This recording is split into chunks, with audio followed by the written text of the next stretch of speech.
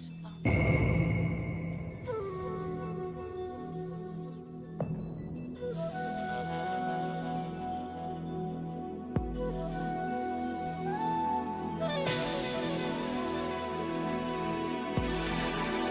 Acho muito errado você gosta de Threedogg CST.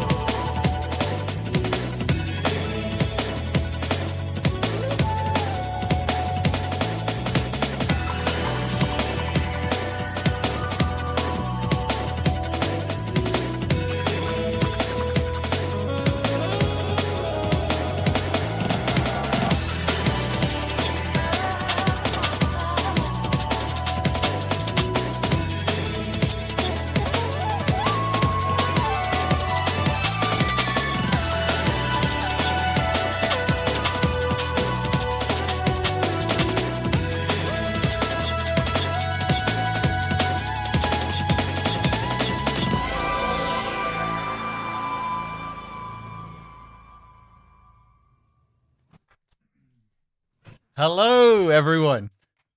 Long time no see. How's it going? Welcome back.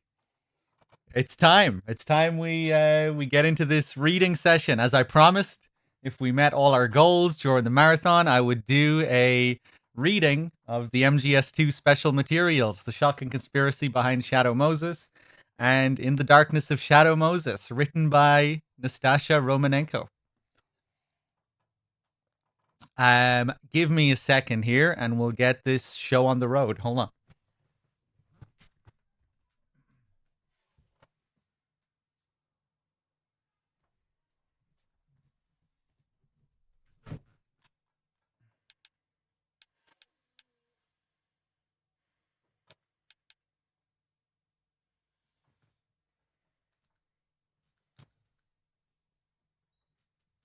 Okay. A second? We already gave you 9 minutes. Shut up.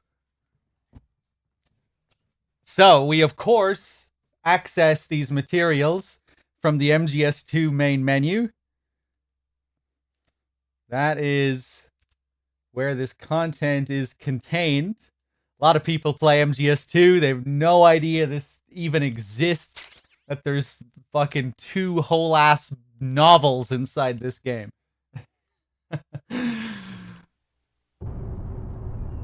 Although they're not as big as they might seem at first. Although it'll still take 4 or 5 hours, I would say, to get through everything here. We'll see. Are we gonna play the intro? Even though we're only gonna be reading? Fuck it, yeah, we'll play the intro. Let's do it.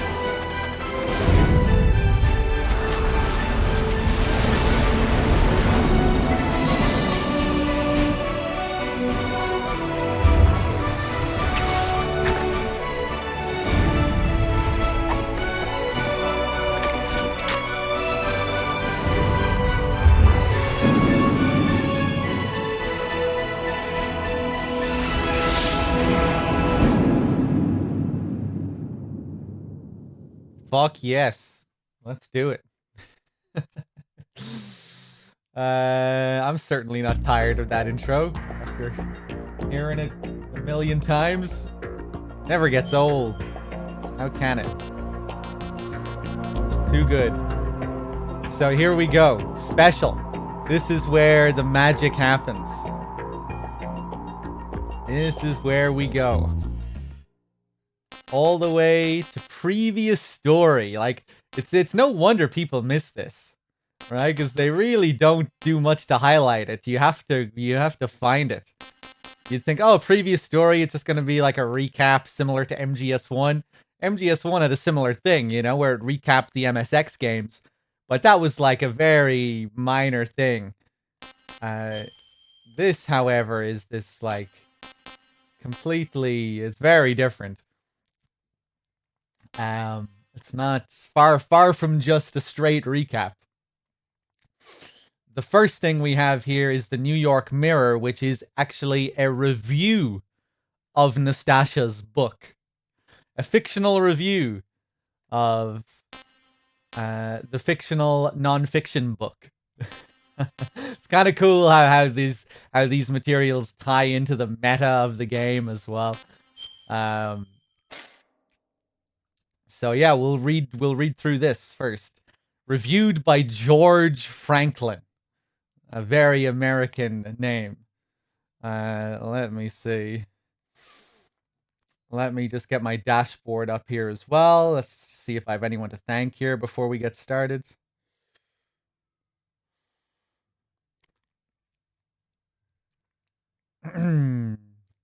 If only it was spelled like George Sears. Blue Point, you messed up there. Let's see. Sleeping Lamia, thank you for the 22 months. Snake with the tier 2 and the 26. Thank you. I read about you in the Darkness of Shadow Moses. Nico with the 49 months as well. Thank you. Payacon with the 33. Cheers, guys. So yeah, let's take a look, shall we? Let's see what this review is all about. In the Darkness of Shadow Moses, the unofficial truth.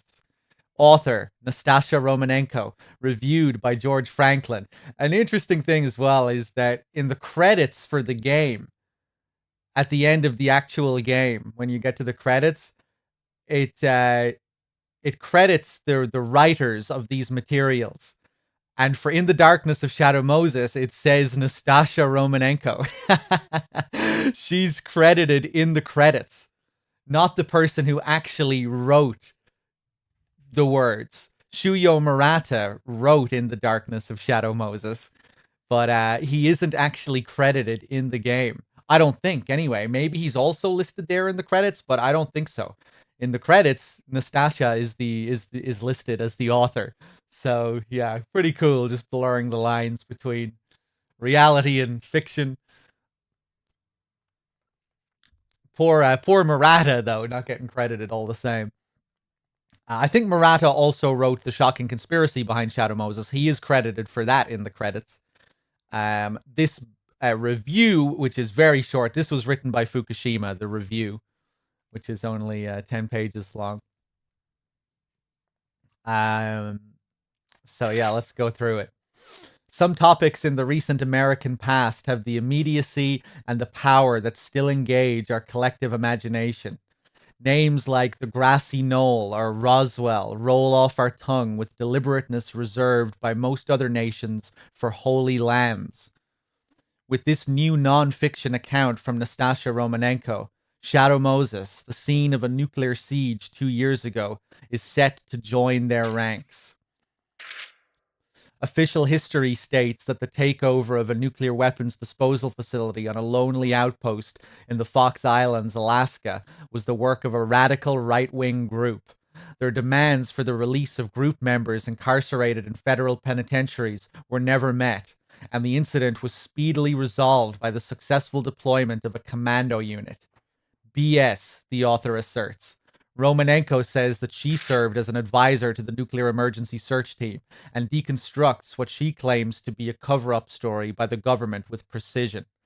According to the author, Shadow Moses Island was nothing less than the US Army's testing grounds for a top secret weapon known as Metal Gear Rex, an all-terrain bipedal tank with advanced nuclear capabilities. As for the facility's takeover, Romanenko alleges that it was the US military's own shadowy wetworks force, known as Foxhound, that staged an armed insurrection in a bid for Rex's possession. The government responds to this crisis by sending in a lone operative, a former Foxhound member known only by the code name Solid Snake, into Shadow Moses. His infiltration is aided by a remote mission control team consisting of an unidentified Colonel Campbell, a Foxhound medical chief, Naomi, a radar and electronics expert, Mei Ling, supposedly a teenager, and the author herself. Once on the island, Snake joins forces with Metal Gear's developer turned prisoner, Otacon, to eradicate the weapon of mass destruction. Among the other remarkable characters that make an appearance in Romanenko's expose is another Foxhound commando, a revolver virtuoso called Shalashaska, aka Revolver Ocelot. One of the most controversial allegations in the book deals with the figure's connection to a disavowed Russian militia led by a Colonel Gerlukovich. Romanenko paints a bleak picture of a 1,000-strong, highly disciplined army with nuclear weaponry operating covertly within the American border. Even more irresistible to conspiracy scholars and students of recent history is her thinly veiled suggestion that the whole affair was planned from the beginning by certain forces inside the US government. The US Army and the usual suspect of federal agencies have issued a statement denouncing the book as a complete fabrication. However, with a number of detailed eyewitness accounts that back up the author's assertions cropping up daily on the web, the denials serve more to enhance the book's growing reputation. Shadow Moses is an engrossing read for casual and serious readers alike, and promises to involve readers in a meaty debate over the truth of the matter for years to come. Excerpted from the literary review column, All Booked Up, the New York Mirror. So there we go. There's our review. I really love these materials, man. Just this whole other perspective on the story that we're not used to seeing really adds a sense of realism to it. The search for the truth, of course, tying into the major themes that would be a part of MGS2. And once we read that, we get to the shocking conspiracy behind Shadow Moses. This one is a lot juicier. This is 129 pages. Small pages with big letters, but still. Let's do it. The Shocking Conspiracy Behind Shadow Moses by Gary McGolden. Were you thinking about playing background music? Ooh, I could.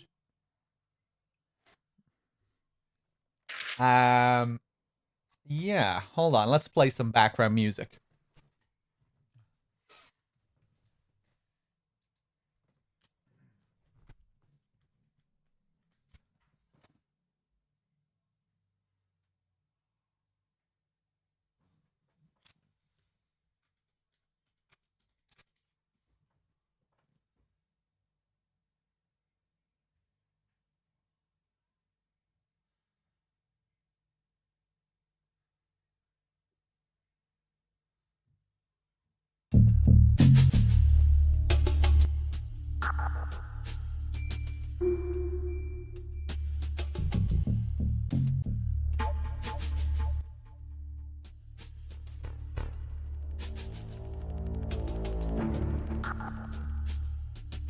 Okay, I think that volume should be okay.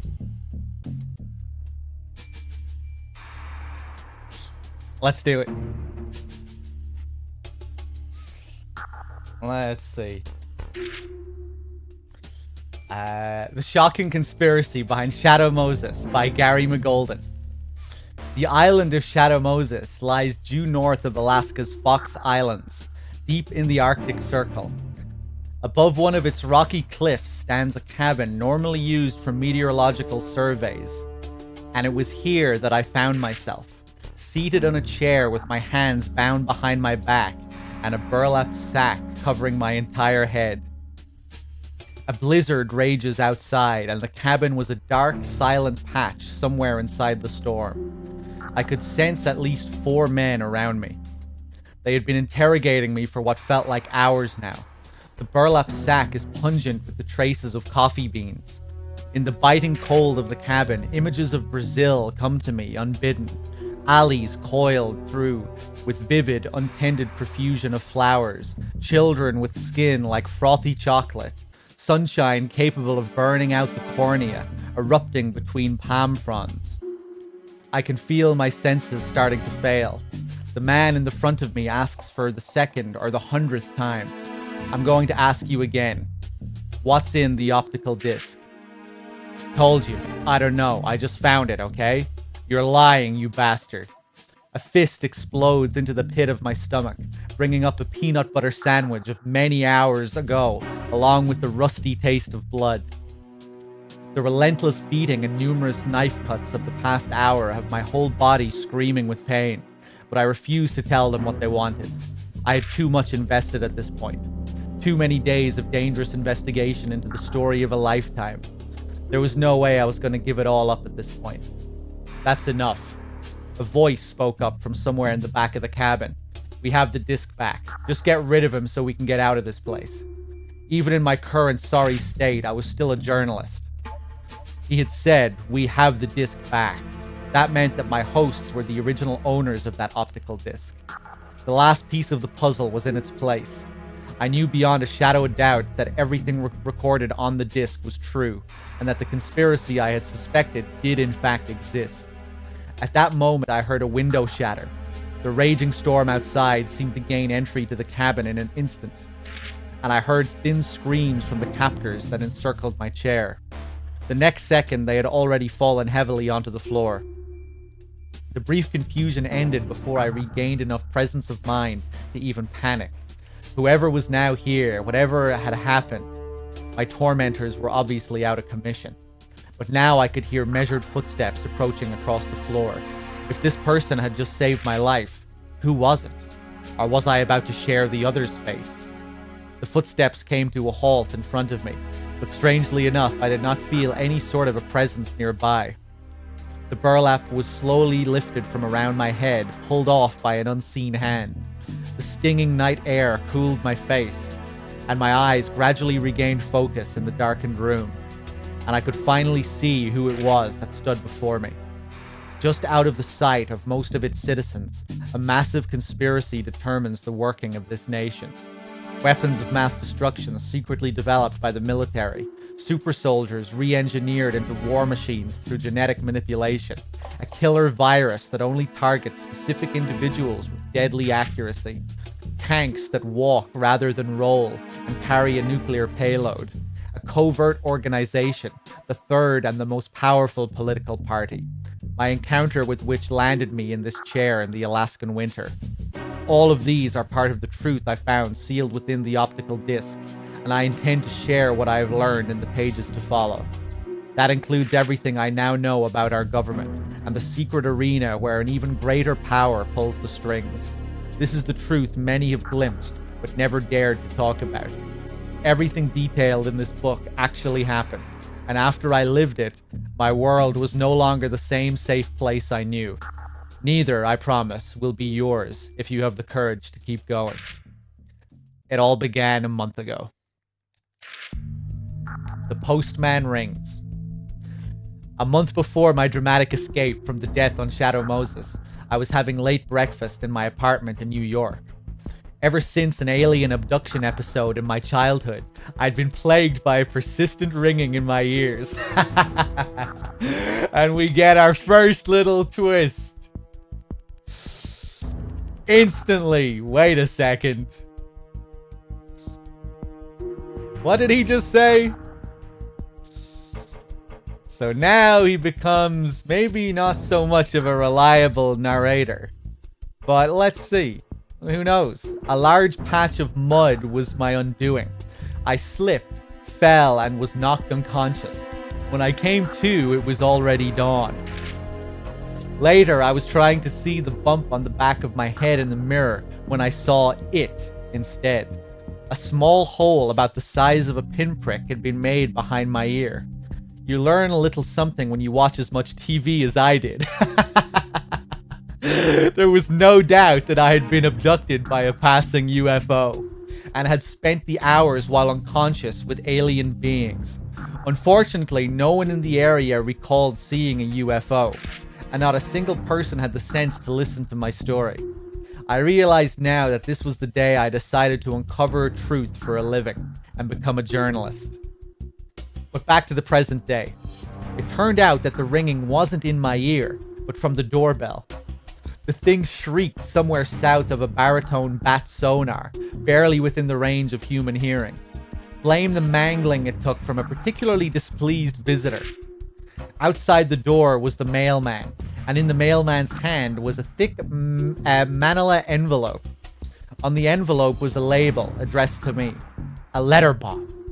I pressed my ear against the envelope and concentrated hard, but not a tick from the thing. Of course, no one uses analog watches and bombs these days. That's why they call it the digital age. Kind of funny.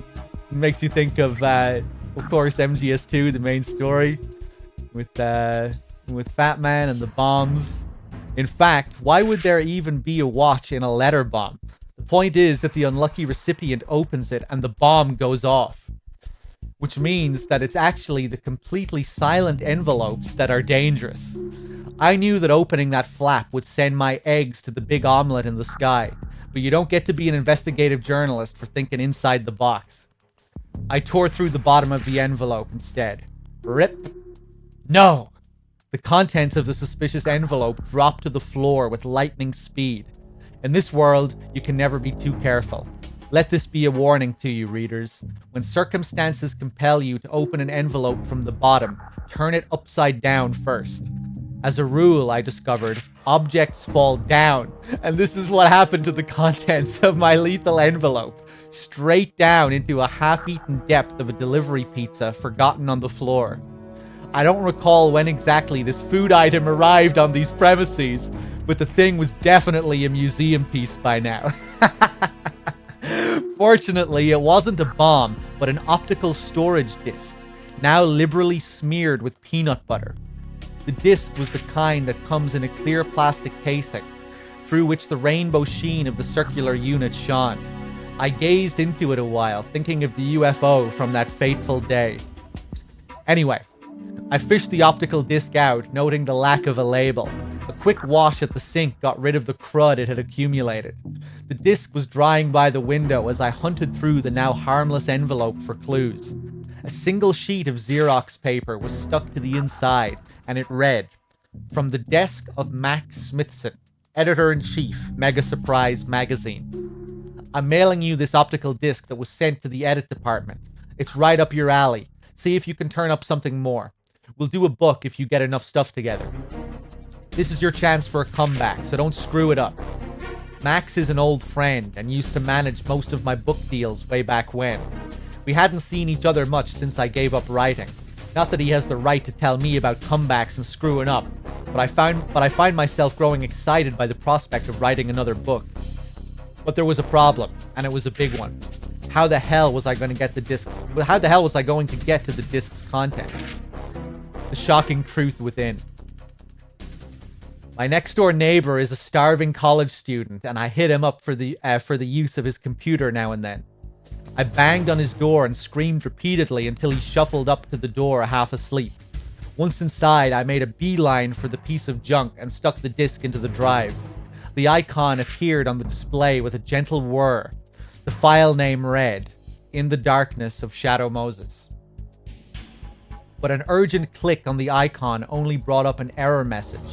What nefarious scheme was this? What secret encryption was preventing me from accessing the data?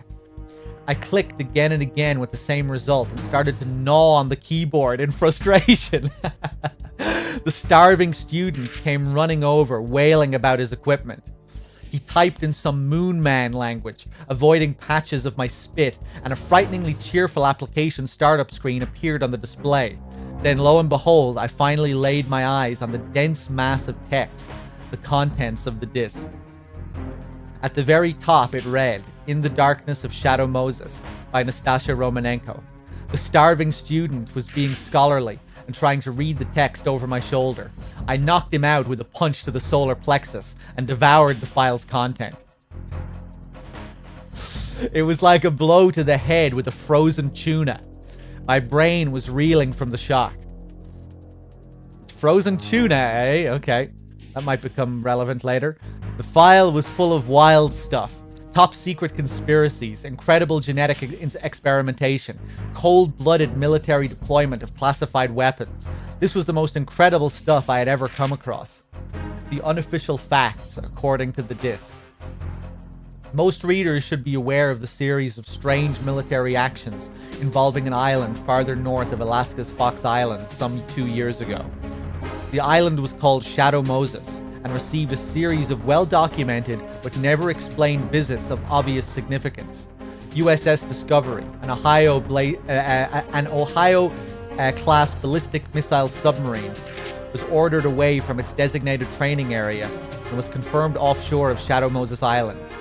It joined an E-3C AWACS that had already and suddenly been deployed to the area, with none other than Jim Hausman, the National Security Advisor, aboard. 16 hours later, 6 F-117 Nighthawks with a full payload took off from the Galena AFB for Alaska. Various theories were placed into circulation by the media at the time. Some journalists insisted it had been a foiled invasion attempt by a foreign state. Others suspected a coup d'etat by a part of the US military. I myself wrote an opinion piece for a magazine explaining that Shadow Moses was the Ellis Island for the Greys. This diminutive grey race is, after all, the most famous of our alien neighbors, notorious for having secret bases all over planet Earth. But according to this file, we had all been off our marks. What had instead unfolded on Shadow Moses was the most major terrorist incident in history, an apocalyptic scenario born out of a government-developed Superman project and a doomsday weapon of the same origin. On that fateful day, the nuclear weapons disposal plant on Shadow Moses had suddenly been seized by an irregular operations squad called Foxhound, aided by a group of next-generation super soldiers. And what they threatened was no less than a nuclear strike against the mainland United States. So how is it that we're still alive? Apparently, we have a man known only as Solid Snake and his solitary infiltration of the disposal facility to thank for it. Believe it or not, this is only the tip of the iceberg as far as the Shadow Moses incident is concerned. The disc contains many more horrifying facts, such as a major government conspiracy, a classified weapon described as a walking nuclear-capable tank, and advanced genetic manipulation projects. Many of these hidden dealings were discovered by Solid Snake as he carried out his mission, and it is now my job to relate these facts to you, the readers. It is still a little too premature to do so. The content of the disc may, after all, be nothing more than fiction, or even a delusion. After all, who exactly is this Nastasha Romanenko? In search of Nastasha Romanenko. A quick search of the web turned up a few illuminating facts about this elusive writer. Nastasha Romanenko was at one point with the DIA, the Defense Intelligence Agency. At the time of the Shadow Moses incident, she appears to have been a freelance military analyst, having already resigned from the agency. Nuclear and weapons technology would certainly be right up her alley, and in the disc she states that she took part in Solid Snake's mission support. Her exact role was a member of NEST, providing field expertise via the radio. Her intimate involvement in the mission gives her a complete and clear grasp of the facts surrounding the case, despite the government's successful cover-up. A look at Romanenko's curriculum vitae and the body of papers make her anti-nuclear stance more than obvious. That, along with all the other facts about this person, should suggest that unless she suffered a sudden chemical imbalance or is plotting a second career as a Hollywood screenwriter, Nastasha Romanenko does not indulge in expounding conspiracy theories for its own sake. All very interesting. So where is Nastasha Romanenko now? I decided to give Global Elements Inc., the book's publisher, a call. Below is a complete transcript of the conversation. Me. Hello? Listen, you leftover carnival prize. What do you know about a woman named Nastasha Romanenko? Whoever it was. Hey, your village called. They want their idiot back. And what's your language, freak? Click. Clearly they're hiding something. Why else the abrupt response and the hasty hang-up? I was on the trail of something important. Something dangerous. If the content of the disc was true, this Nastasia Romanenko was definitely the woman who knew too much. Her life would be in danger, and she must either have gone to ground or was already dead. That brief telephone conversation spoke volumes. There was a contract out on her life. If this was the price of speaking the truth, as described in that disc, the picture was complete. But was everything she wrote really true? I went back to my apartment and packed a bag. I was headed for Shadow Moses. Man, I forgot how good this was. I really enjoy this. Just this whole different perspective. I love this Gary McGolden figure. The wild tangents. You know, everything is so measured here, and then you get to the phone call. And he acts as if nothing unusual about it once he cuts back to the next paragraph. And it's really cool, just this more realistic, you know, it makes you wonder. It makes it really feel like it was real. Or makes you wonder about how something like that would be perceived if it was reported on, you know? Just completely insane. Of course this is fiction. Of course this is nonsense. Clearly they're hiding something. Why else the abrupt response and the hasty hang-up? I went back to my apartment and packed a bag. I was headed for Shadow Moses. The coldest place. I took a plane out to the northernmost domestic airport and went to see my cousin, John D. John D is a hardcore Alaskan and a big-eye tuna fisherman. When I asked him to drop me off at Shadow Moses Island during one of his trips out to sea, he turned pale and a nervous tic started up the corner of his eye. Shadow Moses? Are you nuts? All the other guys say the place is crawling with the military. If you get even close to the shore, they shine these huge searchlights in your face, and some of my buddies even got interrogated once. I felt a sudden chill of fear, along with the certainty that I was on the right track. You're a wuss, you know that? Try being abducted by a UFO, that'll teach you what's really scary. I got a family, you know. I'm not about to go messing around with the man. Okay, you get me as close as you can then. I'll swim the rest of the way. Swim? You're gonna turn into frozen tuna treat. Don't worry about that. I have an idea. We sailed out for Shadow Moses Island that day. The trip to Shadow Moses. It was colder than the dairy section and the boat pitched like a subway derailment on caffeine. I shook constantly from the cold, retched peanut butter into the sea, then downed some more to keep warm. A few days passed in this pleasant fashion until John D, drawing lines on his charts, turned to me. I'm sorry, man, but this is as far as I can go. If you really want to do this thing, you're going to have to find your own way. There were at least 20 miles to Shadow Moses according to the chart. But John D was already a blubbering wreck, and I didn't have the heart to strong-arm him. I steeled my nerves. It's okay. Help me get ready. The plan was brilliant. I'd gutted a super-sized tuna and stuffed some inflated balloons inside, along with a small oil lamp to keep the interior toasty. I would cover the length of my body with the fish and dog paddle. Wait, hold on. I would cover the length of my body with the fish and dog paddle my way to the island. Any oxygen shortage could quickly be remedied thanks to the balloon, and my landing would appear to be nothing more than a large dead fish swept ashore. All I had to do was slip out of the tuna undetected and investigate the hell out of the place. Absolutely brilliant. I bore the fishy stink of the tuna skin with proper journalistic aplomb and walked to the edge of the ship's deck. The Arctic wind was numbing even through the wetsuit, but I bade John D a hearty farewell and jumped into the sea. But right then, disaster struck. Actually, it was the tuna spine.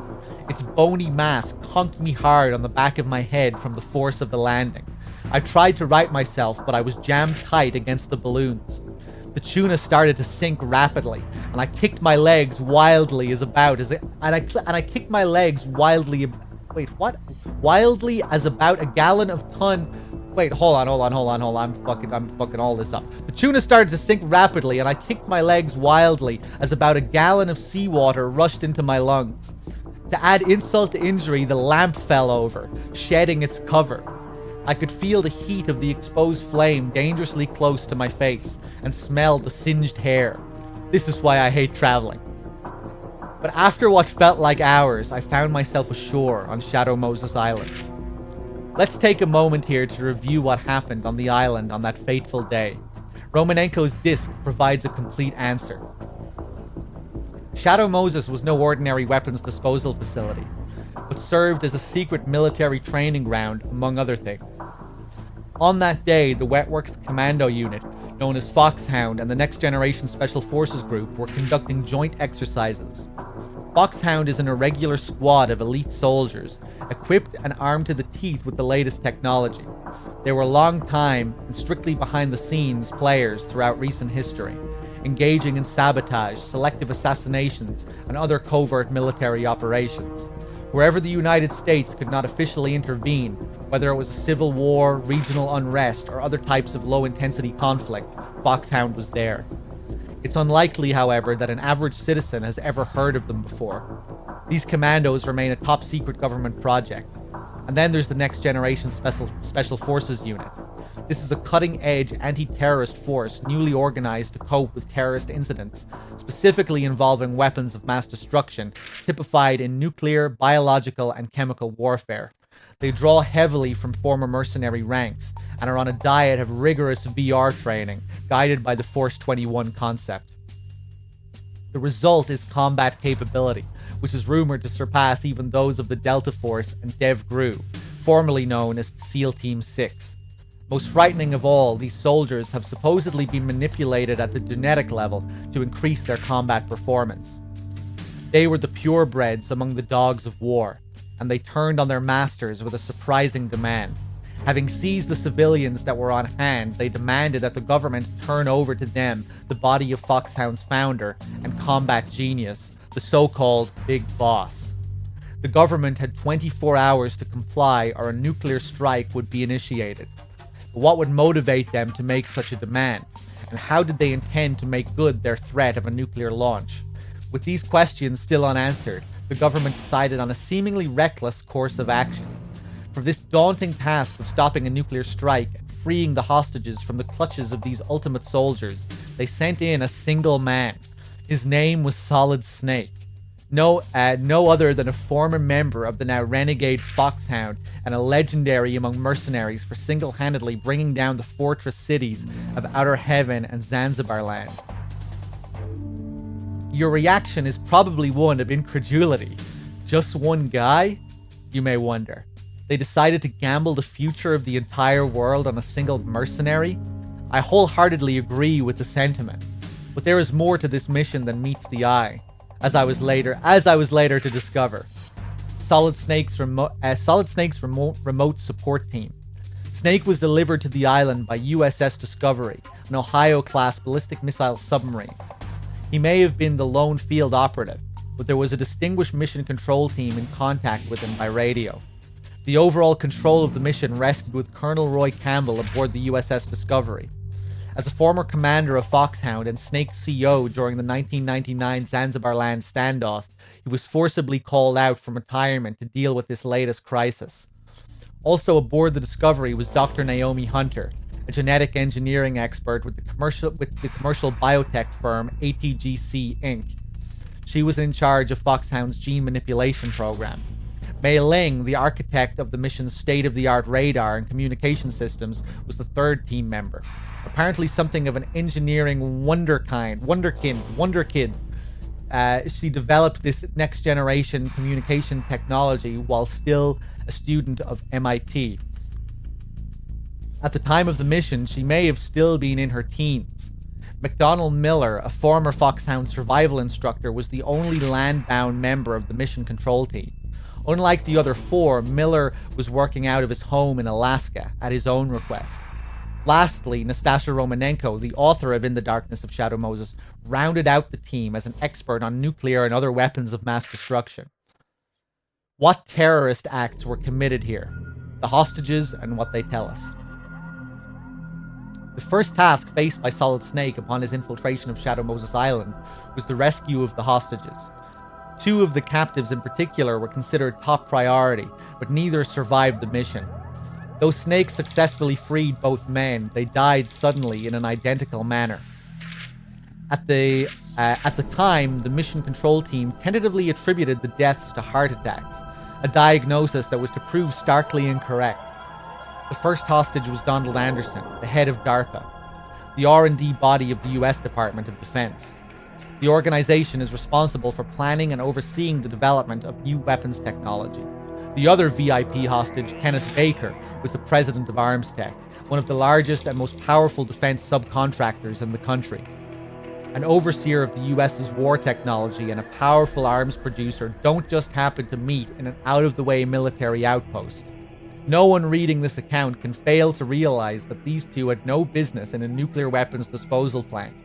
And since neither Anderson nor Baker was in the habit of enjoying winter picnics, Romanenko's assertion that there was a new weapon secretly being developed on the island rings all the more true. According to her, there was indeed such a weapon, and it was close enough to completion to warrant a field test. But what exactly was this new weapon? The mother of all weapons. Metal Gear. I'm not sure it's a term that many of you have heard. I know it only as a kind of a journalistic urban legend while I was still a beat reporter. It was a phantom bipedal tank that moved with unprecedented speed across difficult terrain such as mountains, desert, and swamps, firing nuclear warheads from locations that were previously impossible. Once this weapon rolled off the assembly line, nuclear strikes could be made from almost any adverse terrain, and the tactical nuclear map for the whole world would be rewritten. This nuclear-capable bipedal tank is said to have lurked in the wings of both Outer Heaven of South Africa and Zanzibar land in Central Asia. One theory holds that the development had progressed to a working prototype stage, but the weapon never materialized on the world's arms stage. In a strange coincidence or a causal connection, it was none other than Solid Snake who saved the world from the threat of Metal Gear during both incidents. But history does indeed repeat itself, and the specter of Metal Gear rose once again in the state-of-the-art weapons development program on Shadow Moses Island. When I reached this point in the narrative, I suddenly checked myself. Wasn't Metal Gear's time effectively over? Ever since the collapse of the Soviet Union late last century, the idea of mutual assured destruction and the arms race to maintain this dangerous status quo had been fading into obsolescence. The START II treaty signed by both superpowers had already started to chip away at the nuclear stockpile even back then. In fact, the disposal facility at Shadow Moses had been built to disarm and temporarily store many of these same warheads. With the very idea of nuclear weapons under serious scrutiny, why would the military invest in the development of a nuclear-capable tank? Or was there something more to this weapon? The nature of the beast. Ladies and gentlemen, I present to you Metal Gear Rex, the newest of its kind.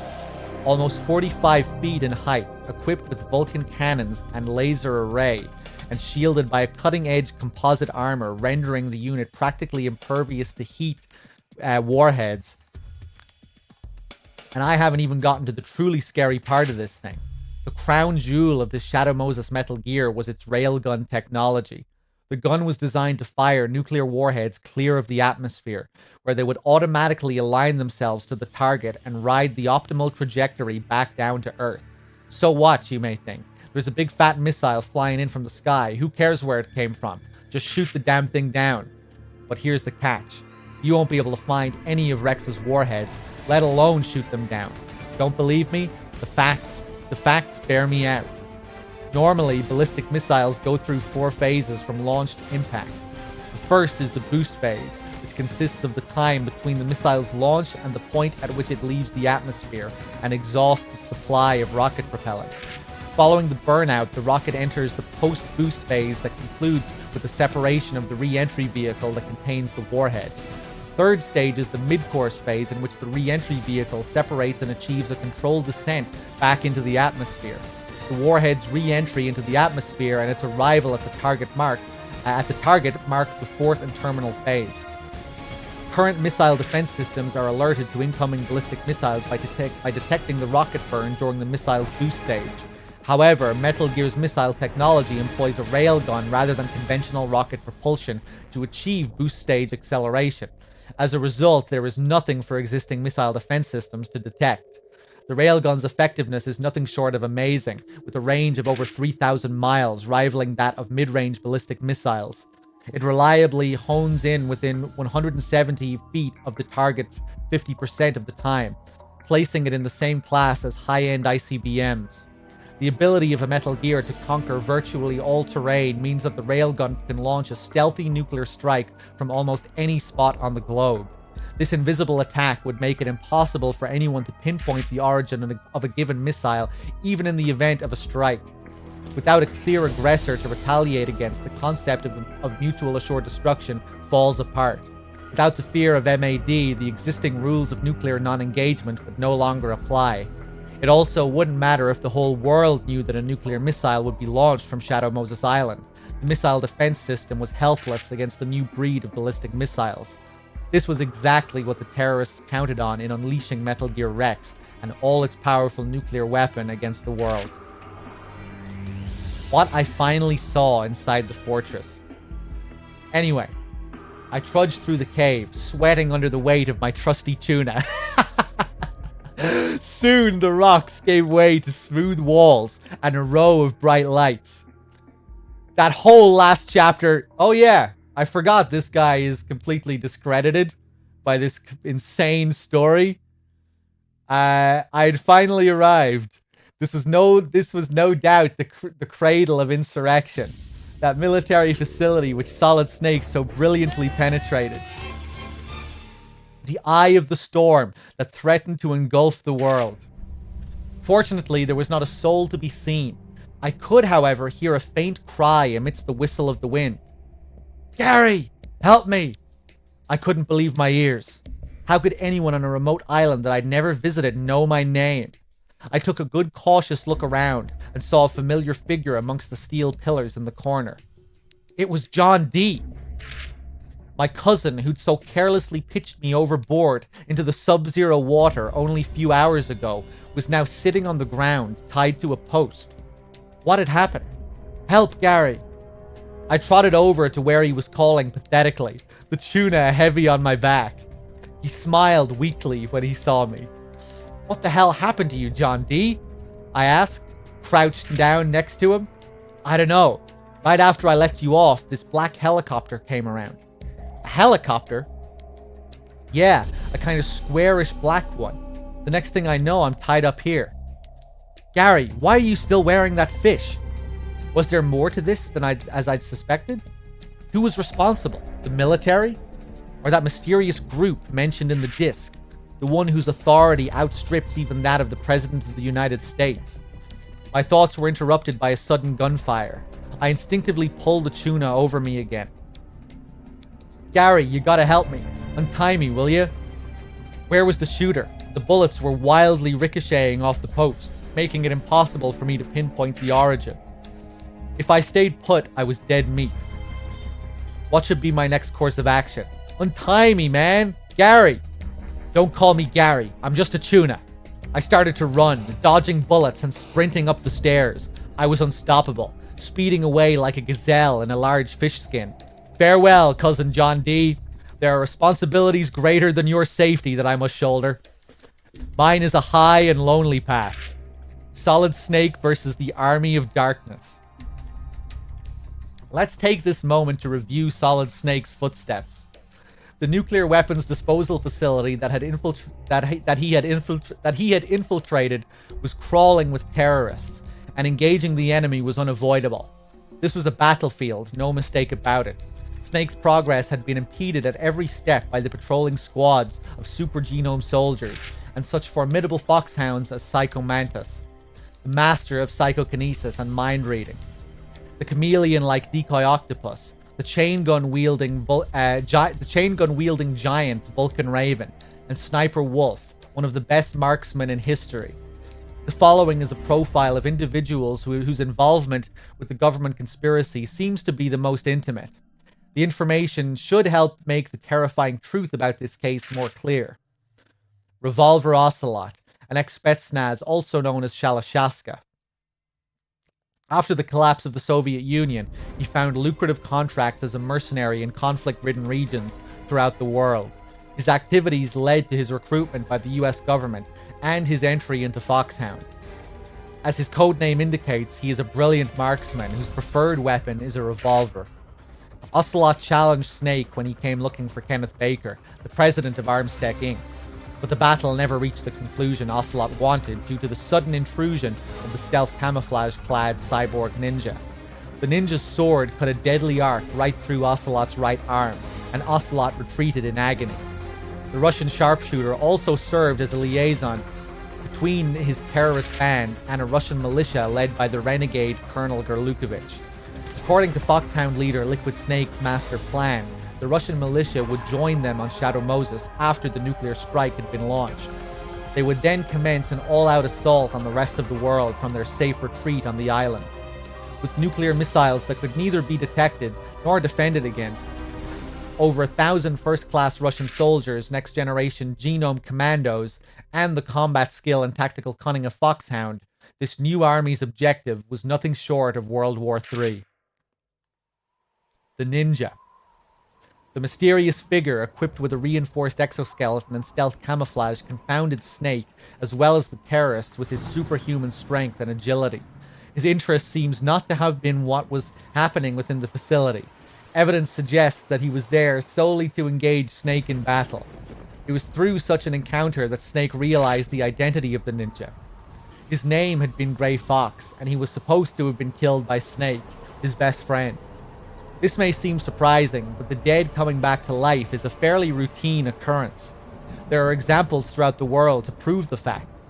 When a Roland Grace's grave was relocated in 1952, there were deep gouge marks discovered on the inside of the Hungarian farmer's casket lid. It looked as though the dying man had been tried to. It looked as though the dying man had tried to claw his way out of the coffin. On a brighter note, a Japanese man called Jin Emon Narakama walked out of a stalactite cave in 1914, a full 10 years after he had gone missing while exploring the same cave. His family was doubly astonished to discover that he had apparently not aged a day since they last saw him. All this makes complete sense to me, and it should to you as well in a moment. 2 words: pyramid power.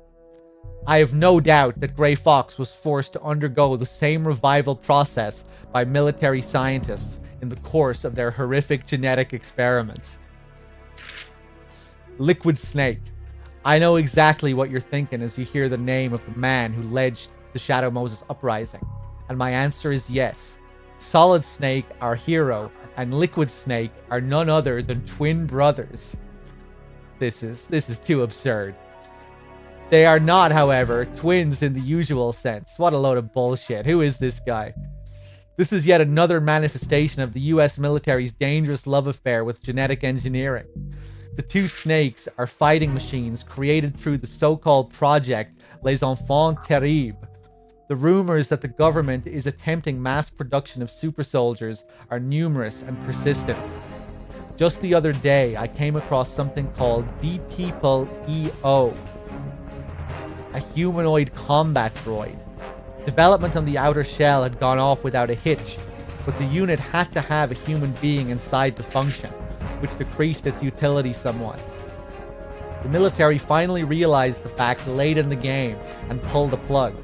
There was also a plan to use a well-known psychokinetics DNA material to breed an army of gifted soldiers. Unfortunately, someone pointed out that there is indeed no spoon, at least not in a normal combat situation. Solid and Liquid Snakes, however, were successfully created from their father, Big Boss. Big Boss's genetic material. They were literally born to be extraordinary soldiers, and it was no surprise that when they finally met, the result would be a titanic confrontation. What I saw on the roof. Before I continue, let me just thank a couple of people here. Genome, thank you for the 19 months. Elment, thank you for the 13 months and the 5 streak. Sleeping Lamia, thank you for the 22. And I think that is everyone. Cheers, guys. Let's continue. What I saw on the roof. I hauled myself and the tuna up the steps, dodging the invisible sniper. The spiral staircase seemed to go on forever. Just as I was about to give up the climb, I saw the exit to the roof. I pulled open the door and lurched into the faintly lit gloom. The sub-zero wind felt soothing on my overworked body. I laid the tuna down and sat down next to it, trying to catch my breath. The enemy may pursue me even here, but I had nothing left in me to run with. I pulled out my hip flask of peanut butter and bourbon and took a long swig. The fiery liquid slid down my throat, hot and thick. Peanut butter is my Waterloo. When I was a kid, I was a wuss who couldn't eat peanut butter like other red-blooded children. One day, I decided to confront this weakness of mine and put myself on a peanut butter overload. Anything I put in my mouth had to have peanut butter on it. I piled the stuff on everything from chili dogs without onions, my favorite dish, to spearmint gum, to my first girlfriend's lips. The inevitable result was that I came to hate peanut butter. If I didn't much like it before, I now loathed it with abandon. If I could gather the entire world's supply of peanut butter and dump it in the Bermuda Triangle, I would. As it is, all I can do is eat as much of the stuff as I can. Peanut butter, I will always hate you. How does that song go? And I will always hate you. Oh, oh. No, that's not it. Will always. It must be another song I'm thinking of. Can't remember. Snow is starting to coat my shoes. Where was my tuna? Oh, there it is, right next to me. Bright light in my eye. Now I remember what day it is. June 24th. The anniversary of my UFO abduction. Why am I so sleepy? And what is that sound? It was a chopper. A squarish black one. And it was coming closer. Foxdie, the secret assassination virus. If you recall, I wrote that the two hostages, the DARPA chief Donald Anderson and the Armstech president Kenneth Baker, died of a heart attack while they were being rescued by Solid Snake. The actual cause of their death, however, was a specially engineered assassination virus called Foxdie. Foxdie is a retrovirus that kills only a select people. Its development was passed on to Naomi Hunter from her predecessor. Once Foxdie finds its way into its target system, the person dies almost immediately. It's practically a viral equivalent of spontaneous human combustion. Dr. Hunter had injected Solid Snake with this virus, and as he unwittingly made contact with his targets one by one, they fell prey to the retrovirus's power. But the decision to infect Snake was not hers. That order, in fact, came directly from the Pentagon. The Defense Department's goal. The true objective of the DoD was to selectively assassinate the perpetrators of the terrorist uprising. All Snake had to do was to come into contact with the targets. The mission objectives he was actually given, namely to stop the nuclear launch and rescue the hostages, were nothing more than a smokescreen. By simply sending Snake in as a disease vector, the Pentagon stood to reclaim their expensive investments, Metal Gear, and the bodies of the Genome soldiers with little risk of damage. The Pentagon also believed that Foxdie would successfully cover up the incident by the virtue of its lethality. However, Naomi Hunter's re-engineering of the virus cast grave doubts on the reliability of Foxdie itself. Even though the nature of her manipulation was unknown, the Pentagon decided to take extreme measures to counteract this development. The bomber on the horizon.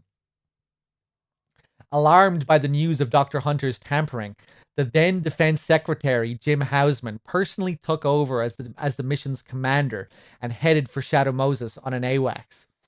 Around the same time, a bomber took off from a base in Galena, Alaska, carrying a payload of surface-piercing B-61-13 tactical missiles.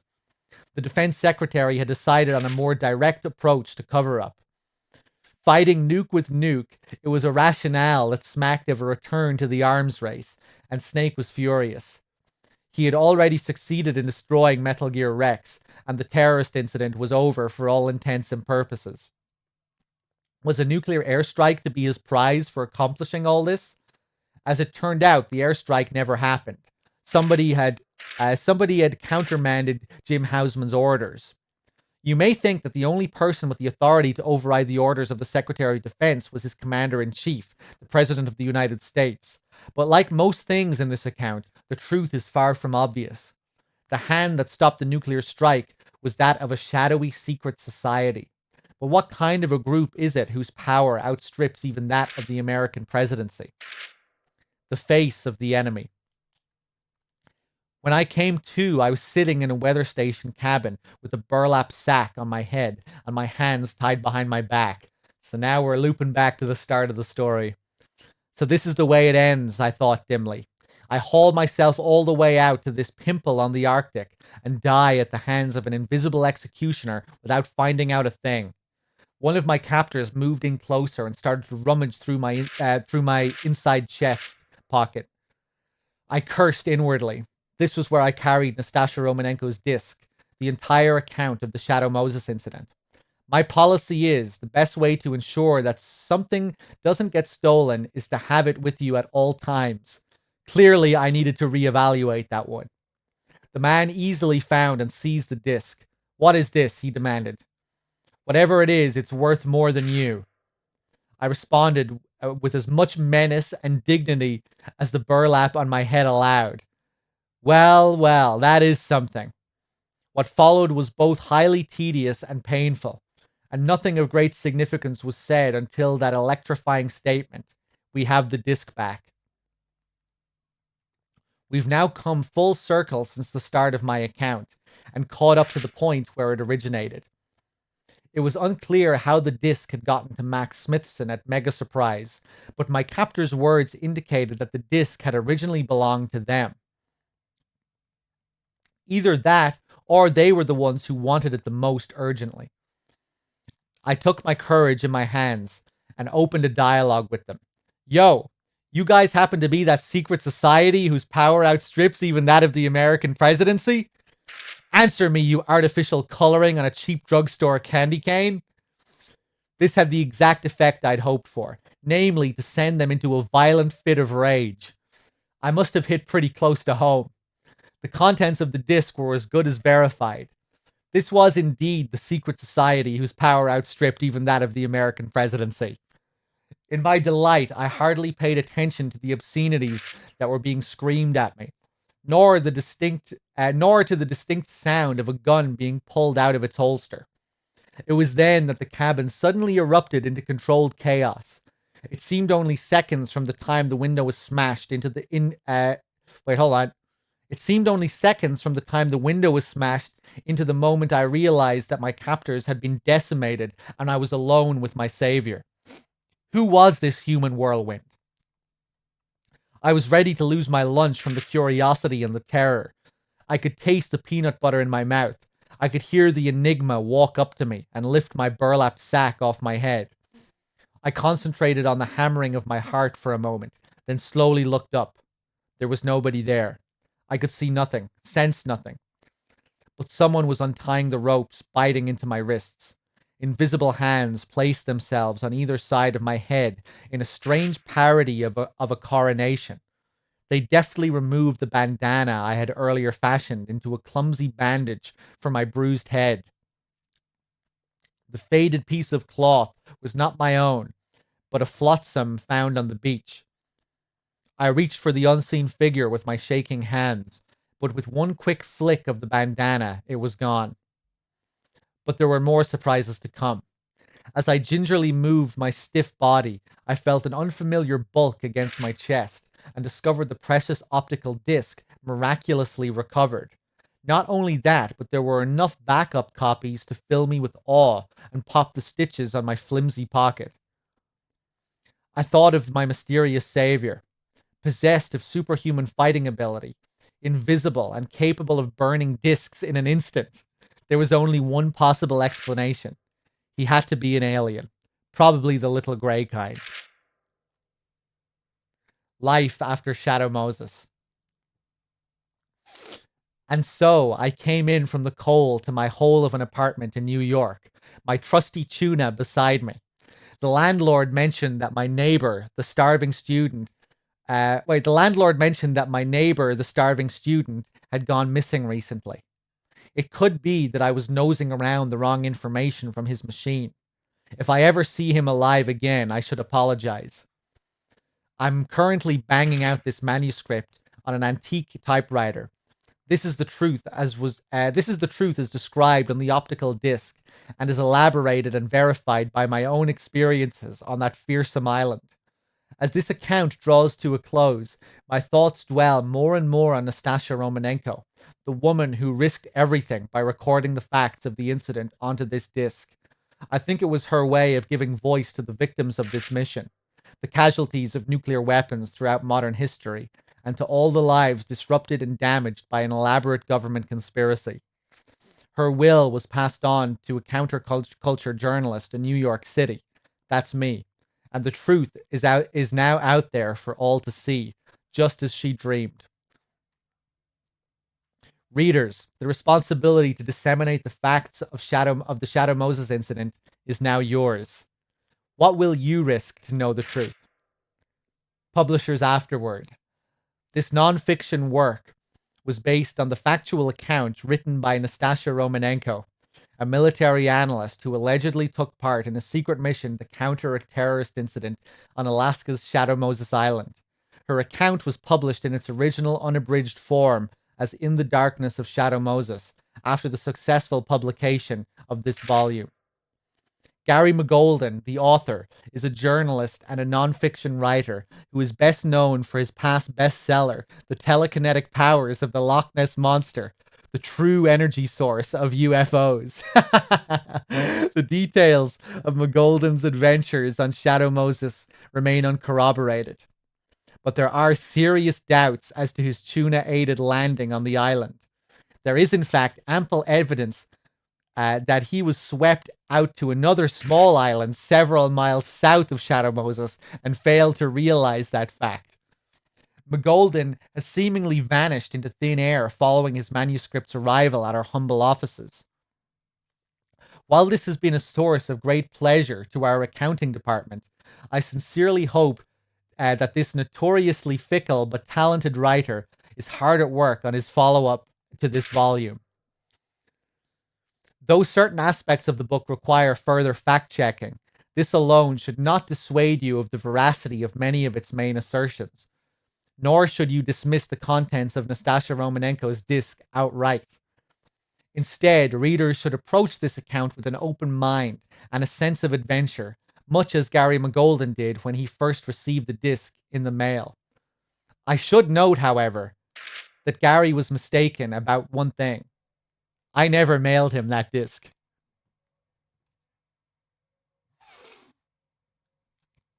Max Smithson, Editor-in-Chief, Mega Surprise Magazine.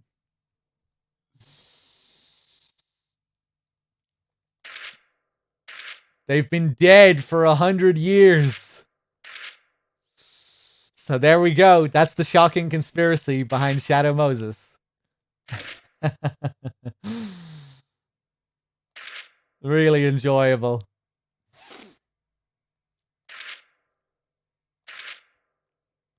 People have theorized that maybe this was released as a way to discredit Nastasia's story.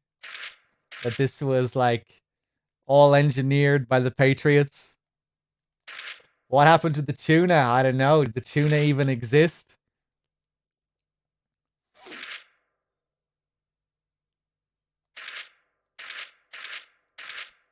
Let me take a drink. That's a lot of reading.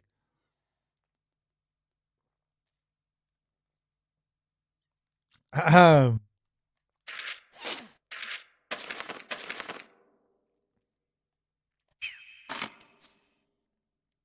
once we get to the end of that, we of course unlock the final In the Darkness of Shadow Moses, the unofficial truth. Yeah, this was written by Shuyo Murata, one of Kojima's longtime co-writers, co-directors. He did a really good job with this. Very entertaining.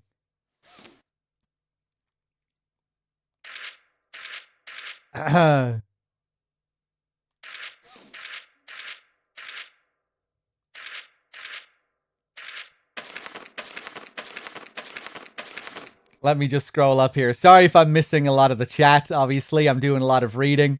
I'm just glued to the screen when I'm reading this stuff. Hey, what's up, Linda? How's it going? Welcome, anyone coming in. Hope you're enjoying these reading materials if you haven't seen it before. Still not a lot of people even know that this exists as a part of MGS2. These short novels.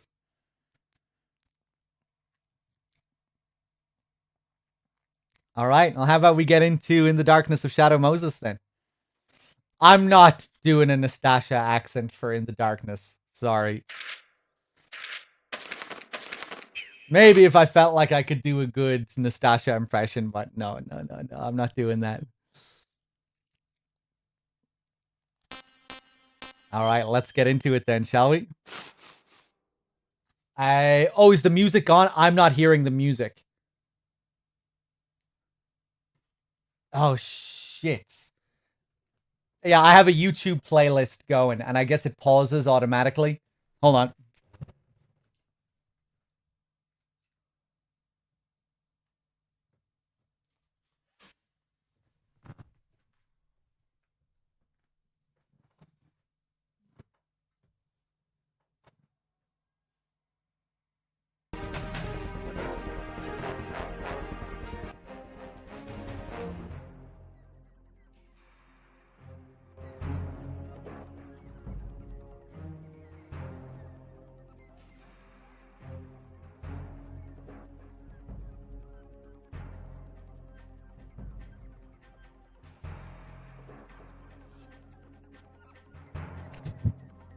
Okay, that should be good.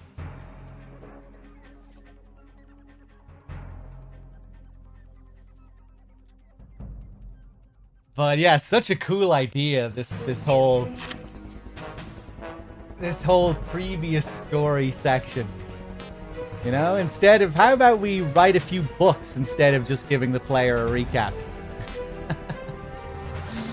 What a wild idea. To go from what we had in MGS1, just like a few pages of recap for the MSX games. How about we write some books and some reviews? Imagine if you never played MGS1 and you read this to recap it. Because it does serve as some good recap, you know? They do go over all of the key elements, and even more so when we get to Nastasha's book, In the Darkness. It does serve nicely as a recap, but then you've all these other details that bridge the gap between, you know, it's not just a recap, but it's also a bridge between MGS 1 and 2, and, you know, they contain, it's very thematically relevant to MGS 2 as well. You know, it's all about the blurring of reality and fiction and conspiracies and all of that.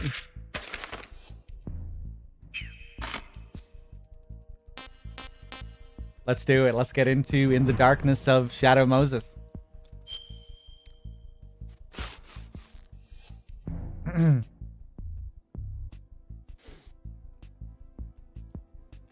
$324.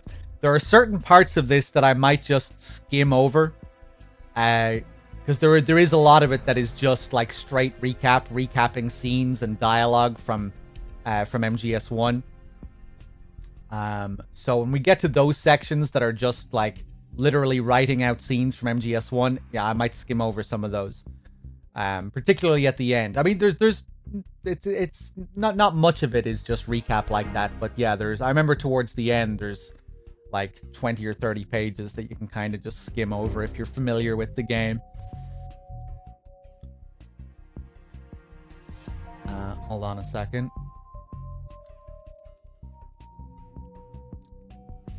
Will this have the sheer hatred of peanut butter? No, no. This is a lot more serious. Let's do it. I dedicate this book to the casualties of Shadow Moses, as well as to all those who suffered the tyranny of the nuclear weapons, and to Richard Ames, Nastasha Romanenko. Prologue. Shadow Moses Island. Even the local fishermen rarely venture to this outcropping of land. Yet the incident of all incidents took place on this remote isle north of Alaska's Fox Islands. A number of confirmed facts undermine the US government's denial of the entire affair. Among those are the sudden appearance of the Ohio-class nuclear submarine USS Discovery off Shadow Moses, far away from its designated position, and an official record that shows that a squadron of 6 fully armed F-117 Nighthawks departed from Galena Air Force Base for Alaska a scant 16 hours later. In another possibly related event, an E-3C AWACS on emergency deployment to the Alaska area is said to have had none other than the then National Security Advisor Jim Hausman as its onboard VIP. What exactly happened on Shadow Moses? There was no lack of rumors to account for this series of unusual military activities. An armed incursion, a coup attempt by a branch of the military, and other theories made its way to the public table. I can state unequivocally that none of them came close to the truth. What actually took place was the single greatest terrorist incident in modern history. It was an act of political violence on a scale the world had never seen. A blow that threatened to send the Damocles sword of nuclear warfare into a free fall. That's cool. Nastasha has a call where she talks about the sword of Damocles at the end of the game. That's one of her final codec calls, where she compares nuclear weapons to the sword of Damocles. Most significant of all, the attack stemmed from several so-called black projects, which the US government had been conducting in top secret, away from public scrutiny. I have in my hand 2 optical discs. One contains the entire record of events that took place on Shadow Moses Island that fateful day. The takeover of a nuclear weapons disposal plant by an armed group. Other key points of this incredible record are the identification of the perpetrators as the government's own genetically enhanced next-generation commandos and a covert special forces squad, Foxhound, with a long dark history of secret intervention. The existence of one Metal Gear Rex, a bipedal nuclear-capable tank whose development was one of the most classified projects of all time. The discovery of a massive government conspiracy.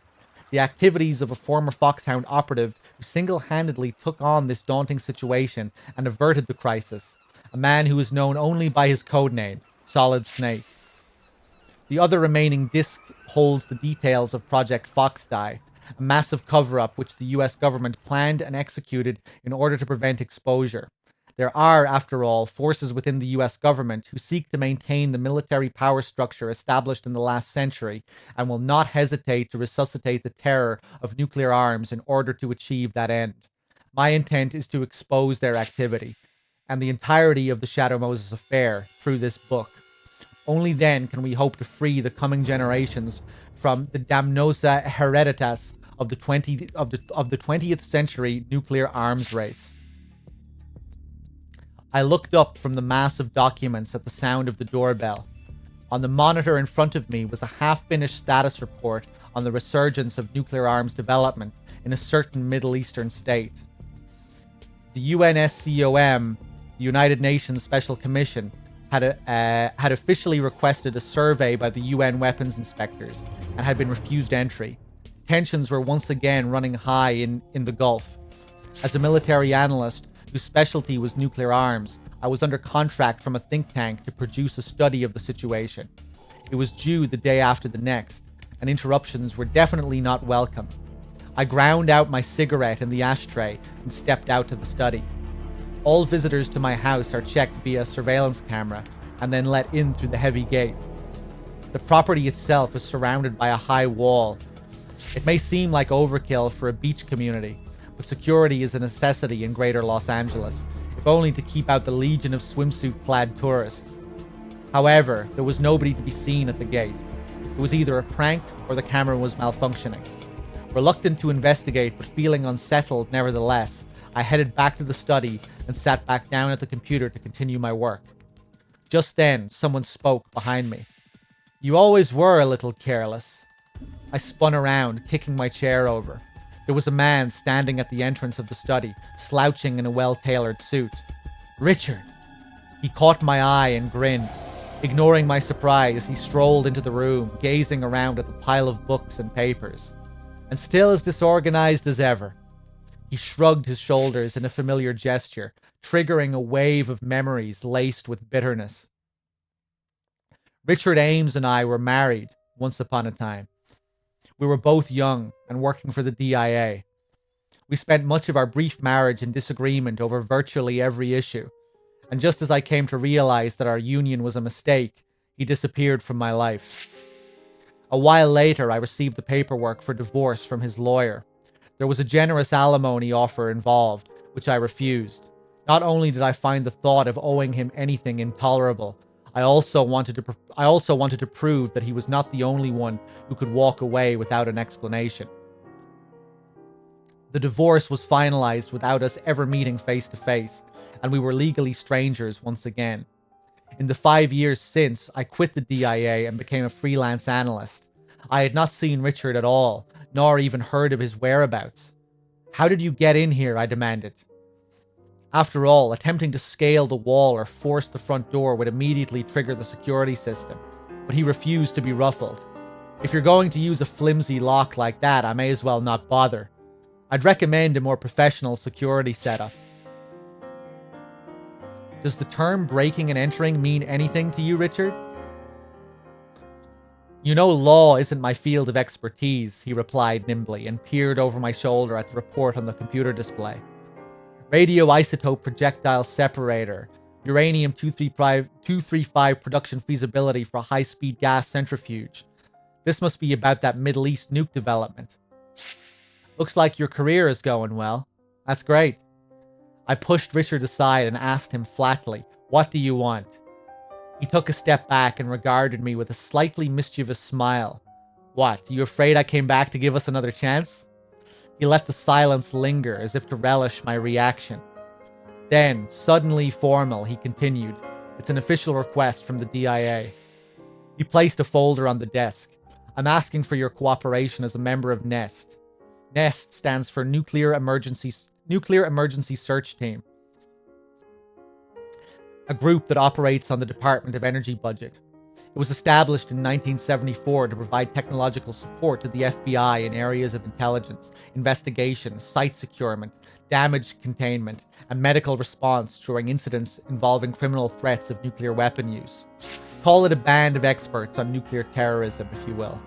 NEST consists of independently contracted scientists from federally funded research entities like Los Alamos and Lawrence Livermore, and military specialists from groups dealing with nuclear arms issues. I happen to be one of the latter group." Richard was opening the file folder. "You've heard of Shadow Moses Island, I assume?" I nodded assent. I had indeed heard of the remote place, north of Alaska's Fox Islands. Though it was hardly public knowledge, the island was home to a nuclear weapons disposal facility. According to the terms of the START II, the total number of tactical nuclear warheads owned by the US and Russia were reduced to somewhere between 3,000 and 3,500 in the later decades of the 20th century. The outcome was a massive number of warheads in need of disposal when there was already a shortage of storage space for radioactive materials. As a result, warheads had to be kept somewhere before they could be dismantled and their radioactive elements extracted for long-term storage. The Shadow Moses facility was the answer. It was the crystallization of the forces of nuclear proliferation, political engineering that gives preference to delaying a solution rather than producing one, and a hidden military agenda to preserve what it could of the old nuclear stockpile. Richard took out several photographs from the folder and handed them to me. They all appeared to be satellite captures of the nuclear weapons disposal plant on Shadow Moses Island, perhaps acquired from the NRO, the National Reconnaissance Office. There were multiple human figures around the building structures. Richard broke the silence. The disposal plant was seized by terrorists. I looked up sharply at the news, but his next words left me speechless. And the ringleaders are Foxhound members. and a regular team of the best commandos the military has to offer, armed with cutting-edge technology. That was Foxhound, the best of the best, and completely unknown to the public they ostensibly served. Their function was to intervene in the kind of low-intensity conflicts the US could not officially touch. They were the shadow soldiers of numerous regional conflicts and civil wars, shaping history with sabotage, selective assassination, and other covert acts of war. Richard had more to say. It's not just Foxhound that's involved in this. Foxhound was conducting joint exercises with the Next Generation Special Forces, and they're a part of the takeover as well. The Next Generation Special Forces is an aggressive anti-terrorism squad deployed to counter acts of political violence, involving weapons of mass destruction such as nuclear, biological, and chemical warfare methods. The combat philosophy is derived from the one used for Force 21, and most of the recruits come from a mercenary background. The men are intensively trained in VR environment, and their combat capability is estimated to be well beyond even those of Delta Force or the Night Stalkers. While the government categorically denies the accusation, there are persistent rumors that the men have been genetically enhanced to increase tactical advantage. Foxhound and the Next Generation Special Forces. They were without a doubt the most skilled group of fighting men produced by the US, and they had hijacked a nuclear arsenal. Richard had more bad news. There are also civilian hostages involved. Two of them happened to be the DARPA chief, Donald Anderson, and Kenneth Baker, the president of ArmsTech. The Defense Advanced Research Projects Agency is the research satellite of the US. Defense Department charged... Wait, hold on. Let me say that again. The Defense Advanced Research Projects Agency is the research satellite of the US Defense Department charged with planning and leading the development of new weapons technology. AT happens to be one of the top 3 defense contractors in the country. There is no such thing as a coincidence, especially the kind that involves the head of these two organizations meeting in an out-of-the-way nuclear weapons disposal plant. I decided to be direct with Richard. There was something going on in that disposal facility, I take it. Let me guess, a demonstration of a new weapon? How should I know? Shadow Moses is also a prime Northern Lights observation locale, you know. Whatever Richard knew, he wasn't telling. But his evasiveness only confirmed my suspicions.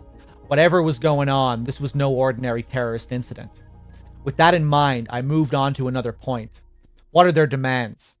They want a body. Not just any corpse, though. They want Foxhound's founder, Big Boss, legendary soldier, best fighting man of the 20th century, the whole works. His body. Why would they want something like that so badly? No idea, but unless they have it within 24 hours, they'll launch a nuclear strike. Richard glanced at the watch coolly. So, we have about 19 hours. You don't seem too worried. The DoD is already working on the situation. Just as I'd suspected, Richard always has a plan in place and the machinery in motion before opening up to someone else. All he asks from others is approval after the fact. Shadow Moses is completely locked down. We had to rule out deploying an entire assault team. Instead, we're inserting a single operative to free the hostages and prevent the nuclear strike. Impossible. Possible for Solid Snake. Solid Snake, the former Foxhound, a legend among mercenaries for single-handedly bringing down the fortress cities of Outer Heaven and Zanzibar land. Yes, with Solid Snake in the picture, there was a possibility of success. But still, USS Discovery, an Ohio-class nuclear submarine, is already in place with Snake aboard. So the plan was already a go. I looked Richard in the eye and held his gaze. And what do I have to do with all this? He grinned. Snake may be a legend, but he knows jack about nuclear weapons, which is why I'm asking you to be a part of the mission support.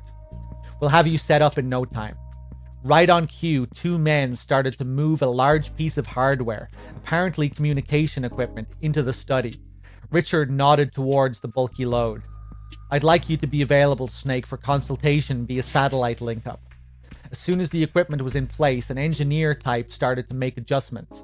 I could see another group of men setting up a satellite dish in the backyard. They were all in civilian clothes, but not a few of them had the build and the oddly fitting jacket that marked them as armed military personnel. Clearly, refusal was not an option. But there was still something that puzzled me. Nest has a small investigative team, SRT, on standby at all times for immediate response. They were stationed at Nellis AFB in Las Vegas, just over in Nevada. Clearly, they were the natural choice for this assignment. And if not the SRT, the DIA also had a number of qualified nuclear weapon specialists. Richard had started to direct his men on where to set up the equipment, but I interrupted him. Why me? He turned and answered without missing a beat. I need people I can trust. There's too much at stake. It was a lie. The Richard Ames I knew trusted no one. But I was clear that whatever the reason, he did not intend to tell me. It's a good thing I was in. What would you have done if I weren't? You have to be somewhere. We would have located you. I'm sure you would have. So are you in? I took a deep breath. Of course. I don't enjoy being a pawn, especially Richard's, but I had no intention of standing by while nuclear terrorism was in progress. A nuclear strike takes an untold number of lives, all in a blink of an eye. Adults and infants, women and men, it kills indiscriminately. If there was a chance that I could do something to stay the hand on the nuclear button, I had to do it. So everything is set. Richard slapped a fist into the other palm. Kind of makes you wonder, did the Patriots send Richard to do this as like a test for him? If it wasn't Richard's idea to begin with to use Nastasha, the Patriots maybe also knowing Nastasha's background, knowing that she would get involved with it, given her feelings on nuclear weapons.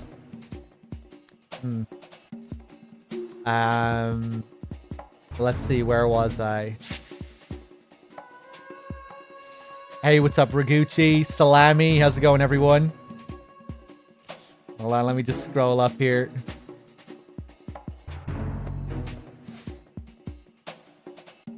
Okay, let's continue. Insertion was a success. Snake is on Shadow Moses. Richard walked into the study with the update he just received from one of his men. The study was almost unrecognizable, thanks in part to the racks of communication hardware.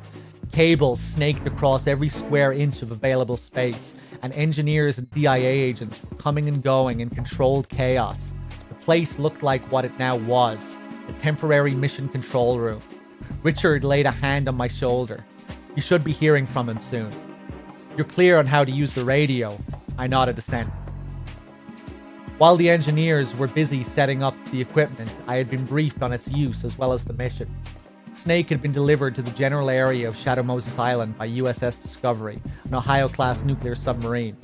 He was then ejected from the submarine on a swimmer delivery vehicle, an SDV, which he abandoned once within the range of underwater listening devices located near the disposal plant. He would swim the rest of the way in the freezing cold Bering Sea water. This last leg of the insertion struck me as nothing short of suicidal, until I learned that Solid Snake was outfitted with a state-of-the-art sneaking suit and had been injected with a compound designed to prevent the onset of hypothermia. In addition, while Snake would be the only field operative involved, he would be in radio contact with a support team during much of the mission. The members of this support team drew from a wide range of backgrounds. The mission control officer was Colonel Roy Campbell, who would remain aboard the USS Discovery.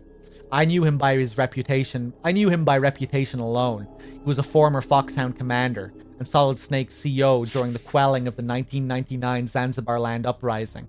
He had retired soon after, but from the looks of things, he had been called out of retirement for this mission. Dr. Naomi Hunter, a genetic engineering expert on a temporary assignment from the Gentech giant ATGC, was also on the team. She had apparently been leading the bioengineering program for Foxhound. Richard matter-of-factly confirmed that both Foxhound and the Next Generation Special Forces had been undergoing genetic manipulation to enhance their combat capability. I have a difficult time grasping what we have come to. modifying a person's essential genetic structure for the sake of creating a better soldier. Also aboard the Discovery was Mei Ling, the inventor of the new radar and communication system developed for this mission. She was something of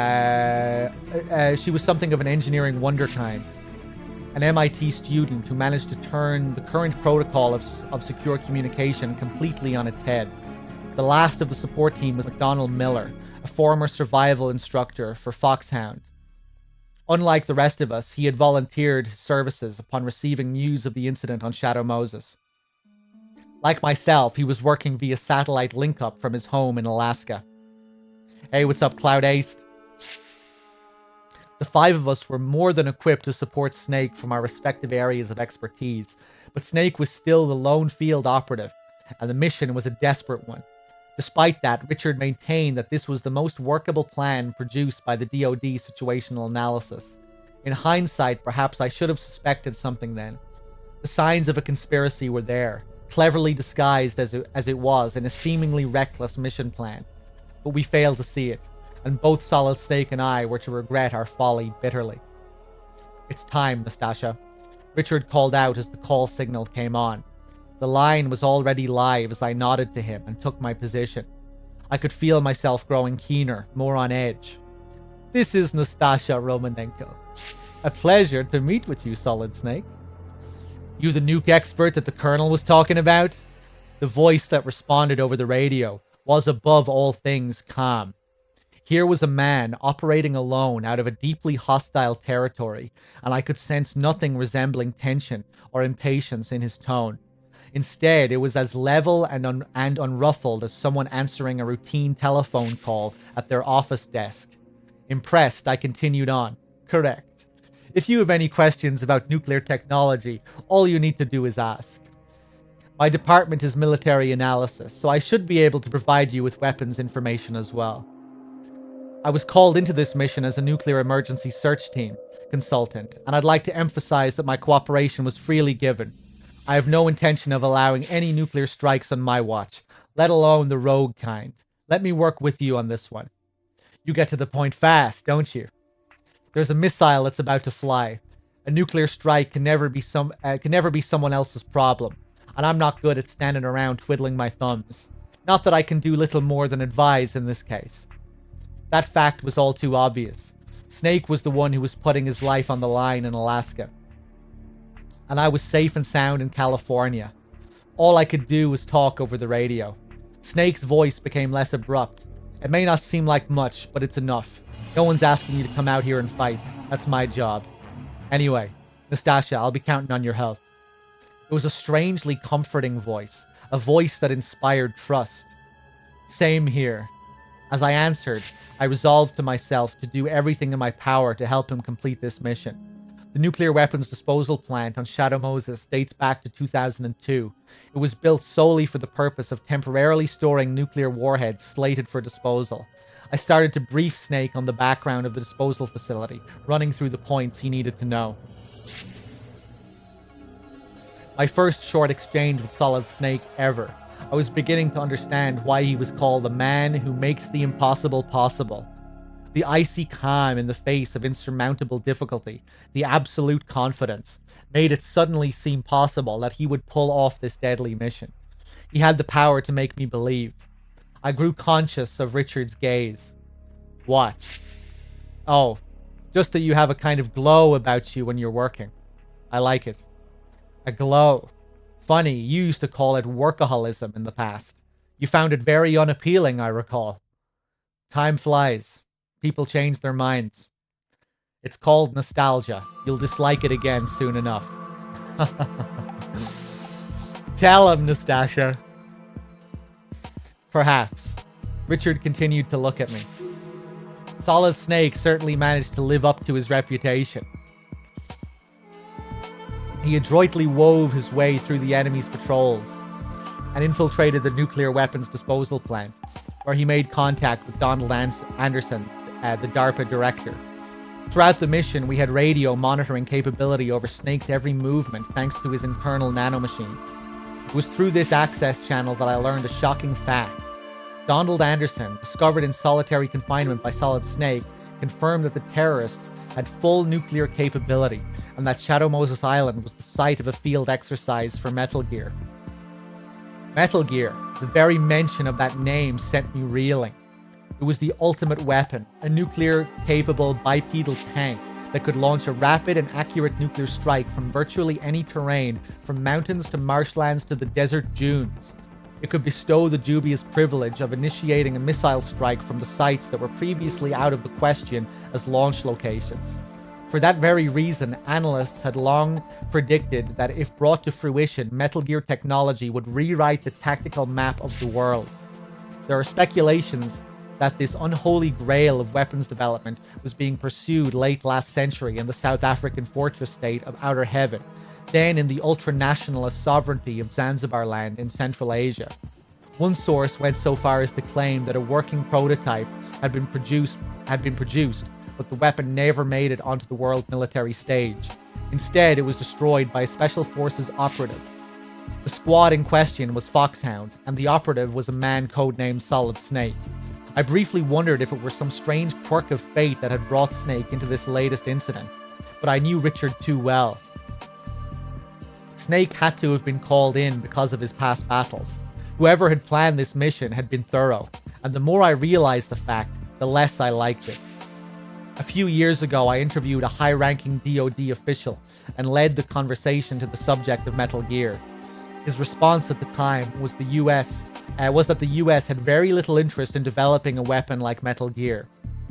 Not that he officially admitted that such a thing as the Metal Gear existed, on a purely hypothetical level, if such a technology were available.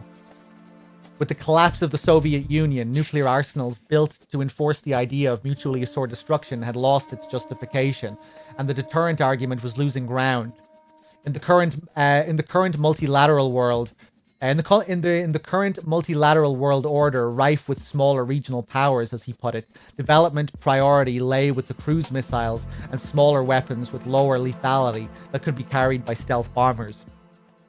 He also went on to note that Metal Gear, with its affinity for rough terrain, would be extremely difficult to discover and destroy. Hence, it was the perfect nuclear strike system for rogue states. He was deeply concerned that if such non-democratic sovereignties were to get a hold of Metal Gear technology, the resulting upset in the balance of military power would lead to a massive rupture in world order. It was a fear that I myself shared. An artifact of the Cold War, the devil's candy, created by nuclear proliferation. That was what Metal Gear seemed to be. So why was this weapon, a cutting-edge technology that was politically long obsolete, being developed once again on American soil? It was possible that the Defense Department wanted to restore last century's nuclear strategy to the national agenda. Or did this new Metal Gear have something that set it far apart from Metal Gear as I knew it? Anderson had more to say. Metal Gear's launch key consisted of two separate passwords, one held by Anderson himself and the other by Kenneth Baker, the president of Armstech. Anderson's own password was already in the terrorists' hands, and he feared that the same was true for Baker's. A renegade Foxhound's psychic, codenamed Psycho Mantis, had literally read Anderson's mind and obtained the key. The bottom line was that the terrorists could activate Metal Gear and launch the missile whenever they pleased. The worst-case scenario had come true. However, Anderson revealed that there was still a way to prevent the nuclear strike. Kenneth Baker alone had the emergency override key that could be used to re-enter the launch code and cancel the missile launch. Even if the terrorists had already completed preparation for a strike, the override would reverse the process. His only hope now riding on obtaining the override key, Snake attempted to leave the cell area with Anderson in tow. We heard the terrible cries over the radio at the same time Snake did. Anderson had suddenly started to clutch his own chest in agony, and before we could even recover from our initial shock, he was dead. By Dr. Naomi Hunter, monitoring the situation from onboard USS Discovery, tentatively diagnosed the cause of death as a heart attack.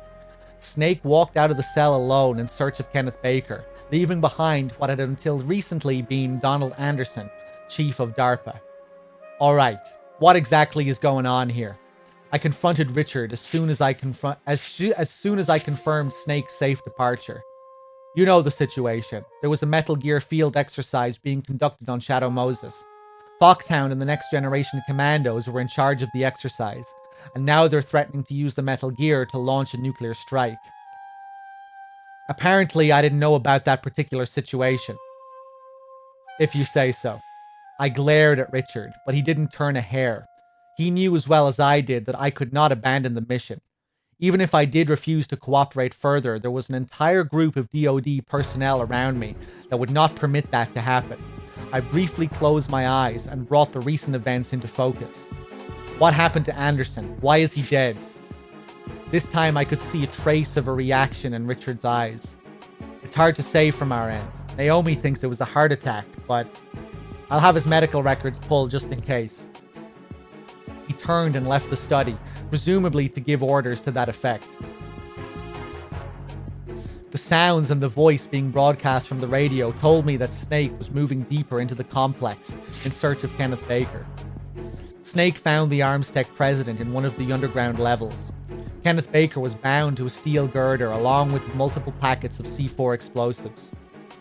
Before Snake could free Baker, he came face to face with the originator of this trap, a Foxhound operative called Revolver Ocelot. It seemed that he had anticipated Baker's rescue attempt upon receiving news of Snake's arrival. According to Naomi Hunter, the former director of Foxhound's genetic manipulation program, Revolver Ocelot is a former Spetsnaz. Spetsnaz. He moved into the OBI, Ashabongo Nasia, the Ontario Ministry of Life Squad, aka Black Berets, and the SVR successor and KGB's first chief director, after the collapse of the Soviet Union, but was unable to adapt to the new regime and dropped out. He cut a swath through the world's hotspots as a mercenary before being recruited by Foxhound. As his codename indicates, Ocelot is a master marksman with a marked preference for revolvers. We could hear the gun battles between Snake and Otacon. Okay, let's go back and read that properly. After I take another drink here. Hold on.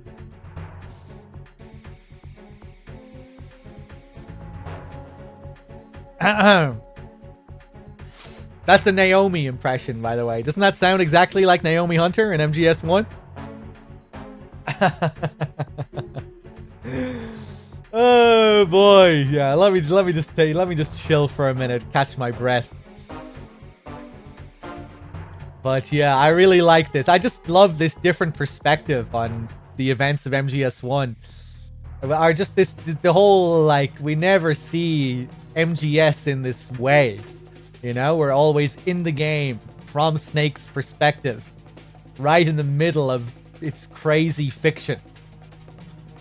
And in these reading materials, it just it gives a much more grounded look at the world of MGS. Just hearing about, like, just picturing in your head, you know, Ames and his DIA boys rolling up to the house, setting up the desk for Nastasha, and Nastasha's first interaction with Snake. I think that's really cool when you get to Nastasha's first interaction with Snake and you're seeing Snake from her perspective. You know, almost makes him seem more legendary, more impressive. You know, we're just seeing him from this normal person's point of view. Really cool. Cool how it lines up with the fact that you can't contact Nastasha at the start of the game. If you try and call Nastasha in the dock in the first area of MGS1, you get no response. But as soon as you get to the helipad, then you can call her. And it's cool how the book here takes that into account and it lines up with that. They don't contradict it by having her talk to him in the dock or anything like that.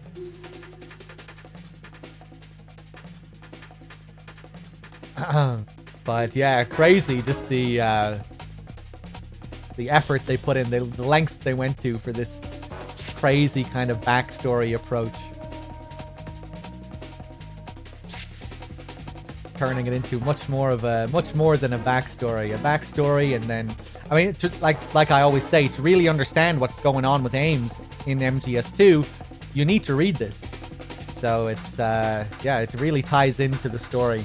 It serves as a recap, a bridge to MGS2, and also to flesh out and explain certain things that are left unexplained in the game itself.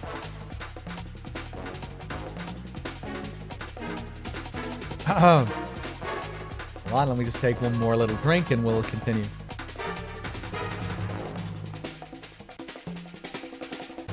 Let me just scroll up here as well. Hey, my pleasure, Deep. I think I've only read this twice before on stream. I think I did it last year. Once last year, and then maybe once a couple of years before that.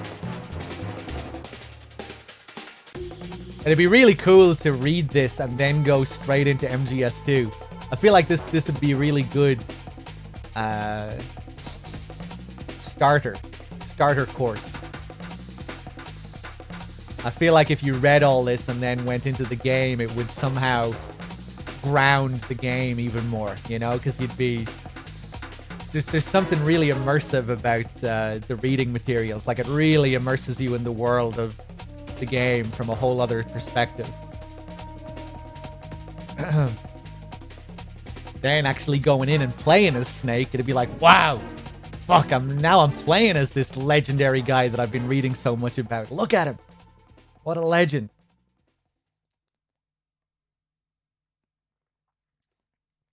Of course, Kojima did say that was one thing that he really wanted to do with Raiden. You know, he really wanted to use Raiden to give a different perspective of Snake. And these reading materials also do a good job with that as well. Because, yeah, it's quite different when you're playing as him, as opposed to seeing him from someone else's perspective. All right, let's do it. Where was I here? According to Naomi Hunter, the former director of Foxhound's genetic manipulation program, Revolver Ocelot is a former Spetsnaz. He moved into OMON and the SVR, a successor to the KGB's first chief directorate after the collapse of the Soviet Union, but was unable to adapt to the new regime and dropped out.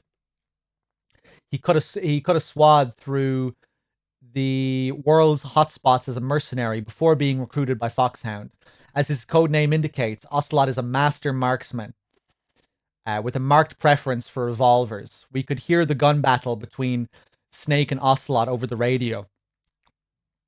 Ocelot was using an antique single-action army revolver against Snake's SOCOM pistol. The first single-action army revolver was manufactured in 1873. A small number of them are still in production today, but strictly for collectors and antique weapon fanciers. Using this outmoded weapon for live combat is unheard of. But Ocelot seemed to invest the vintage gun with diabolical powers. He would purposefully fire against walls on the floor, weaving a tight web of ricocheting bullets around Snake, gradually hemming him in. All we could do was silently monitor the battle. However, Snake was slowly but surely gaining the upper hand by dodging the ricochets and exploiting the revolver's lengthy reload window. Finally, just as Snake was about to deliver the decisive blow, an explosion rang out. "My hand!" Ocelot's scream came a second later, followed by more explosions. "What the hell is going on?" Richard cried.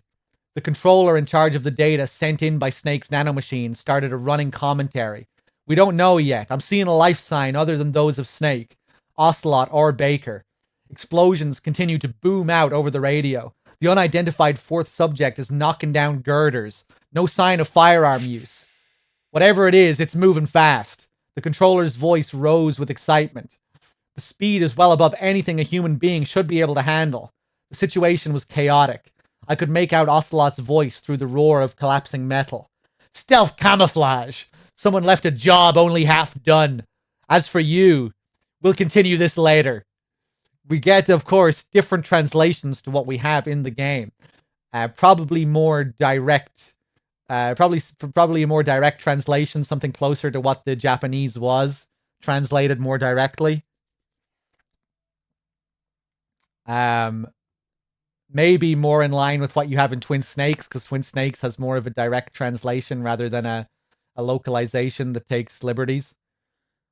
So yeah, this is probably more in line with what the original Japanese is. It seemed Ocelot had left the area. The explosions went on one after the other as girders crashed to the ground.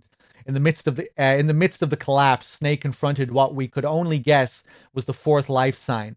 Who are you? I'm like you. I have no name. It was not human, but an artificial machine voice that answered. In spite of the metallic tones, there seemed to be in that voice an unspeakable pain. Baker's labored groans could be heard over the conversation. You have a reinforced skeleton. Suddenly, the possessor of the metal voice let loose an animal howl. The shattering scream set the communication speakers screeching, and I instinctively covered my ears to shut out the maddened sound. The cry went on, then cut out as abruptly as it had begun.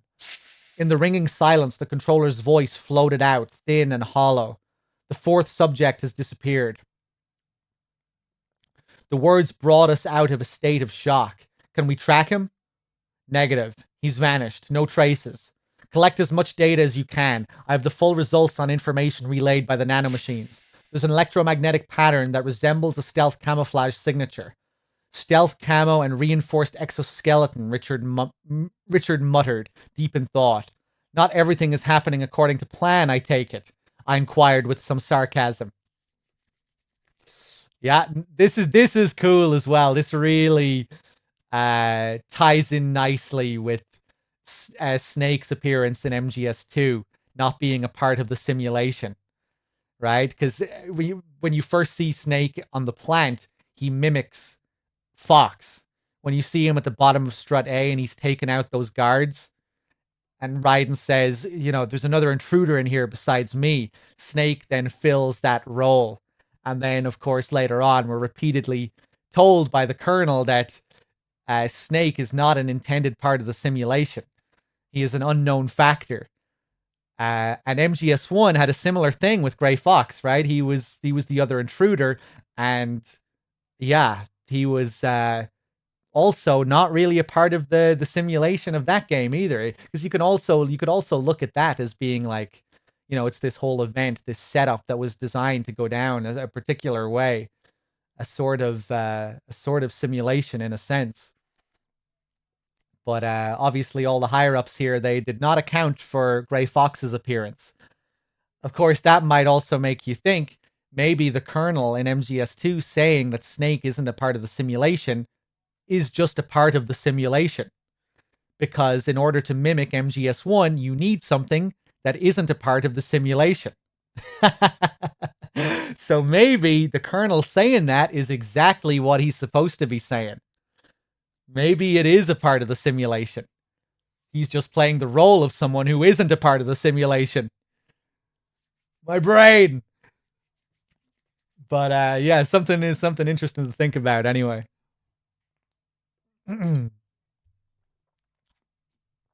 Not everything is happening according to the plan, I take it, I inquired with some sarcasm. It's within acceptable deviation. The mission will go on as planned. Maybe that's the case for Snake's appearance in MGS2 as well. For a split second, his eyes betrayed his disquiet. Then he quickly recovered his characteristic arrogance. You just concentrate on your job.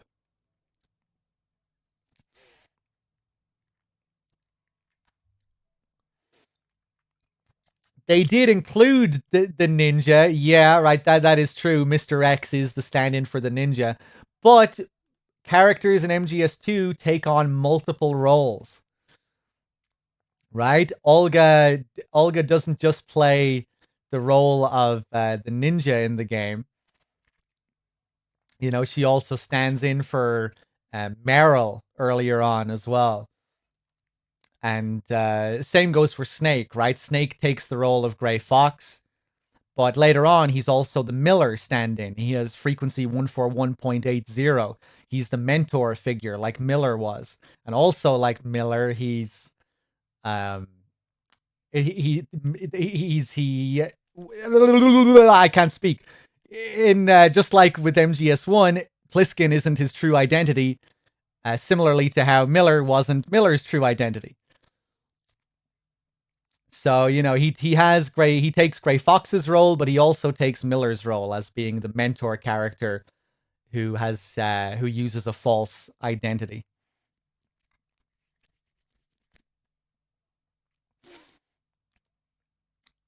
Snake is a catalyst for the bombs being triggered, like he was when he activated the PAL codes. He probably is part of the simulation. Yeah. It's interesting as well that the story explains that it was Liquid who was responsible for drawing Snake out to Shadow Moses, which is another interesting thing to think about. You know, Liquid's arm being like the most absurd part of the game, the most unreal part of the game. And it was Liquid who brought him out there, apparently.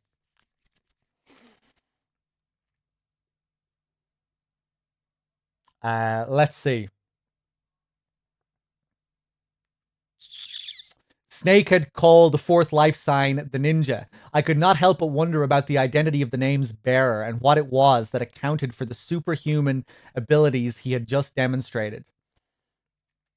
Oh wait, did I read the rest of this properly? It's within acceptable deviation. The mission will go on as planned. For a split second, his eyes betrayed his disquiet. Then he quickly recovered his characteristic arrogance. You just concentrate on your job. Snake had called the fourth life sign the Ninja. I could not help but wonder about the identity of the name's bearer and what it was that accounted for the superhuman abilities he had just demonstrated. Far away on Shadow Moses Island, Snake was attempting to raise the shaken Kenneth Baker back on his feet. We could hear Snake asking him about the nuclear launch code, knowing the answer even as he spoke. Baker painfully acknowledged that he had volunteered the information. His arm hung broken and useless by his side, presumably Ocelot's handiwork.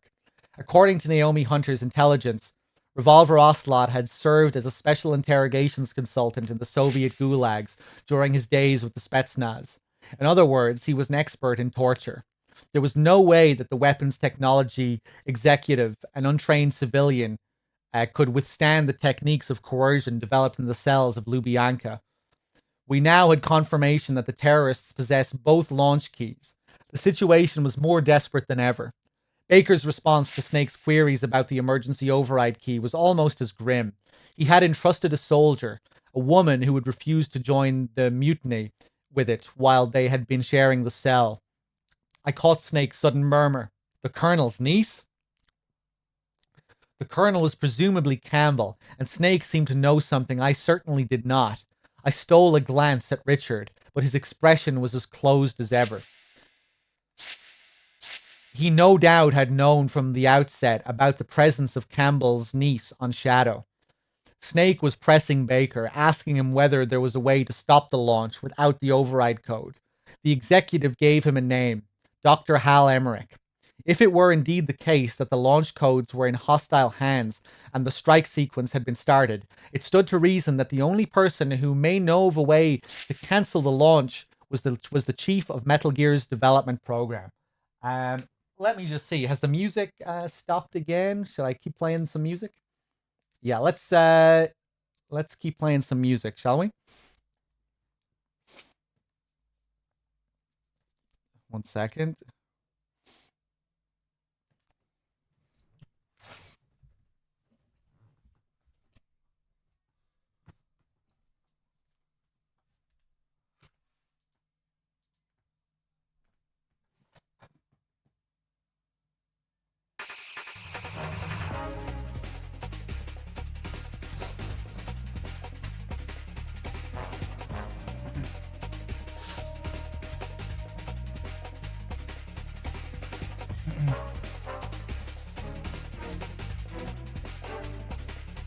Okay, hold on.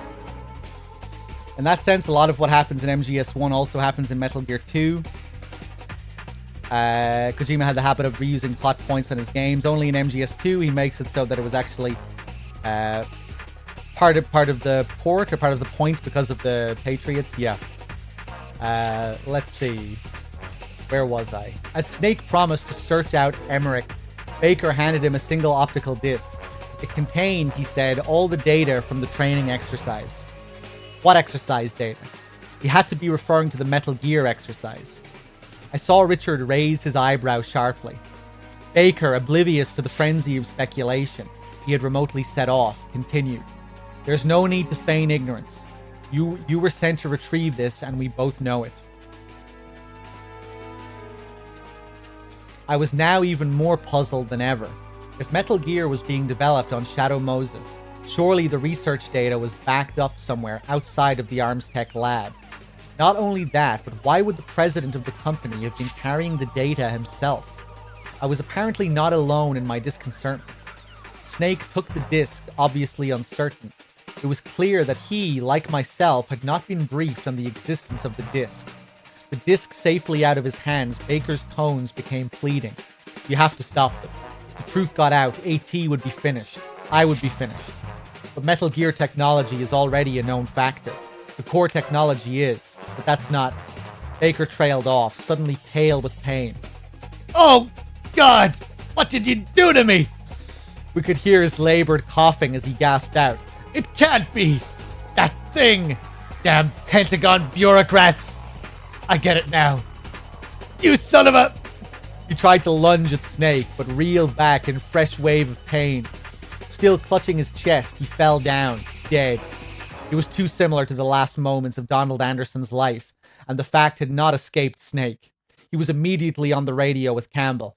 Colonel, you'd better be listening real well. This one dropped dead too. Snake demanded an explanation, but neither Campbell nor Dr. Hunter could provide an adequate one. Snake was clearly dissatisfied, but Campbell directed Snake to cooperate with his niece, Meryl. The only way left to prevent a nuclear strike was to obtain the emergency override key, and the key was in Meryl's hands. Snake walked away from Baker's body in search of the elusive commando. Kenneth Baker had been colluding with Donald Anderson, the DARPA chief, to secretly develop a new Metal Gear on the government's so-called black budget. My later investigations revealed that regular payments in the tens of thousands of dollars had been made to the corporate account of a firm for which Anderson's wife ostensibly acted as a consultant. The ArmsTech payoff into this dummy company had started several years ago. The total amount is difficult to estimate, but there is little doubt that Anderson had been bribed to the tune of an astronomical sum. Even the government black budget had limits, however. I recalled a rumor from some years before the Anderson payoff started. The CNO at the time had a classified pet project, and the scuttlebutt was that it involved the construction of a completely new type of battleship. Just what kind of a ship was never revealed. Since the entire program fell apart after the CNO suddenly passed away.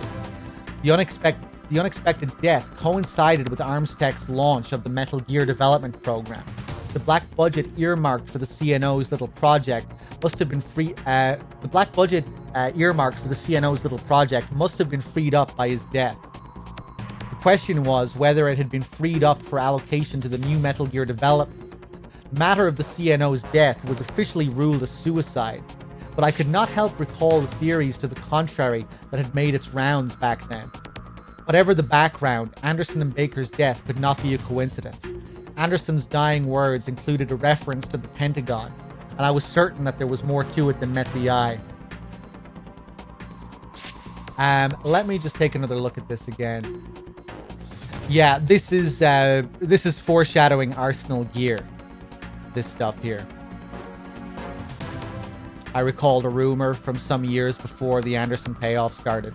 The CNO, the Chief of Naval Operations, at the time had a classified pet project, and the scuttlebutt was that it involved the construction of a completely new type of battleship.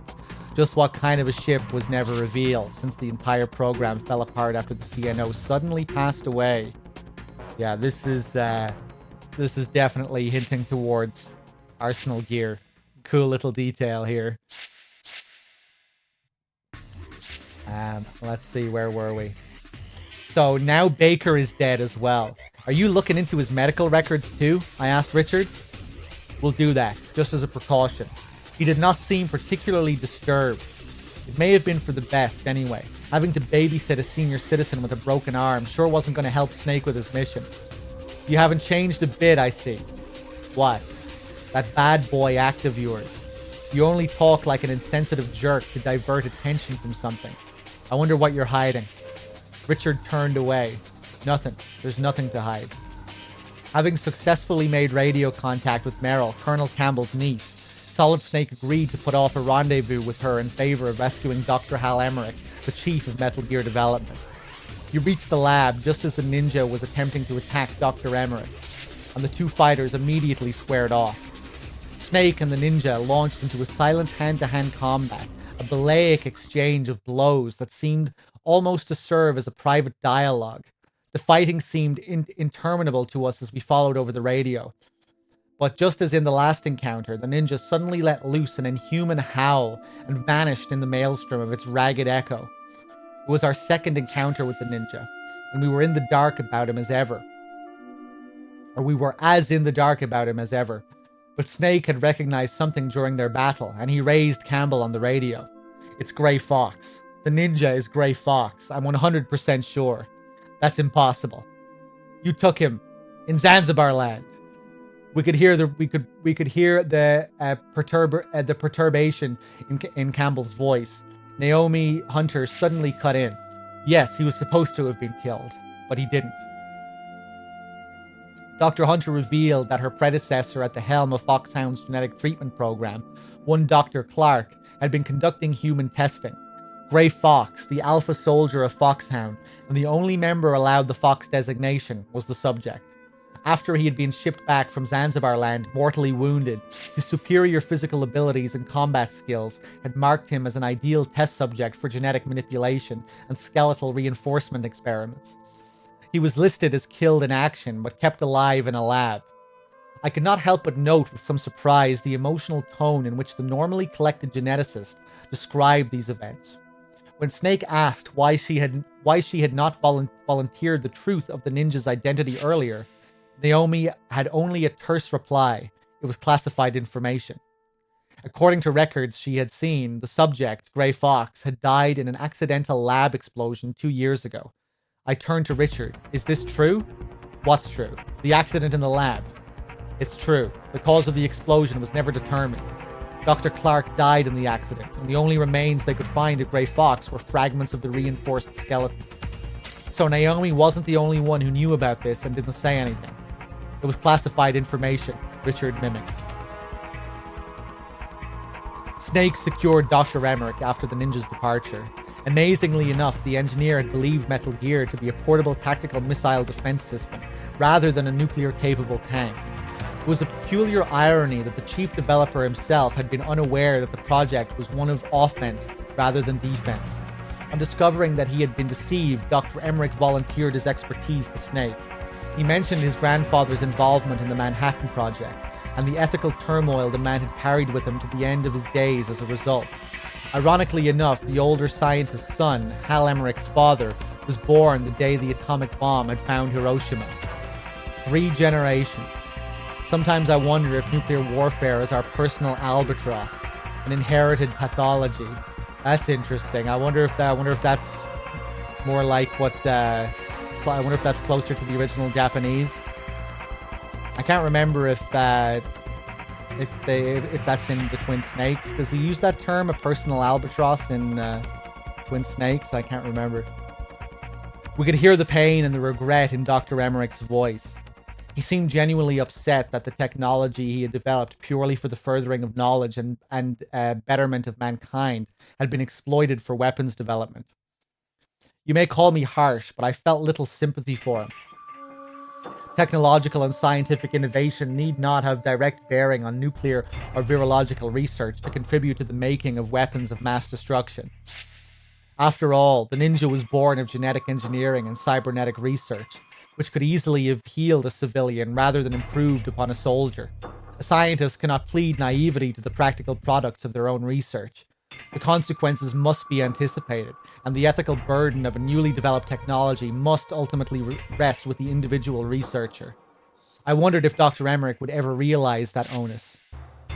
Freed from the laboratory where he was being held, Emmerich cloaked himself with a stealth camouflage of his own making and promised to keep out of sight. With the stealth camo, he could easily evade the terrorist surveillance. His rescued charged safe, Snake departed for a rendezvous with Meryl. Snake's objective was to meet with Meryl and re-enter the launch code using her override key, outwitting the Foxhound psychic Psycho Mantis all the while. To this end, he headed towards the hangar where Metal Gear was being stored. The best laid plans. Meryl was ambushed on the way by the Foxhound sharpshooter Sniper Wolf. Snake, attempting to rescue the wounded commando, was himself captured. He was taken to the terrorist command post, still unconscious, stripped of all his gear. However, his cochlear implant radio passed unnoticed, and we could hear the terrorists conferring about the incapacitated operative. We gathered from their talk that the preparations for the nuclear launch were complete. Richard was unusually intent on identifying the individual terrorists in the room. From the voices involved in the conversation, we confirmed the presence of Sniper Wolf, Revolver Ocelot, and the leader of this uprising himself, Liquid Snake. What little I knew of Liquid Snake was troubling, and it came entirely from a slim file folder Richard showed me just prior to mission commencement. The man with the same designation as Solid Snake was recruited into Foxhound after Solid Snake's departure from the unit. His fighting skills were formidable, and he quickly rose to leadership position in Foxhound's field operation team. His real name, place of origin, and other information remained classified. Only a single photograph accompanied the documents, and I had not been able to contain my astonishment at the sight of it. "It's not a mistake. That is Liquid Snake," said Richard, echoing my thoughts. But how? The face in the photo was the spitting image of Solid Snake.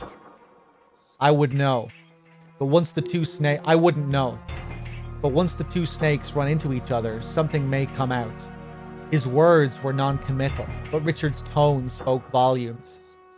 And now, the two snakes, Solid and Liquid, had indeed come face to face.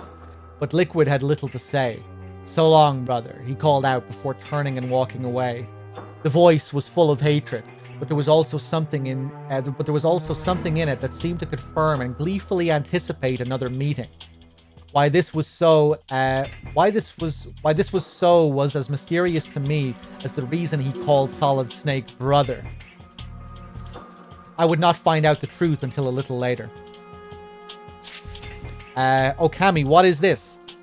I feel like the title should explain what it is, but these are the books that you can read from within MGS2. This is In the Darkness of Shadow Moses, Nastasha's book about the truth of what happened during the events of MGS1. Shadow Moses from Nastasha's perspective. So, if you go to MGS2's main menu,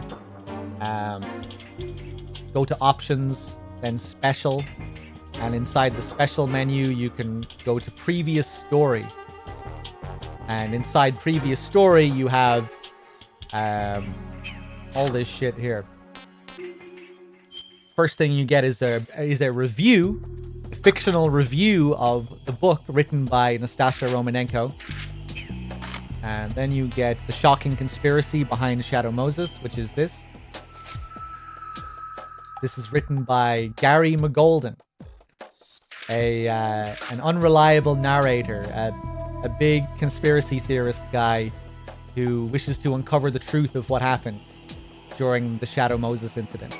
And it's about his story and how he made his way to Shadow Moses Island and things that he found and discovered. And once you read that, you unlock In the Darkness of Shadow Moses, which is this, written by Nastasha Romanenko.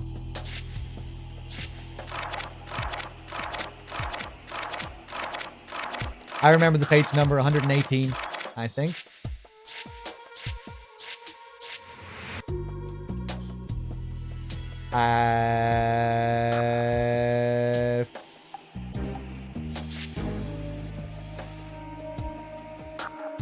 Yeah, here we are.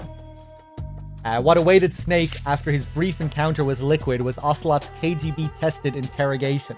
techniques. Ocelot apparently had no interest in extracting information, but rather appeared to be enjoying the acts of torture for their own sake. Snake's ragged gasps echoed from the radio in the silence of the control room. The heart rate and the other physiological data transmitted by his nanomachines graphically demonstrated the extent of his suffering. All we could do was listen and wait. After Ocelot was done, the battered Snake was taken to a cell. Campbell soon established radio contact with him, but Snake had some hard questions for his former CO instead.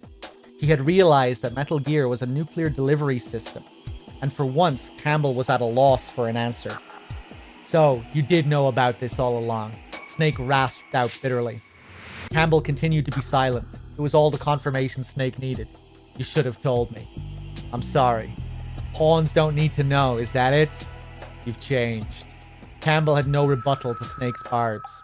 According to Campbell, even the president had apparently been unaware of the existence of Project Rex until the day before.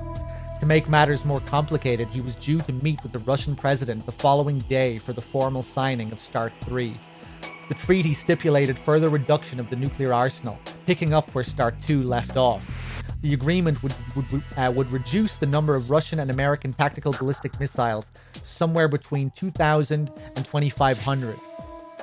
And the signing was a historic event that had been made possible by long and arduous processes. If the fact that a new nuclear weapon was being developed by the United States were made public, there was a significant chance that the signing would never take place. Worse still, the loss of confidence in America's commitment to non-proliferation could create international turmoil. The government clearly had every reason to keep the situation under wraps, and there were ample indications that the terrorists had counted on that fact.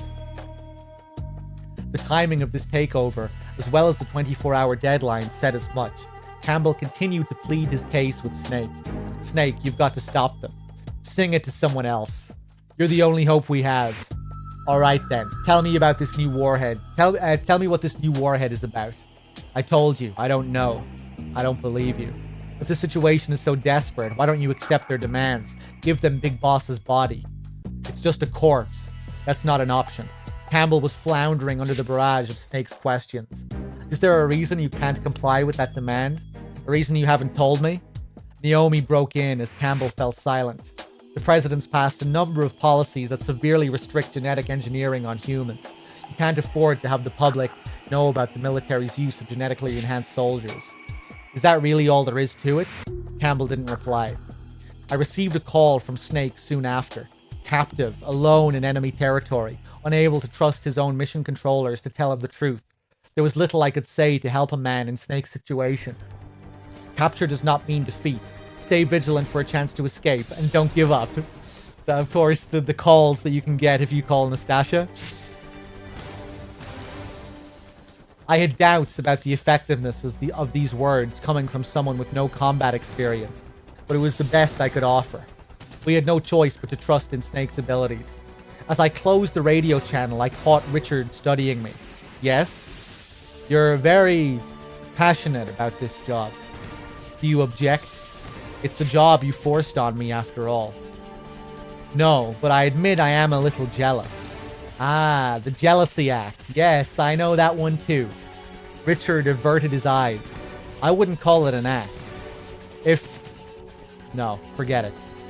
He lit a cigarette, Chesterfield, the same brand as Humphrey Bogart.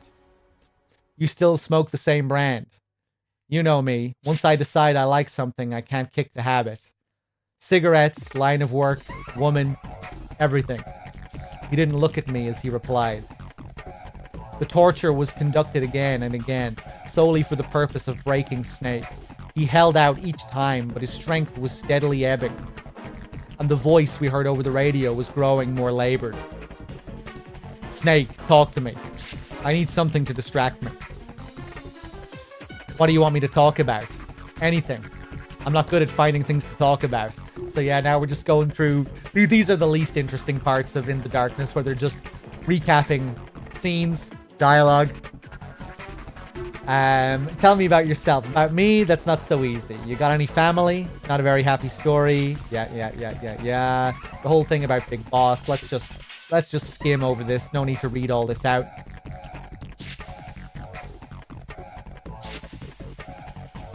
That's patricide. Naomi telling her story. Stepbrother who put her through school. I wasn't told about that. Oh, wait, hold on. Here we go. Now we're getting to some new stuff. I don't really have a family of my own either. I have a brother who put me through college. That's it. He's not a biological brother and a lot older than me. Where is he now? Naomi's reply was deeply pained. He's gone. There was deep sorrow in her voice, and I thought something more. A stepbrother who put her through school. I wasn't sure about that, Richard muttered. There was suspicion in his voice, and puzzlingly enough, a hint of anger. I opened the personnel profile on Naomi. Naomi Hunter, born New York City, 1980X. PhD in genetics, recruited by the industry giant ATGC soon after completing doctoral program, moved to California's so-called biotech Bay Area. Led several genetic therapy programs until recruited by Foxhound to fill the post of chief geneticist as a result of her accomplishments in this field. Parents died in car collision when Naomi was 2 years old. One brother, 10 years her senior, a U.S. Marine, killed in training-related accident when Naomi was 17. Richard thought for a minute, then scribbled something in his notebook. Summoning one of his men, he tore the page out and handed it to him. Wire this message to the skipper of the USS Discovery, and make sure Campbell doesn't know about it. What are you plotting now? I knew even as I asked that Richard would not respond. The torture was repeated time and again, but Snake managed to take advantage of the guards' waning vigilance and escaped. Cool, you get to see them, setting up for what's going to happen with Naomi. Richard just finding out the truth about Naomi's false identity. Let's see. The torture was repeated time and again, but Snake managed to take advantage of the guards' waning vigilance and escape. The location and the fate of his fellow hostage, Merrill, eluded us. Evading the intense manhunt that followed, Snake still refused to stray from the course that led to the Metal Gear hangar. What drove him? Guilt for Merrill's capture and an urge to avenge her, a sense of duty to the mission, the will to stop the carnage of a nuclear strike? None of them seemed to apply to Snake. He was an enigma. We could do little but watch over him as he ran, wounded and exhausted. After successfully taking on Sniper Wolf as she re-emerged for an ambush, Snake closed in on the Metal Gear hangar only to discover Vulcan Raven blocking his way. The giant Foxhound operative, armed with a fighter plane Gatling gun, was a daunting enemy. In the end, however, Snake eventually prevailed. The stricken Raven, leaning against the wall, started to speak as Snake approached him. There are some breeds of snake that nature never intended. I think you and the boss belong to one of those. Go and settle it with him. I'll be watching how it ends. The dying Raven then dropped the bombshell. I'll give you one clue. The man who died in front of you wasn't the DARPA chief. It was Decoy Octopus, one of us Foxhounds. He was a master of disguise. I guess the Grim Reaper was the only one he couldn't fool. Is he dead? Raven did not answer Snake's sharp query.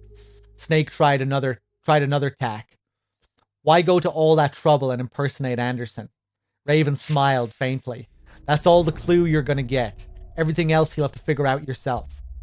A few minutes later, Vulcan Raven died. Richard was chagrined. So that's how it was. They had us completely fooled. Why would Octopus impersonate Anderson, I asked. I don't know. Maybe to get information out of Snake? That would mean that they knew Snake was coming. Richard stubbed out the cigarette without answering. His face was expressionless, but I knew exactly what he was thinking. We had a leak. While Richard and I were talking, a call was made to Snake. Snake, it's me. Master, Snake answered. It was apparently Master Miller. I need to talk to you about Naomi Hunter. Turn the monitoring off. Miller had barely finished his instruction before Campbell cut in. What about Dr. Hunter? Miller made an exasperated sound. It was clear that he had not intended Campbell to hear what he had to say. Colonel, is Naomi there? Snake asked.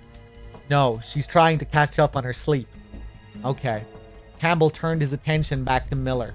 What were you saying about Dr. Hunter? Alright, maybe it's time that the Colonel hears about this now. Snake resignedly. Miller said resignedly. Go on, urged Snake. That's not the real Naomi Hunter you're working with, Colonel. What? Campbell raised his voice, astounded. Miller continued coolly. Naomi Hunter does exist, or rather she did. She went missing in the Middle East some time ago. This imposter must have gotten a hold of her identity somehow. There were a number of ways to obtain someone's social security number and commit an identity theft, certainly. But Dr. Naomi Hunter, an imposter? Who is she really then? Campbell was agitated, but Miller remained cool as ice. Probably a spy. A spy? Yes, sent to ensure this mission's failure. Are you saying she's one of the terrorists? Campbell's tone was disbelieving, but Snake backed up his former instructor. I don't want to believe it either, Colonel. But it is true that she's a Foxhound personnel.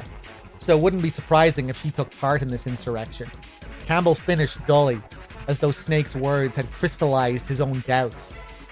Or she could be working for another organization, Miller suggested. Another? No, that's not possible. As Campbell trailed off, Miller spoke up, his tone ruthless. Take her into custody, Colonel. What? It's clear that Naomi Hunter is working against us. Interrogate her and find out what her objective is. If she really is their spy, we're in serious trouble, Campbell murmured. Miller pounced on the gravity of the Colonel's tone. What are you talking about? Nothing in particular. Campbell tried to recover himself. Campbell, did you give her access to some other line of classified information? Campbell remained silent, but Miller pressed on. Does it have anything to do with the way the DARPA chief or the Armstech president died? Look, I don't know what you're talking about. Clearly, Campbell knew something. It was equally obvious that he had no intentions of revealing what he was privy to. Perhaps sensing that fact, Miller dropped the pursuit abruptly. In any sense, it's too dangerous to retain her in the mission. Hold on a minute. She is an integral part of this mission. In fact, we can't afford to proceed without her. Campbell was being too insistent about Dr. Hunter's value. I had to wonder if it was indeed the case that he had trusted her with highly classified information. Snake was also suspicious. More secrets, Colonel? Give me time. I'll have her background and movements rechecked. That was all Campbell could say. Hurry, find out what she wants as quickly as possible. Miller was unrelenting. Of course, Campbell agreed reluctantly.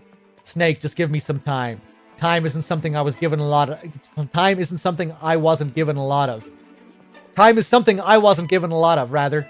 As Snake growled bitterly. What's the deal? I said to Richard. Is Miller right about Naomi? I don't know, to be honest. It's obvious there were things in Dr. Hunter's past that I didn't know about. I'm having them go over her background again. Richard was visibly upset, a rare occurrence.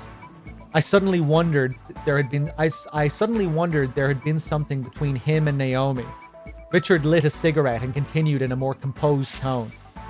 But if what Miller said about Naomi is true, it raises questions about him in turn. Why do you say that? He's supposed to be in his cabin in Alaska. So I hear. How did he manage to find out so much about Naomi, by himself, from the middle of nowhere, when the DIA investigators couldn't? Richard called out one of his men and ordered them to look into Miller's activities. You check up on even one of your own? I asked as the agent hurried away. How do you know he's one of our own? Richard shot back, blowing a stream of smoke. Should I assume you don't trust me either? You're the one who doesn't trust me. Never have, he said quietly, and ground his cigarette into the ashtray. Snake had finally reached the Metal Gear hangar and stood in the shadow of the machine's 50-foot-tall bulk. But considering Metal Gear's state-of-the-art composite armor and Snake's limited arsenal, it was improbable that he could destroy the tank while evading enemy patrols. The most practical avenue of attack was to re-enter the launch code using the override key and thereby cancel the scheduled nuclear strike. As Snake methodically searched for the code entry interface, Emmerich radioed in. He had been making himself useful by breaking into Baker's protected files. From these, he had pieced together the true nature of Metal Gear and its prototype warheads. According to Emmerich, the weapon used a built-in railgun to fire the ballistic missiles clear of the atmosphere. The missile would then automatically realign itself and re-enter the atmosphere on its designated trajectory towards the target. I understood exactly what all this meant, and the knowledge left me cold. Normally, ballistic missiles go through 4 phases from launch to impact. The first is the boost phase, which consists of the time between the missile's launch and the point at which it leaves the atmosphere and exhausts its supply to rocket propellant. We already read Gary's description of this in The Shocking Conspiracy Behind Shadow Moses, but let's go over it again. Following the burnout, the rocket enters the post-boost phase, which concludes with the separation of the re-entry vehicle that contains the warhead. The third stage is the mid-course phase, in which the re-entry vehicle separates and achieves a controlled descent back into the atmosphere. The warhead's re-entry into the atmosphere and its arrival at the target mark the fourth and terminal phase. Current missile defense systems detect incoming ballistic missiles by scanning for the rocket burn that takes place during the missile's boost stage. However, Metal Gear's missile technology employs a railgun rather than conventional rocket propulsion to achieve boost stage acceleration. As a result, there is nothing for existing missile defense systems to detect. The railgun's effectiveness is nothing short of amazing, with a range of over 3,000 missiles rivaling that of mid-range ballistic missiles. It reliably homes in within 170 feet of the target 50% of the time, placing it in the same class as high-end ICBMs. The ability of a Metal Gear to conquer virtually all terrain means that the railgun will launch a stealthy nuclear strike from almost any spot on the globe. This invisible attack would make it impossible for anyone to pinpoint the origin of a given missile, even in the event of a strike. Without a clear aggressor to retaliate against, the concept of mutually assured destruction falls apart. Without the fear of MAD, the existing rules of nuclear non-engagement would no longer apply, and the world would fall into chaos. Hold on 1 second, guys. Let me take a drink. Oh, nice. It's this Tanker Incident remix. I love this track.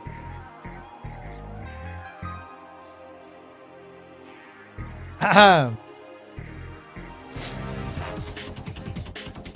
bam, bam, bam, bam.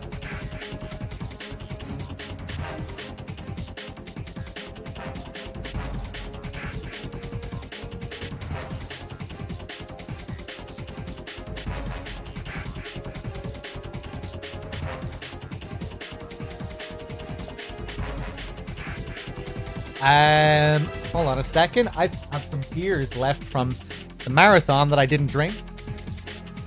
Let me crack one of those open. I bought 8 for the last Phantom Pain session, but I only drank 4. What's the playlist? MGS2 soundtrack.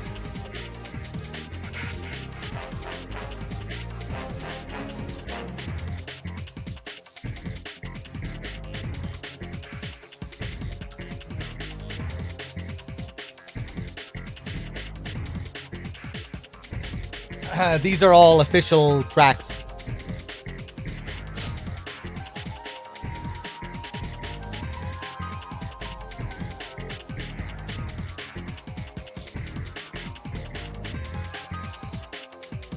This doesn't play in the game. No, it's just a part of the soundtrack.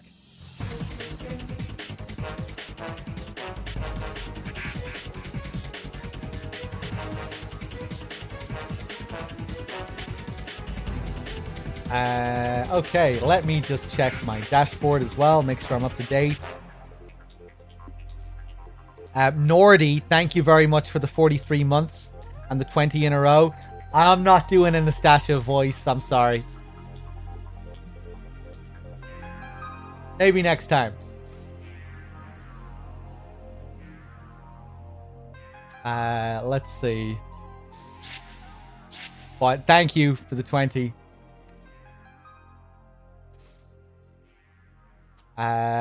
Right, where were we? Snake had a few things to say to Campbell after learning the truth. The Code Talker voice. Oh god, imagine reading all of this in that voice. That'd kill me. Snake had a few things to say to Campbell after learning the truth. He knew as well as anyone that if the fact that the US had been developing a new breed of nuclear weapons were made public on the eve of Start 3, negotiations would break down and US would suffer a devastating embarrassment. Did you know about this, Colonel? I really am sorry, Snake. You really have changed. I won't offer any excuses. Snake, you've got to hear this. Dr. Emmerich broke in, ignoring Campbell. The new missiles were complete in simulation only. That's why they had to perform this exercise, to get field data that would back up their simulation results. How did the exercise go? Snake asked. Emmerich's reply was discouraging. It seems to have gone better than they expected, but I can't find any of the data. There isn't a trace of the thing on the entire network. You'd think it's backed up somewhere, but zilch. It's on the optical disc that Baker gave me. You mean you still have it? Campbell exclaimed hopefully. No, Ocelot took it, Snake replied bitterly. It must have happened when he was a hostage. Did this mean that Ocelot had known of the existence of the exercise data beforehand? This doesn't look good, Campbell murmured, deep in thought. I glared at Richard. You knew about this too, didn't you? Knew what? The small matter of this new nuclear weapon technology. Richard shrugged. If I told you, would you have cooperated? You probably would have tried to leak it to some media contact. And that would have forced our hand. He left it at that. Kind of interesting when you think about Nastasia then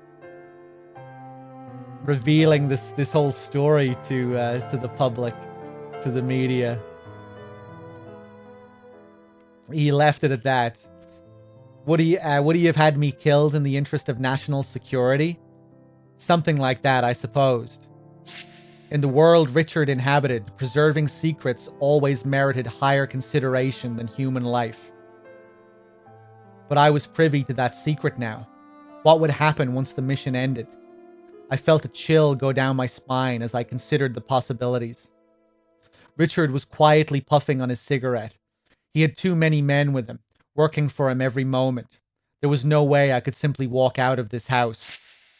But I had something up my sleeve as well, and I was not about to let myself be exploited without a fight. I looked over at my PC. The screensaver had kicked in, and geometric patterns flitted across the dark monitor. I slipped my PDA into my pocket and headed for the bathroom to send some mail. One of Richard's men trotted over with a slip of paper.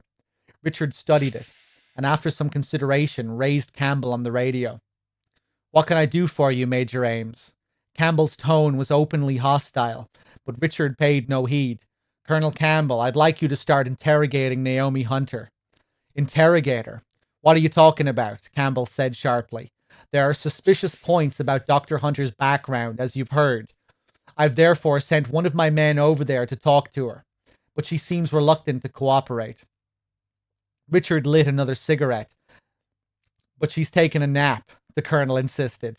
Actually, she's not. What? In reality, she's been taken into my agent's custody. How dare you? Campbell barked angrily. Richard was unfazed. If, as Master Miller charged, Naomi Hunter has falsified her identity and is in communication with the enemy, there are serious repercussions. I trust you understand. Foxdie, Campbell groaned. Foxdie, this was something new. This mission was like an onion, with layer after layer of secret intent. She won't talk to my agent. She may talk to you. Find out from Naomi who she is and what her objective is. Absolutely not. I don't take orders from you, and I'm having Dr. Hunter freed immediately. What makes you think you can do such a thing? Replied Richard, exhaling a cloud of smoke. There was a long silence. Who exactly the hell are you? I could hear the barely suppressed rage in Campbell's voice. The DIA wouldn't have the authority to send a man into a Navy submarine and hold someone prisoner. Richard did not answer. Campbell continued. And that's not the only thing. Nothing has been done through the usual channels, including the way you induced Snake and I to cooperate. This mission isn't even official business, is it? Who else can mount such a major operation? Campbell suddenly broke off as though struck by something. Is it possible that... the Patriots? He murmured. Richard ignored Campbell's outburst. Does it matter what I am? It doesn't change the fact that your life, not to mention your precious Meryl's life, is in my hands. Isn't that right? This time it was Campbell's turn to be silent. I had never suspected that his participation in the mission had been arranged by force. The Colonel was literally fighting for his and his niece's life. Think it over carefully, Colonel. Richard's voice was the coldest I had ever heard. There was no reply from Campbell, and Snake has no need to know about any of this. We need his full cooperation at this point. Just tell him that Naomi was a terrorist spy and was apprehended while sending them a coded transmission. Do you expect me to betray a friend? Keep him in the dark? Campbell objected furiously. A friend? Are you referring to Snake? Richard smiled coolly. Do you really think he considers you a friend anymore? He had hit a sore spot. Campbell had no answer. Richard moved in for the kill. You've already lied to him too many times. Against my will, under your threats. Campbell was roaring, but Richard barely seemed to register his anger. Certainly, but that's not an issue. You were, after all, giving him false information and relaying false orders to him, of your own accord. Then there's Foxdie. I could almost see Campbell grinding his teeth in frustration and rage. Do you still have the right to call yourself his friend? There was nothing Campbell could say. You will cooperate with us. Understood? Understood. The transmission ended. Who are the Patriots? Really fucking cool, man. This is probably my favorite part of the book. Really lines in nicely with that scene in MGS1 where Campbell and Miller are talking about this mysterious other group that Naomi could possibly be working for. A different group, it couldn't be. Now, when MGS1 was being written, they didn't have the Patriots in mind for that. You know, the Patriots weren't an idea at that point when they were writing the story for MGS1. And I think if you read the actual script for MGS1, it says that the different group is the DIA, which is interesting because that's who Ames is working for. But really, Ames is like, you know, a Patriot rank agent. And, you know, that is why he has all this power that Campbell is perplexed by. You know, that he's like seriously high rank, above the law, Patriot tier agent, DIA agent. But, yeah, it really does tie in nicely with what we have in MGS1.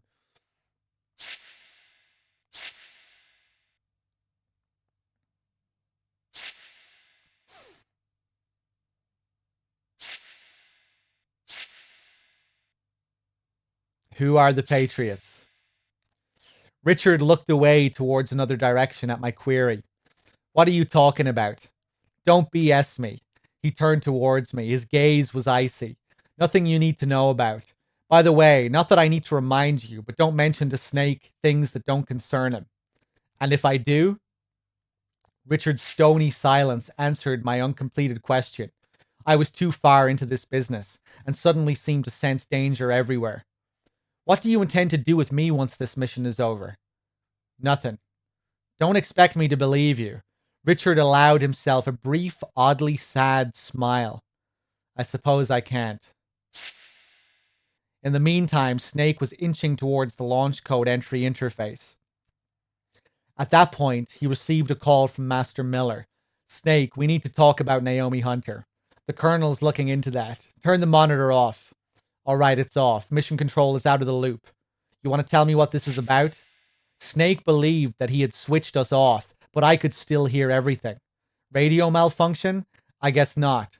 Someone had made sure that nothing could get past mission control ever. I had a more than good idea who that someone was. But Master Miller obviously did not. Sorry about that. I didn't want Campbell to overhear. What's this about? Snake repeated. This is another really cool detail. And, yeah, of course, Nastasia can overhear so much stuff that we're in MGS1, we're led to believe that, you know, that those conversations are private, that only Snake can hear them. But, yeah, clearly not the case. All right, it's off. Mission control is out of the loop. But Master Miller obviously did not. Sorry about that. I didn't want Campbell to overhear. What's this about? Snake repeated. I have a contact at the Pentagon. He told me that a new assassination tool had been developed recently under DIA guidance. I looked over at Richard, but he pretended not to notice. Assassination tool? Snake was asking. Snake, have you ever heard of the term fox die? I tensed. There was that word again. First Richard, then Campbell, now Miller. It seems to be a virus that can target specific individuals. I know the details, Miller continued. Richard remained expressionless next to me. So, what are you getting at? Snake raised his voice slightly, sounding annoyed by Miller's roundabout methods. They share common features. What shares common features? The deaths, the Armstech president and the DARPA chief. Or I guess I should say Decoy Octopus. They both died of what looked like a heart attack, right? Yeah, well, it seems that a death by foxdie virus looks like a case of heart attack. After a moment, Snake spoke up. Are you saying that Naomi was the one who set this up? No, Snake turned off the monitor. It just didn't do anything. Everyone could still hear. Basically, Snake has absolutely no privacy when it comes to his codec. That his support team can hear. Every member of his support team can hear everything that he says. And when he turns off the monitor, no, it doesn't work. Richard Ames was not in the submarine. No, Richard Ames is in Nastasha Romanenko's house.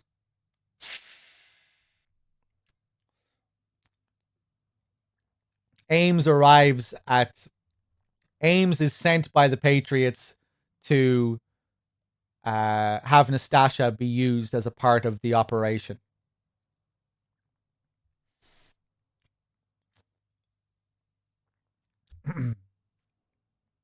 He arrives at Nastasha's house with all his DIA boys. They set up the desk and everything for her to use, the equipment. Yeah, but he had an agent on the submarine taking orders from him.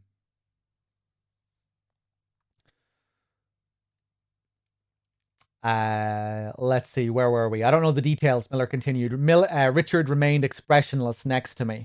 So what are you getting at? Snake raised his voice slightly, sounding annoyed by Miller's roundabout methods. They share common features. What shares common features? The agent was not Campbell, no. The deaths, the Armstech president and the DARPA chief, or I guess I should say Decoy Octopus, they both died of what looked like a heart attack, right?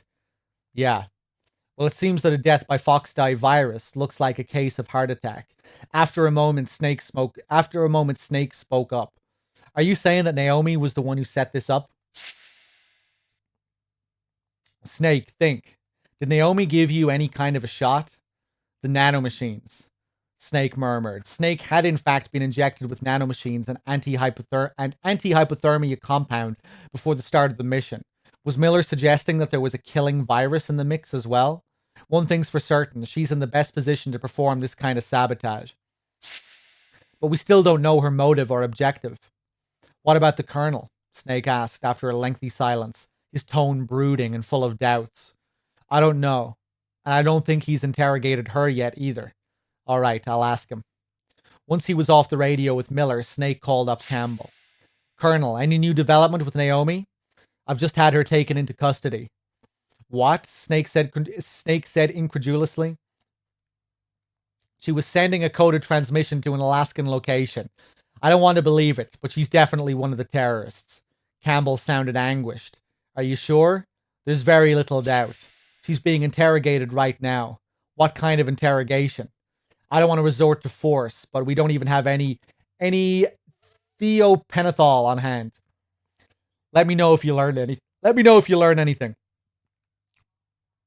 Unaware of the machinations behind this latest development, Snake ended the communication. I longed to tell him the truth, but knew that Richard and his men would never allow that to happen. Despite his growing doubts, Snake continued to penetrate deeper into the hangar. He had almost reached the code interface when a call suddenly came in. Snake, can you hear me? It's Naomi. Naomi, Snake exclaimed in surprise. What are you? Richard tensed and leaned forward. I managed to get another transmitter. The Colonel and the others haven't noticed yet. Naomi whispered rapidly. Naomi, is it true what the Colonel says? Yes, but not everything I told you was a lie. Some of it was truth. Her voice was sorrowful. Who are you, really? I don't know. I don't know what my parents looked like, or even what they were called. I bought the name I use, the whole identity, with hard cash. Remember I told you why I was so fixated on genes? That was the truth, because you wanted to know who you were? That's what you said. Yes, I don't know what I am. My ethnic background, age. Naomi. There was a pause before Naomi started speaking again in a rush. I was picked up in northern Rhodesia in the 80s.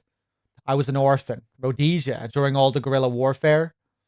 Yeah, and this is the same thing. Let's just skim over this. Same thing that we know. Frank Yeager.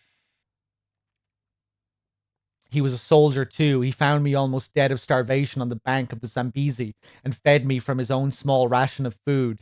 Child soldiers. It's not rare for children to participate in war as combatants in many of the most conflict-ravaged regions of the world. This is especially true for those developing nations where where minors account for the majority of the entire population. A harsh regimen can and does turn innocent children into the most brutal of soldiers. In many cases, various drugs are used to numb the natural fear response. The result is an obedient killing machine whose bravery marks them out for posting to the front lines of the fiercest battles and the scouting duties in the minefields. Yes, the man you destroyed is my brother. Frank Yeager, my only family, Naomi said quietly. Yeah, and again, we're just recapping scenes. We don't need to read all this.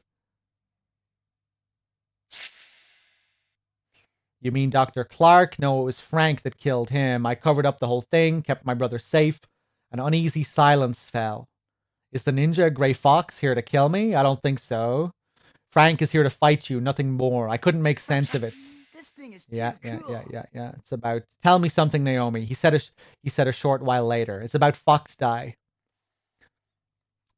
It's about Fox Die, isn't it? She said in a low, pained voice. It's a retrovirus. Kills only the designated person by first infecting the macrophage. Fox Die is engineered with an oxygen chain that responds only to a specific DNA pattern. The oxygen is what recognizes the target's DNA sequence. And again, yeah. This is all just standard stuff. I don't think there's anything new here.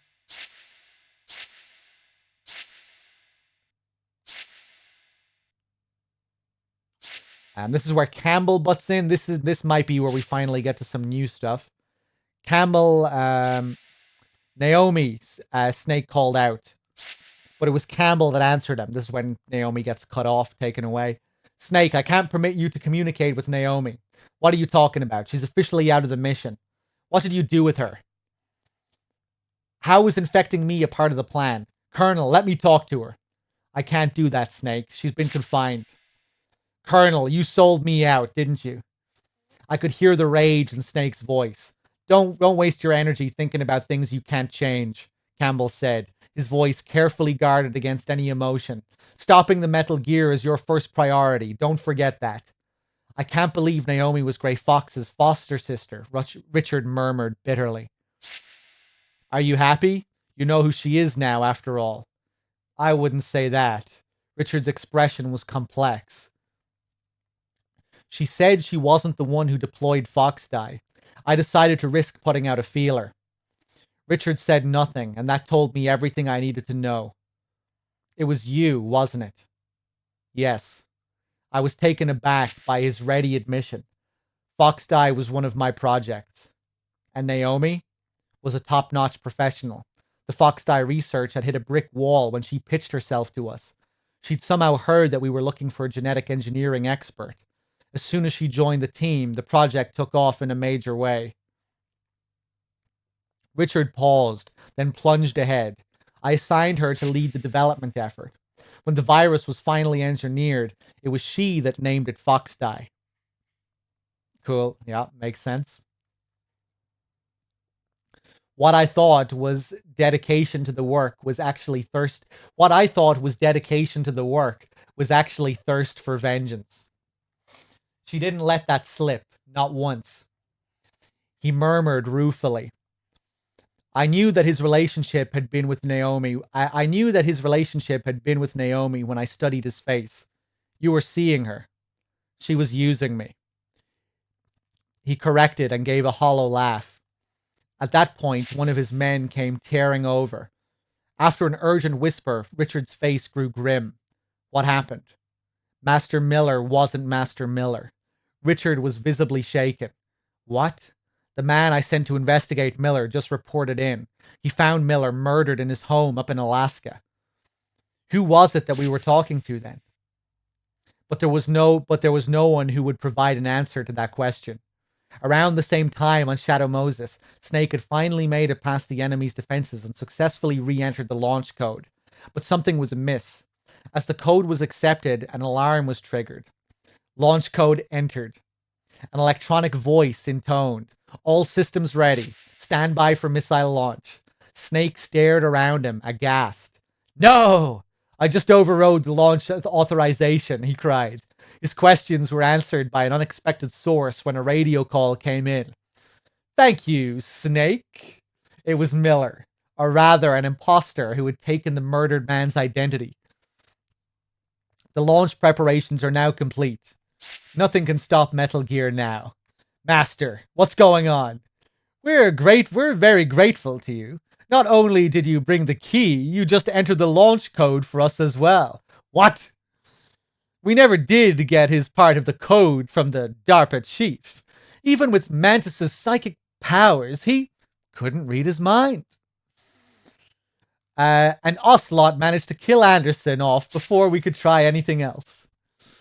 As Snake listened in horror, Miller continued. You see, we couldn't launch the missile. Not even a warning shot. We were dead in the water with nothing to go to back up our demands. Master, what are you saying? With the launch code out of our reach, we had to fall back on another plan. We decided to have you work for us, Snake. What? Having Decoy Octopus impersonate the DARPA chief was a part of it. We were trying to extract information from you, but Foxdie got to him first. Miller said savagely. Are you saying this whole thing was fixed? Snake asked through clenched teeth. And it was all to get me to unlock the launch oh wait, no, that's Snake. And it was all to get me to unlock the launch sequence? The terrorist's mocking laugh rang out. Did you think you got this far thanks to your own abilities? Think again. Master, what about you? Are you a spy? You fucking idiot, Snake. The other continued as though he had not heard Snake's question. But everything is ready for the launch now. Once they get a taste of the new warhead, the White House will have to hand over the antidote. And they'll have nothing on us anymore ever again. Have nothing on you? What do they have on you now? The Pentagon's already accomplished what it set out to do with you. It happened right there in that torture chamber. You're the one who's in the dark. It's not fun, is it, Snake? He sneered. Who are you? I'll tell you, if you manage to get to me. Where are you? Very close by, Snake. Campbell suddenly broke in. Snake, that's not Master Miller. Hello, Campbell. It's a little late for that, the imposter said mockingly. Master Miller's body was discovered at his home. He's been dead for at least 3 days. We didn't know sooner because the communication was down. According to Mei Ling, the transmission is originating from inside the base. Then who are you? You've been talking to me all along, the man responded. Snake. His voice suddenly changed and I knew who it was. So did Snake. Liquid. Snake broke off communications and started to run. Metal Gear had already been activated by the time Snake reached out. Liquid climbed into the pilot's seat when Snake called out to him. The barrel of his SOCOM pointed straight at Liquid. Liquid, are you going to shoot your own brother? Liquid remained languid. Why did you impersonate Miller? To manipulate you, of course.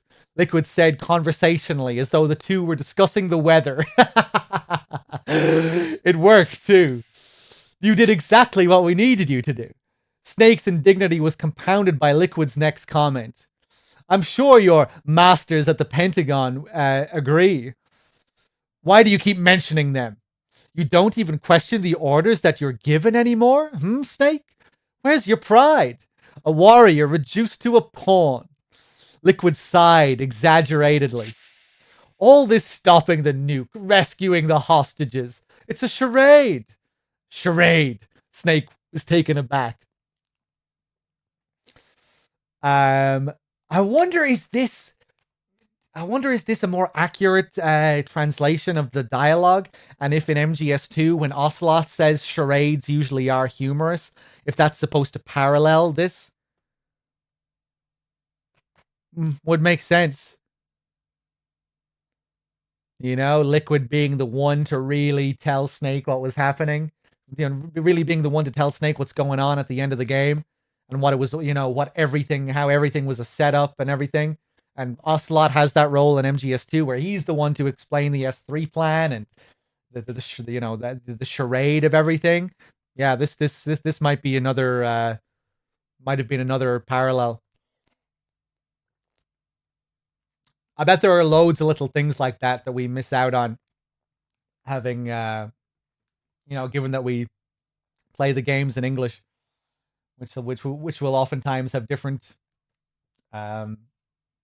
translations where where subtle parallels will get lost because the translators weren't aware of them or didn't realize that they were a part of the story, especially in MGS2's case, because all the little Shadow Moses parallels, they're important to include. But yeah, obviously with translation you're going to lose some of them. Unless you have a lot of communication between the original writer and the translator, which often doesn't happen. I think it happens a lot more with games nowadays, but back in the day, no, not nearly as much. Let's see. Maybe that's not the case though. Maybe they don't say. Maybe they don't use.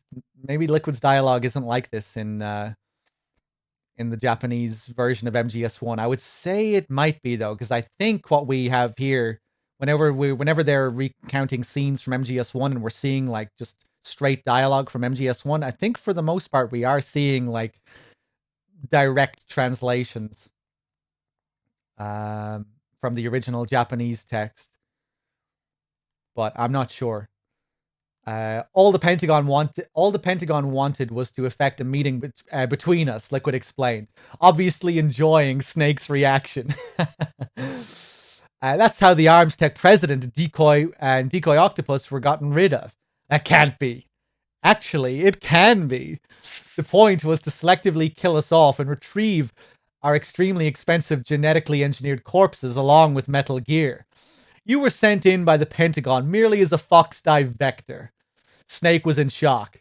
That's insane. And Naomi, was she working with the Pentagon all along? The Pentagon? As Snake says in MGS1, his voice breaks during that line. Damn. Were you saying Naomi's working with the Pentagon? That's what they thought. But she, it seems, she wasn't quite as soft as they read her to be. What do you mean? I have ears at the DoD. Naomi apparently managed to make some tweaks to the virus right before the mission. Her motive and objective are unknown. I heard Richard's impatient grunt beside me. Is that what you had Naomi arrested for? To discover why she did what she did? Snake challenged. Very good. It's disappointing that it was nothing more than a run-of-the-mill revenge scheme. But we still don't know what kind of changes she introduced to Fox Die. Liquid fell silent for a moment, then continued. But enough of that. I've already added Fox Die antidote to my list of demands to Washington. There's an antidote? Snake asked in surprise. There should be. Hunter would be the only one to know, but even that may not be necessary. Why not? You've successfully infiltrated the facility. We've all been infected with the execution virus, according to their plan. Octopus and the Armstech president died of it for certain. But neither myself nor Ocelot, not to mention you, have shown any signs of infection. You're saying there may be a flaw in the Fox Die's targeting program? Who knows? But as long as you're healthy, I'm safe. We share the same genetic code, after all. So we are twins, yes, but not in the ordinary sense. We're the flip side of a counterfeit genetic coin. Enfant terrible! Liquid's voice grew hoarse with anger. You lucked out. They handpicked all of our father's superior traits for you.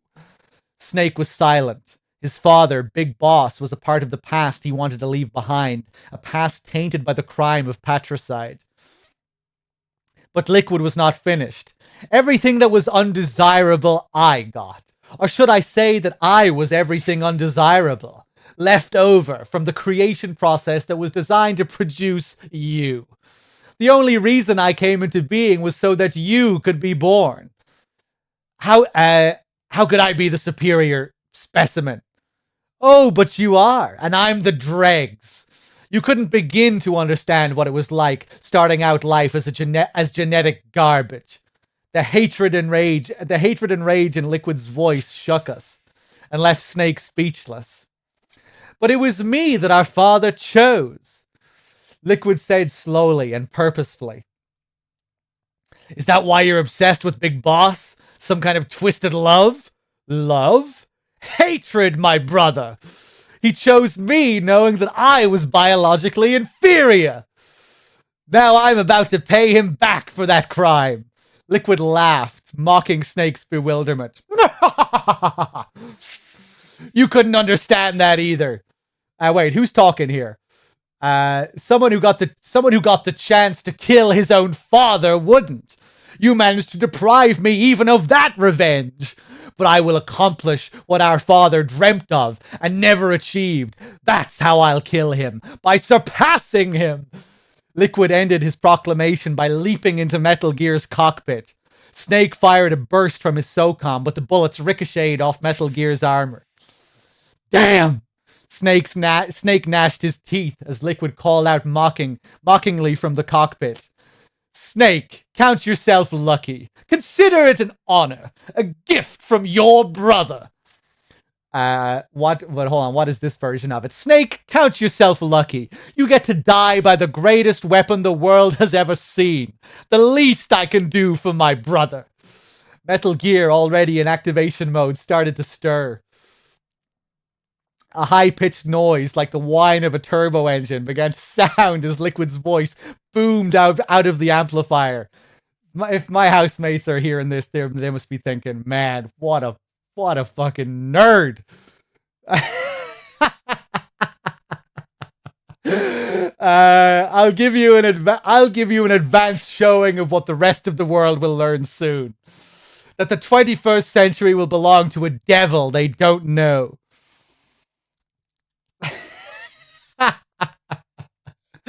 What a weirdo. Must be a super freak. Let me just take another drink here. Nya! They should have included the nya. Metal Gear struck its Snake like a living thing. Its state-of-the-art composite armor was virtually impregnable to all but high-yield explosives like heat. But Dr. Emmerich had advised Snake to take out the radome and knock the sensors offline in a bid for survival. Snake struck again and again, but he was fighting a difficult battle, given Metal Gear's immense firepower and agility. Finally, one of Metal Gear's huge feet lashed out towards Snake in a crushing blow. "It's time to die, Snake," Liquid called out. The foot hit the floor with a deafening crash. Snake, however, had escaped. Someone had pulled him out of the foot's path at the last second. "Get out of here now!" The voice was a familiar one. "Gray Fox!" Snake cried out. The ninja, or rather Gray Fox, launched a fiery arc toward Metal Gear, destroying the radome. The tank froze in confusion for a second, and Snake and the ninja found cover during that brief lull. "Why, Fox? Why are you helping me?" "I'm a captive, Snake. Death is my prison. You're the only one who can release me." Gray Fox replied, his voice clear and sane. "Fox, don't involve yourself in this business anymore. Think about Naomi. She's destroying herself trying to avenge you." "Yes, Naomi. You're the only one who can stop her," Snake urged, but Gray Fox's reply was discouraging. "No, I can't." "Why not?" "Because I'm the one who killed her parents." Gray Fox's stark words stunned Snake. "I was just a child myself, and I couldn't stand to kill her too. I took her with me because it was the only way I could think. It was the only way I could think of to assuage the guilt. I raised her to satisfy my half-baked conscience, but she gave me the love and respect I didn't deserve. Called me her brother. Fox. We may have looked like a happy little family, but I was terrified every time she looked me in the eye. That she would see the truth. Tell her for me, will you? Tell her that I'm the one who took her family from her, not you." Many former child soldiers are permanently traumatized by their horrific war experiences.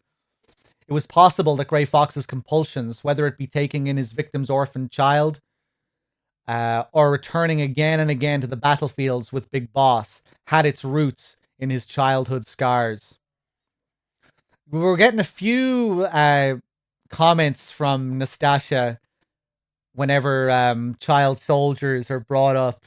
Gray Fox. This was probably supposed to parallel and maybe foreshadow, if you read this before playing the game, Raiden and all of that, Raiden's history, because there's a little bit of a focus on child soldiers in this whenever it's brought up.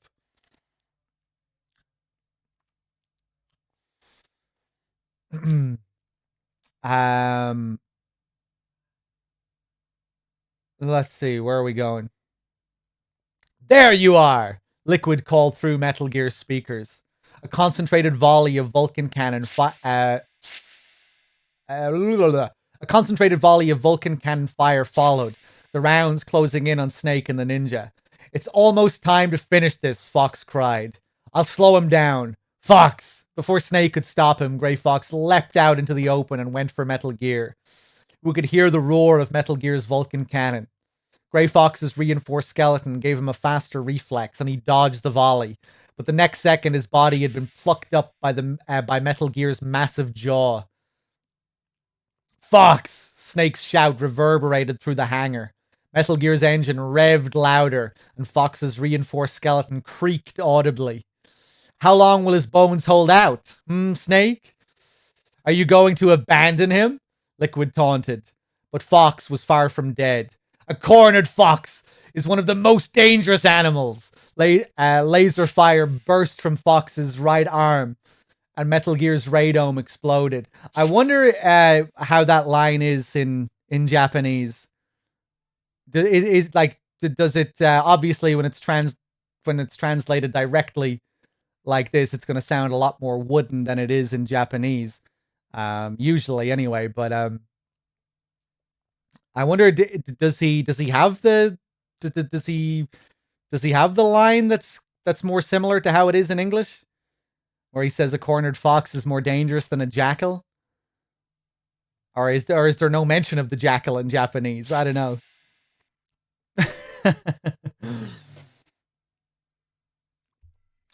Yeah, that certainly doesn't work as well anyway, how it's written there. I'm glad that's not an MGS1. A cornered fox is one of the most dangerous animals. Yeah!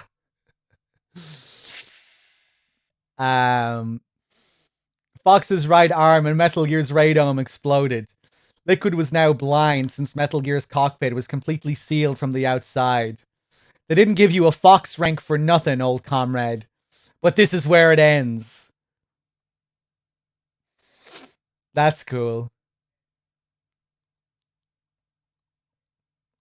In MGS1, what's the line? You are indeed worthy of the codename Fox.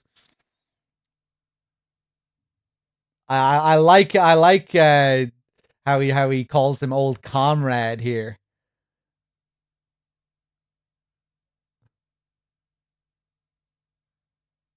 I think I might have actually preferred this line.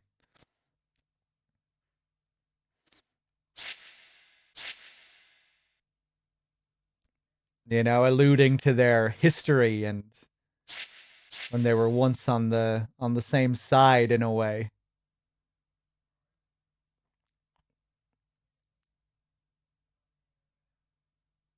Liquid's unamplified voice called out.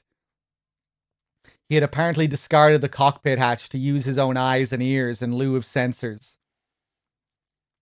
The next thing we heard was an explosive crash. Was Grey Fox now under Metal Gear's foot? My fear was confirmed by the ominous and unmistakable sound of Fox's reinforced exoskeleton creaking under pressure. At the same time, we heard Fox's gasping voice. Finally, I can finally die, and with you as my witness. After Zanzibar land, they took away the fight from me. I wasn't dead. I wasn't dead, but didn't feel alive. So futile for such a long time, but finally it's over. Very different to what we have in the game. Fox's voice was down to a whisper now. Snake, we're not just tools for politicians and generals. All I did with my life was fight, but at least it was my choice. Goodbye, Snake.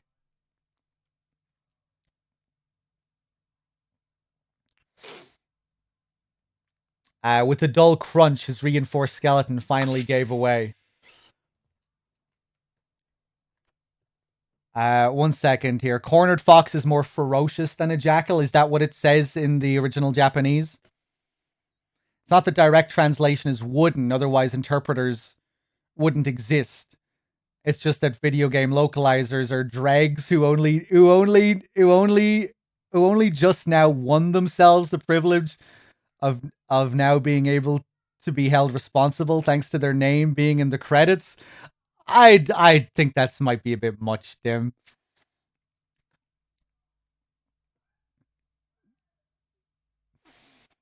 Do you have like all localizers or dregs? That's a bit insulting, isn't it?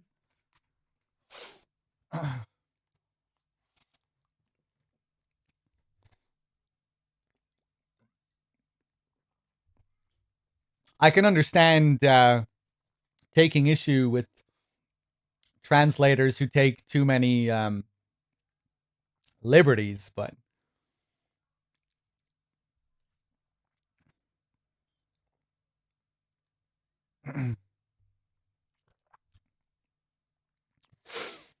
if they were better, they wouldn't be in video games.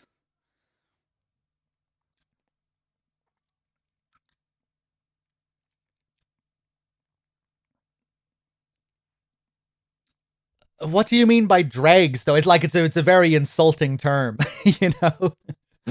It's you're not just saying they're like that they're like amateur or not like the best of the best translators. It's like there's an added feeling of animosity with that, you know. Low skill in both English and Japanese, all translators? I don't know about that.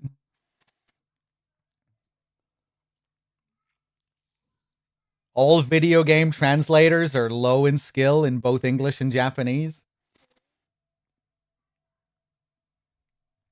Dregs of society. And that's kind of how it feels. It's like it's a pretty it comes across as a pretty big insult, right?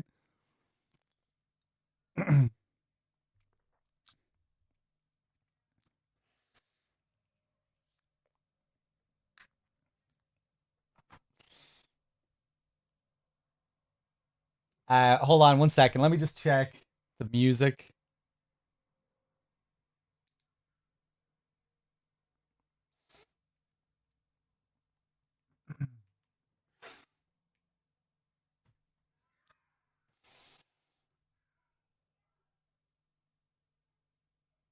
But even like, what about companies like Frog Nation and shit like that? What about all the translators that get really good praise? Are they not good? What about the FromSoft translators? I remember I watched a playthrough of Very Dave. He did a big uh, Japanese playthrough of Bloodborne once, where he went over all the translations, analyzing it. Dave speaks Japanese and English. He was really impressed by how they translated that game. But maybe they're dregs. I don't know.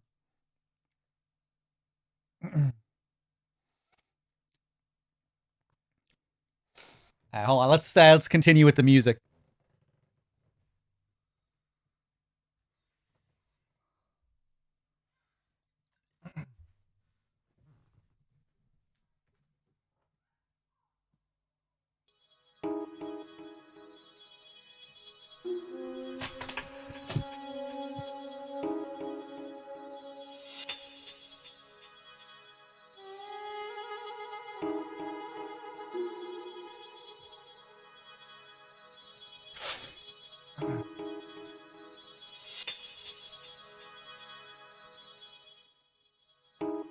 Well, Dim knows both languages pretty good, so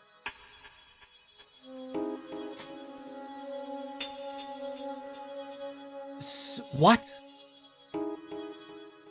I should be taking Dim's word because he's pretty good at Japanese. Is Dim better at speaking Japanese than professional game translators?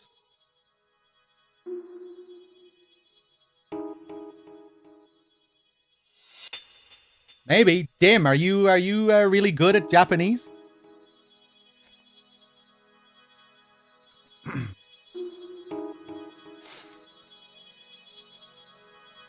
I thought you were pretty I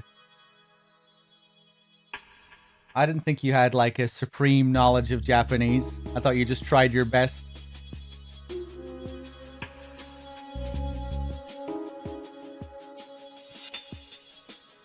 You're very good at internet Japanese, Bad Humans, yeah.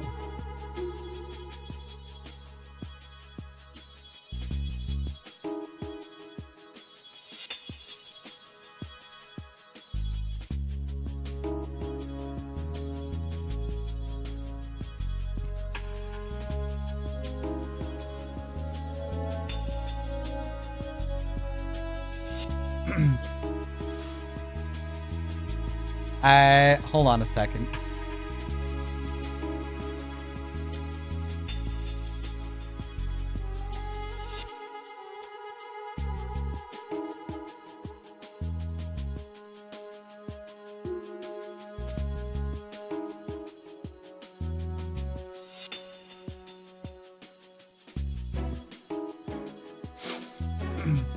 I'm just saying, it's a pretty fucking harsh claim to make, you know?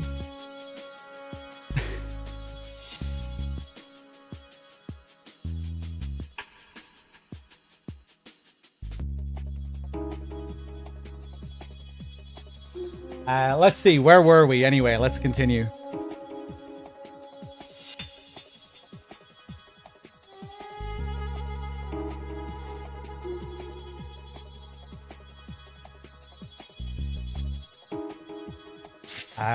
Where was I? We're probably going to skip over a lot of the next few sections. I remember when you get towards the end, it's just like a lot of straight recap, where it's just dialogue recounting the scenes.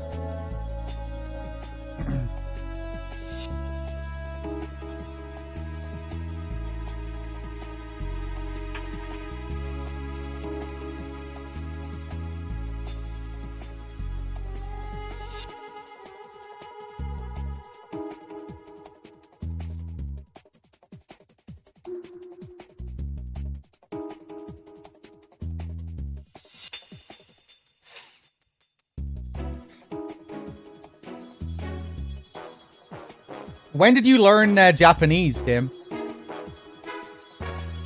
When did you start learning it?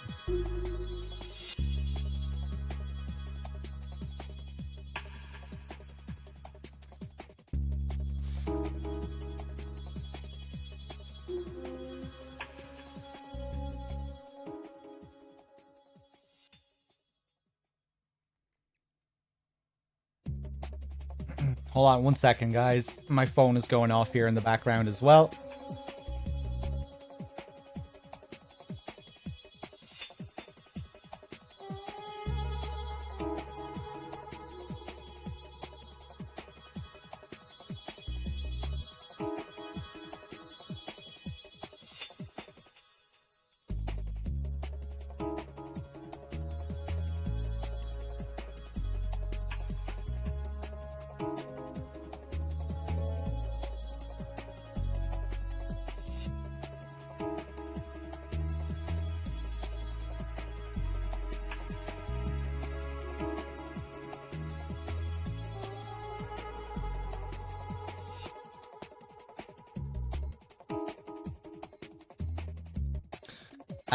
Let me scroll up here. When 3 years ago, but I have Asperger's, and it comes easy, and it comes easier to me. Oh wow, I didn't know, Dim.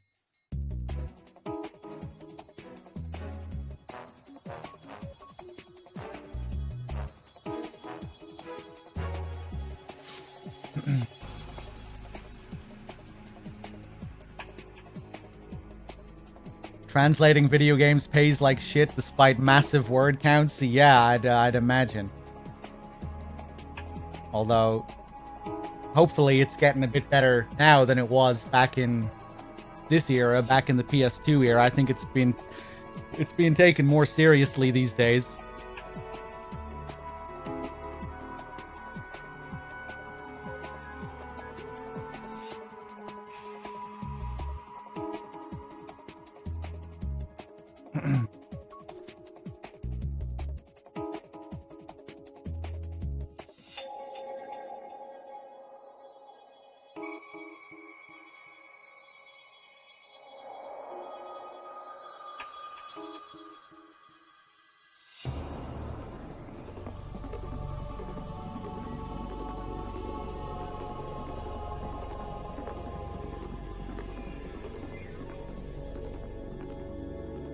Anyway, yeah, like I'm not super fucking knowledgeable on translation or anything, but I just thought it was I just didn't think you needed to be insulting about it, you know?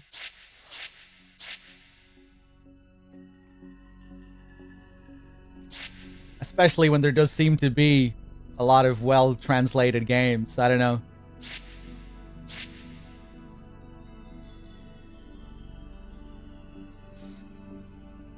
Let's see.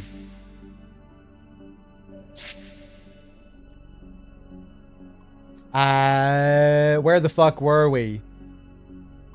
Fox's death. Do you get it now? You can't protect anyone, let alone yourself. Die.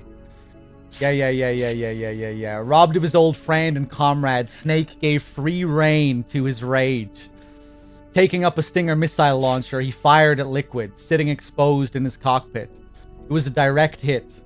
Even the composite armor could not protect against a shot that penetrated into the cockpit itself. Its piloting system destroyed, Metal Gear abruptly spun out of control and pitched towards the ground with a deafening screech. A massive explosion followed seconds later. Snake, caught in the blast, was bodily thrown across the hangar and knocked unconscious. Snake was still out cold, but his radio was online. We could hear smaller explosions from the wreck of the Metal Gear and the sound of flames greedily sucking up the leaking fuel. Snake showed no signs of coming around. A few minutes later, a sound of footsteps emerged from the general chaos. It was moving towards Snake. I would love to play... all I really want, like, fuck remakes, fuck remasters, fuck new Metal Gear games. Just give me the old classics in Japanese with English subtitles. That's all I want.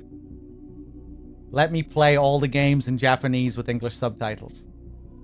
That would be glorious. We could do like Japanese marathons. Someone needs to make a mod where we can do that. It can't be that hard, can it?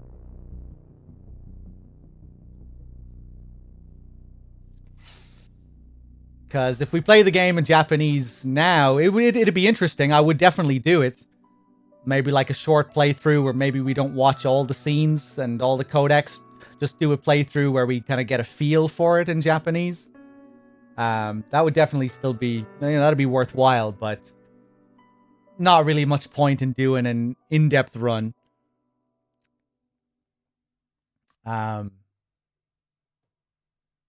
Unless you really do speak the language and you could, talk about it and go over certain things.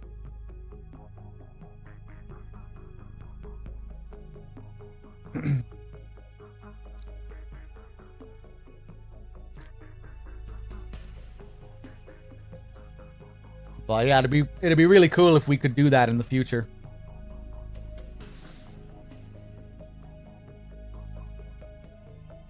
Snake was still out cold, but his radio was online. We could hear smaller explosions from the wreck of the Metal Gear and the sound of flames greedily sucking up the leaking fuel.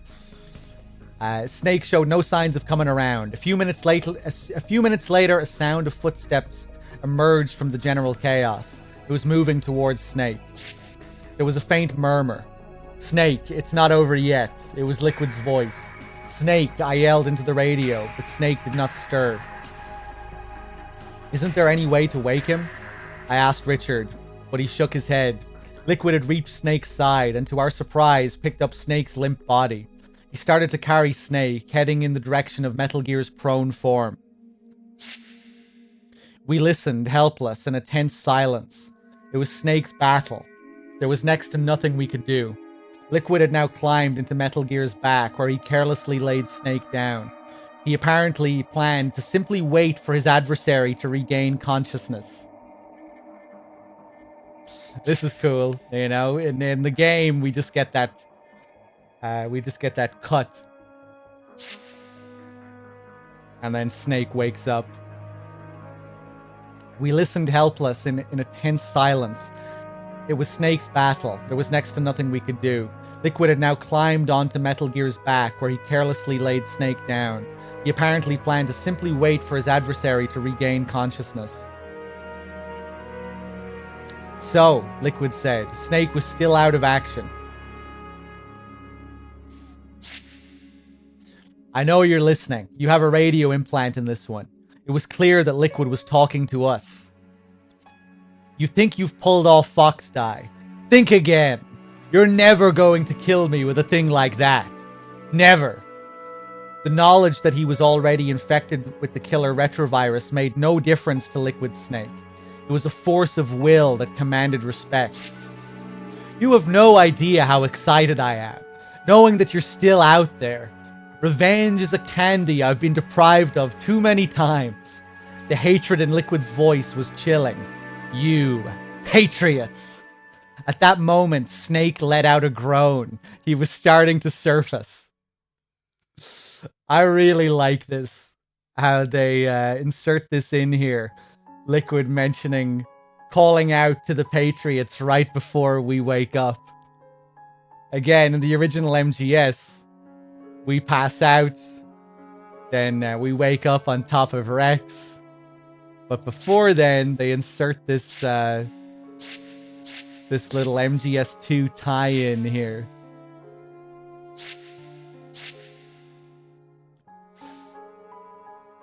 He's almost ready. Listen, all of you. When I've settled the score with this one, I'm coming after you next. I'm going to end your miserable lives in a way that'll make even the Reaper's stomach turn. I look forward to it, Richard murmured starkly. Snake groaned again. He was apparently awake.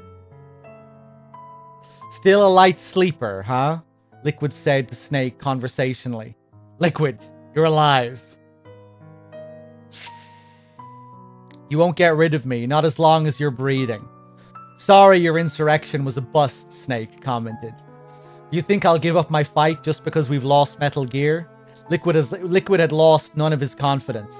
Your fight, Snake shot back. What's your real objective here? To make sure that the age of warriors comes again. Warriors like us, Snake. That's Big Boss's pet delusion all over again. Oh, wait, no. That's Snake. No, his legacy. Liquid exploded at Snake's words. All throughout the Cold War, during the times of turbulence, the whole world wanted us, gave us our due. We were needed. He fell silent as if to mourn the days that were no more. That's all changed. Hypocrisy and fraudulent peace are replacing warfare. There's a terrible emptiness that comes from losing an arena for your gifts. And the terror that you will become a dinosaur, no longer useful. You must know that fear better than anyone. Snake had no reply to Liquid's entreaty. I wondered whether Liquid's words had found their mark. Okay, I'm not going to read all this because a lot of it is just cold recap of what we already know. Yeah, it's just Liquid's speech. It's a question of balance, Liquid responded in a flash. The balance that our father fought for. Yeah. Liquid laughed at Snake's dogged refusal.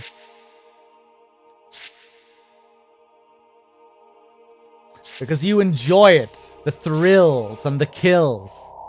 No, that's not. Snake was struggling for words, but Liquid cut in. Are you going to deny it? You've killed dozens of my men today. But that was... As Snake faltered, Liquid laughed in contempt. Every time you delivered the kill shot, your face brightened up.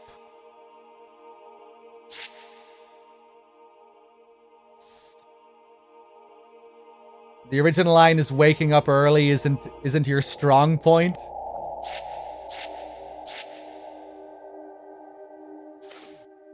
I'd be interested to know, did you ever read the original Japanese In the Darkness of Shadow Moses, Dim? I'd be curious to know if they changed any of the dialogue here from the original Japanese, or if all the dialogue in this that is from within scenes in the game, if all of that is like word for word the same. Yeah, worth looking at just to see if it's the same, because there's a lot of there's a lot of this is just recapping scenes, or it's just the dialogue from the games. But obviously here it's different. It's translated differently. I figured most of this was more of a direct translation, but yeah, maybe they rewrote some of this as well in the original language.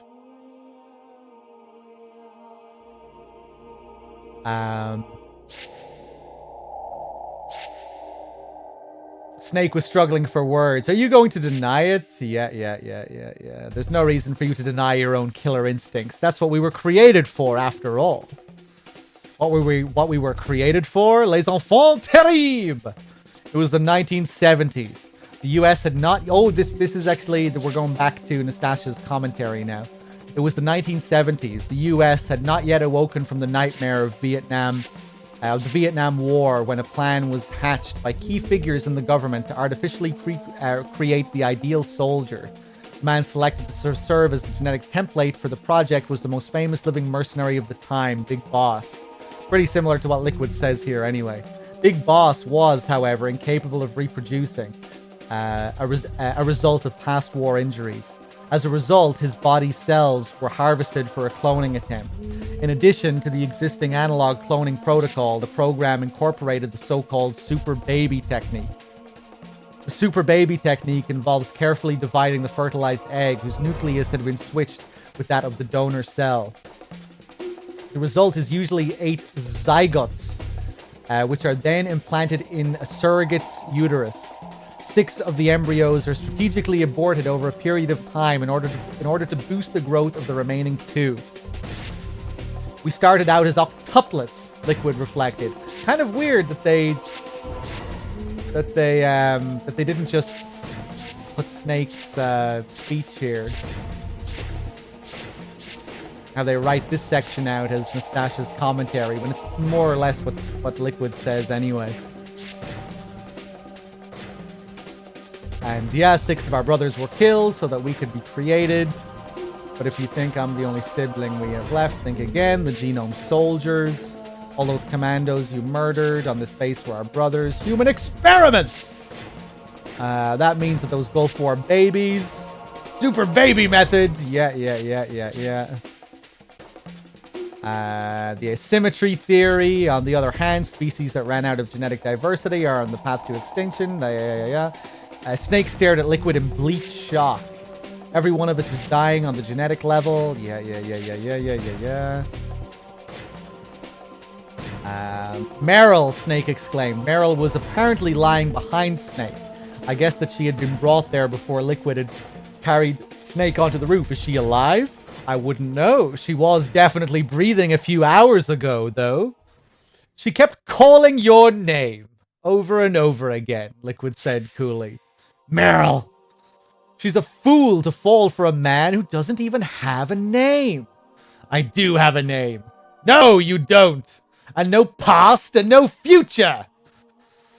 That's the way it is for us. Yeah. You're talking about Fox Die. No, the Pentagon. Snake raised Campbell on the radio. Colonel, can you hear me?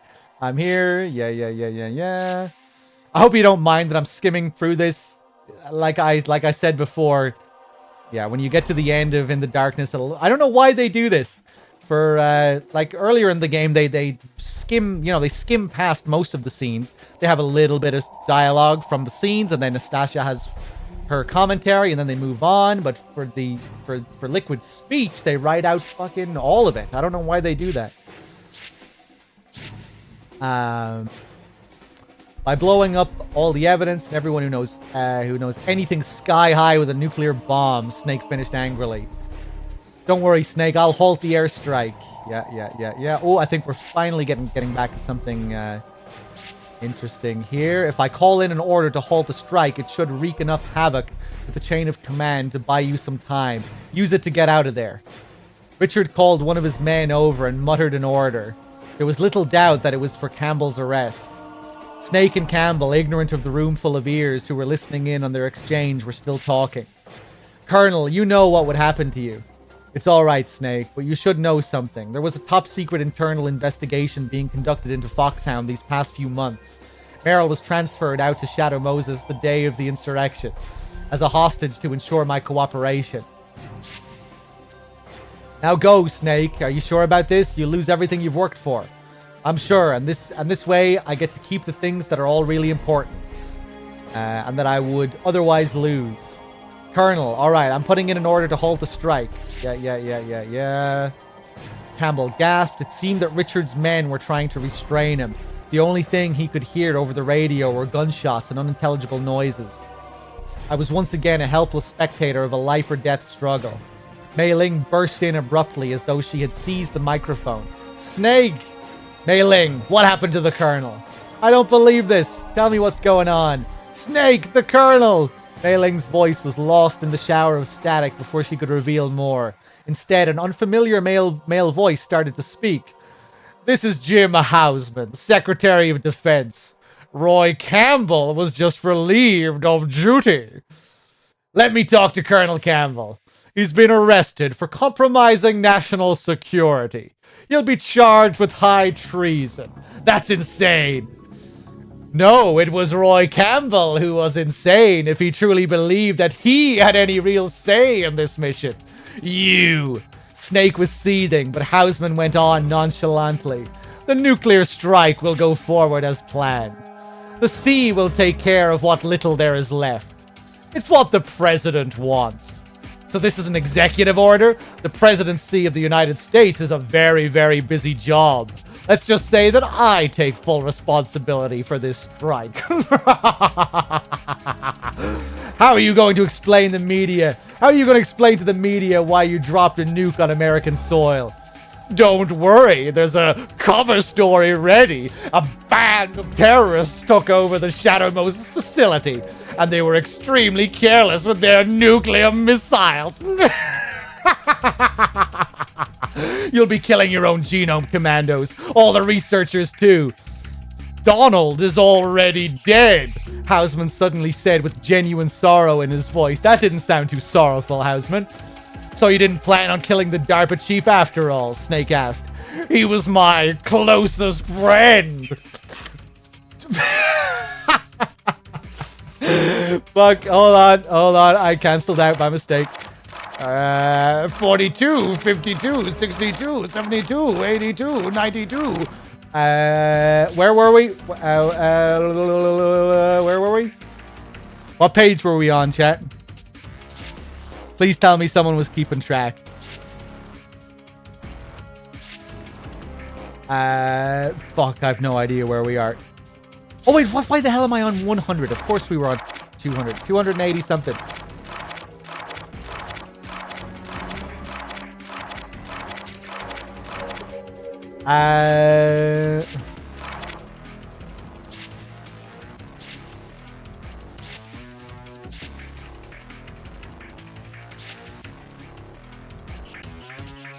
We're back on Liquid's speech again. She's a fool to fall for a man who doesn't even have a name. I have a name. Metal Gear. Here we go.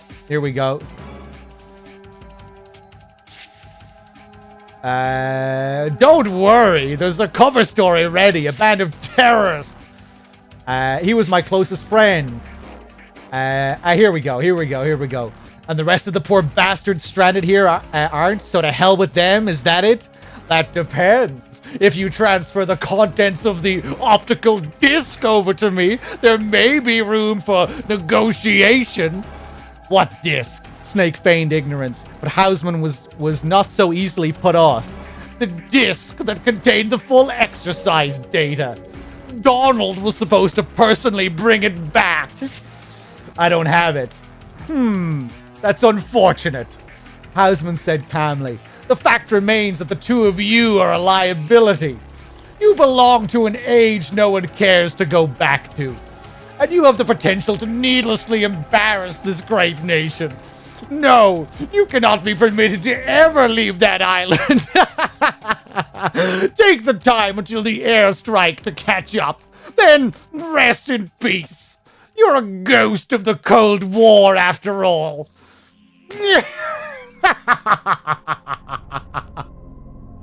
The transmission ended. So there's no way out for either of us. I heard Liquid laugh as he approached Snake. We'll settle the score before the cavalry arrives. Snake rose to his feet. You've taken everything from me, Liquid said, and I will reclaim it all, including my rightful biological heritage.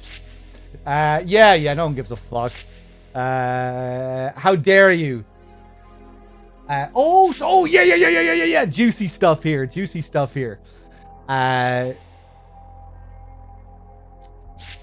The two snakes closed in on one another. The final battle was about to begin. Snake and Liquid had engaged each other in a fierce hand-to-hand combat, but Richard had other things to attend to. He had one of his men open a radio channel. Yes, what is it? I realized with surprise that the person he had called was none other than the Secretary of Defense, Jim Hausman. Look at this shit. An airstrike was an unwise decision. Richard sounded displeased. With a nuclear-armed stealth bomber airborne, a complete cover-up is no longer an option. They are not happy with this. It's the only way to destroy the evidence. It's the only way to destroy the evidence. The results will bear out the correctness of my decision. There will be no results, you fucking lunatic, Hausman. What are you doing, man? Are you insane?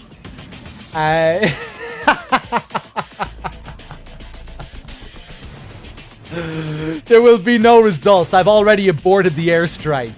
I really like this. How dare you? Hausman started to roar, then suddenly petered out. He no doubt had remembered the powers that be that stood behind Richard. What do you intend to do then? He asked with barely suppressed rage. There's another viable way to salvage the situation. Make me take the fall? I don't think so! Hausman's voice shook with fury. Richard sighed exaggeratedly. You don't think so? It seems, Mr. Secretary, that Colonel Campbell is not the only one who truly believed that he had any real say in this mission. Get fucked, Houseman. What are you saying? I heard the sound of scuffling on the other end. Hey, what do you think you're doing? Get your hands off me! Ah! Houseman had apparently been restrained. It was exactly the same scenario that had played out during Campbell's arrest. You have several choices, Richard explained with something resembling pity. It's up to you which ending this particular story has. I myself would suggest a quiet retirement from public life. You'll pay for this, Ames! I swear to God! Houseman spat out as he struggled vainly against his captors. Personally, I don't condone rough measures. I hope you'll come to the same decision. Richard ended the call. The transmission from Shadow Moses was still active. Liquid's dying scream tore through the speakers. Looks like things are wrapping up nicely over there, Richard murmured. Richard cleared all of the personnel out of the study. We were now alone. I could hear Snake and Meryl over the wires. It seemed that he had succeeded in rescuing her in time. Now the question is, what am I going to do with you? Richard said as he turned away from the radio. The time had come for me to make my move. I walked up to my computer. This machine has been recording everything that went on in this study and relaying it out to a remote location. Once there, the data was immediately backed up on an optical disc. It was no bluff. It was just a more covert version of a real-time remote conferencing system. Because of my work, I frequently must acquire information from such savory types as black market arms dealers and mafia members who specialize in plutonium smuggling. The recordings were my standard insurance policy. I've already sent a message to the collocation administrator. He'll give the disc to my media contact if he can't get in touch with me by a certain time. That had been the mail I'd secretly sent from my PDA earlier. If anything happens to me, the contents of the disc will be all over the world. But Richard was unfazed. I started to feel apprehensive as he calmly lit another cigarette. You mean this disc? He took out a shining optical disc from his inside jacket pocket and slid it into my PC's drive. A few quick clicks of the mouse and the playback started.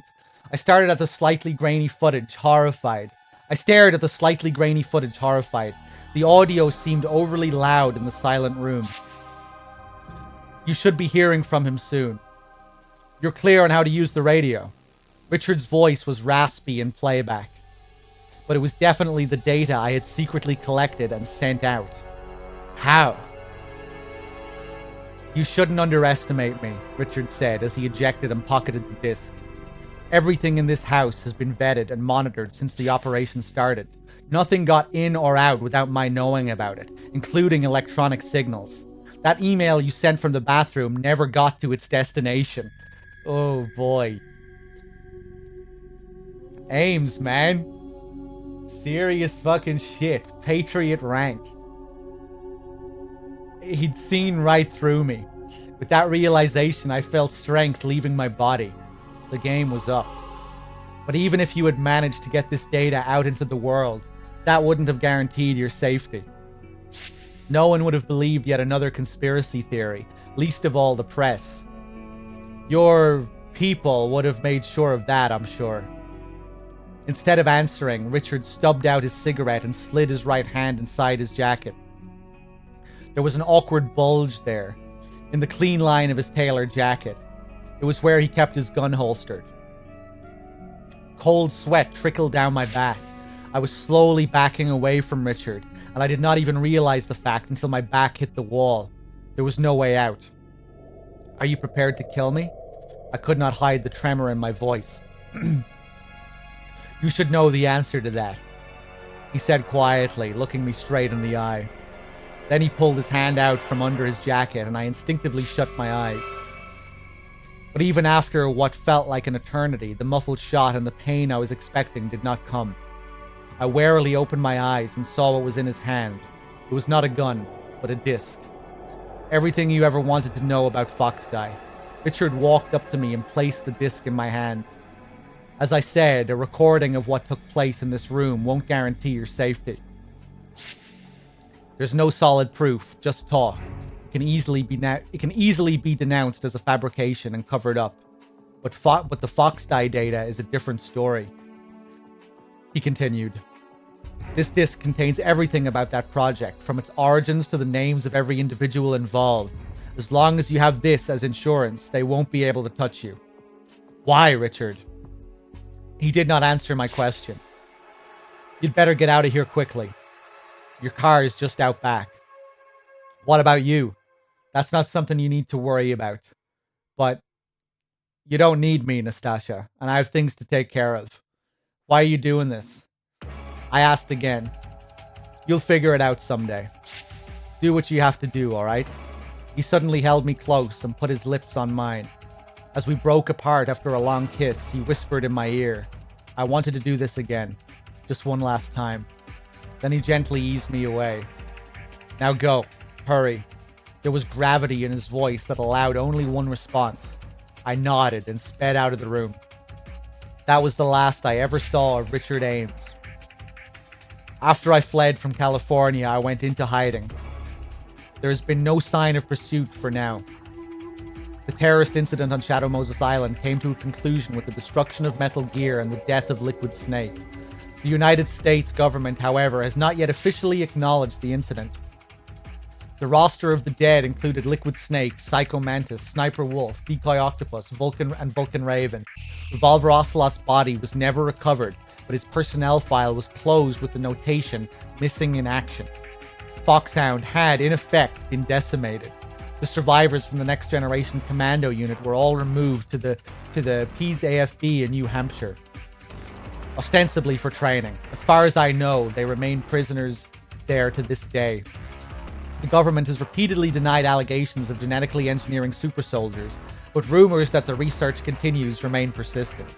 The deaths of Donald Anderson, the DARPA chief, and Kenneth Baker of Armstech ended the development of a new Metal Gear. The Metal Gear Rex unit itself has been all but completed under Hal Emmerich's leadership.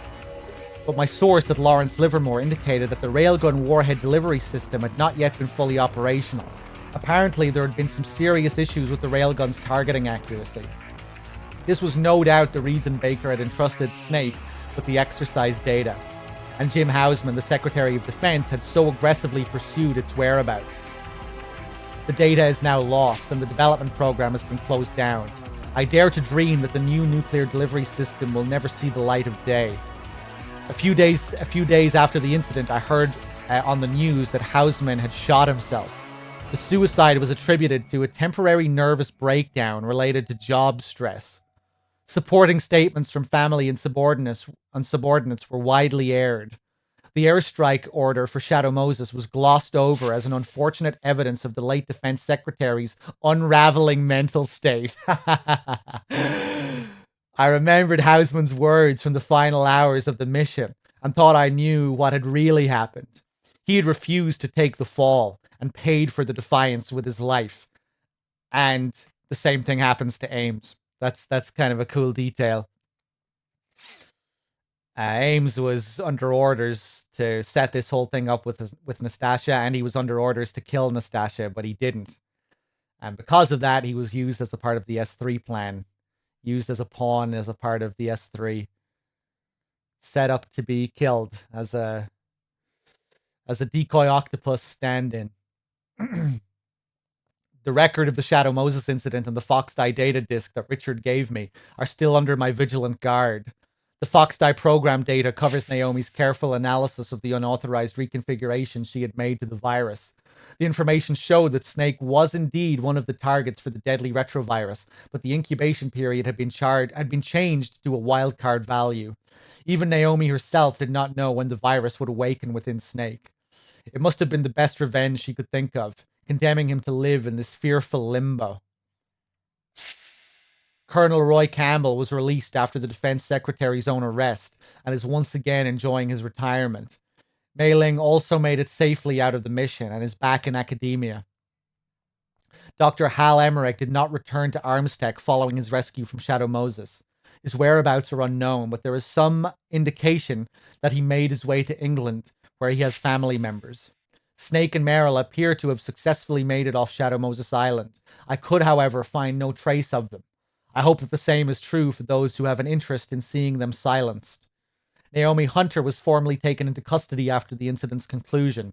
3 weeks later, as she was undergoing debriefing in a certain facility, she escaped. She has not been heard of since.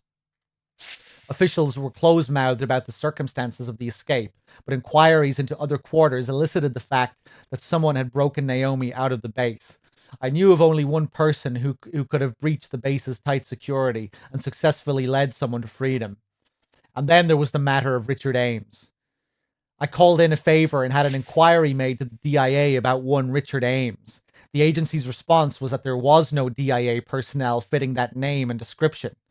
Buying my safety and freedom had been a costly act for Richard. It was then that I decided to go public with what I knew. By exposing the conspiracy, I may be putting myself in renewed danger, but I'm through with being a spectator, an objective bystander. The powerlessness I felt watching Snake's solitary war on Shadow Moses has been a bitter wake-up call. This time I am determined to make a stand. This is my war now, to tell the truth about what happened on that island. That is my responsibility and privilege as a survivor, and a cause for which I am prepared to give my life. Oh, there we go. I'm free. Thanks for listening, everyone. I hope you enjoyed the reading of In the Darkness of Shadow Moses. And yeah, it's not often we do it, but yeah, I hope you enjoyed it. It's pretty interesting. The previous one is great as well. The Shocking Conspiracy, just very funny, very entertaining. Ties into the story of MGS2 in interesting ways, or more so into the themes, conspiracy and picking apart fact from fiction, and the increasing inability to tell fact from fiction within the digital age. And let me just go back to the end here, because I meant to actually comment on one of the last pages here. Can you do it again? I'm afraid not. I've been reading for like 4 hours straight. But yeah, I hope you enjoyed it. Hope you got something new out of it. Maybe learned something new.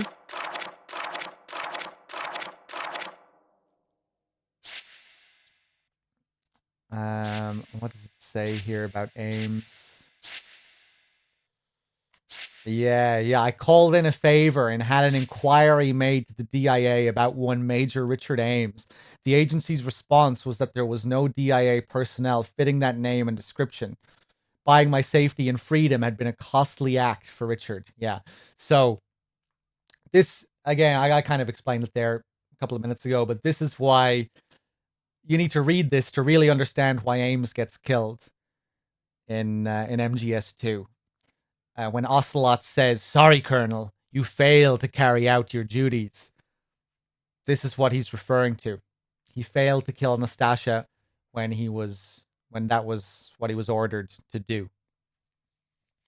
I guess Ames at this point felt that he was untouchable, that he was basically a patriot tier. I think he, even when you talk to him in MGS2, he uses the phrase "we" a lot in reference to the Patriots.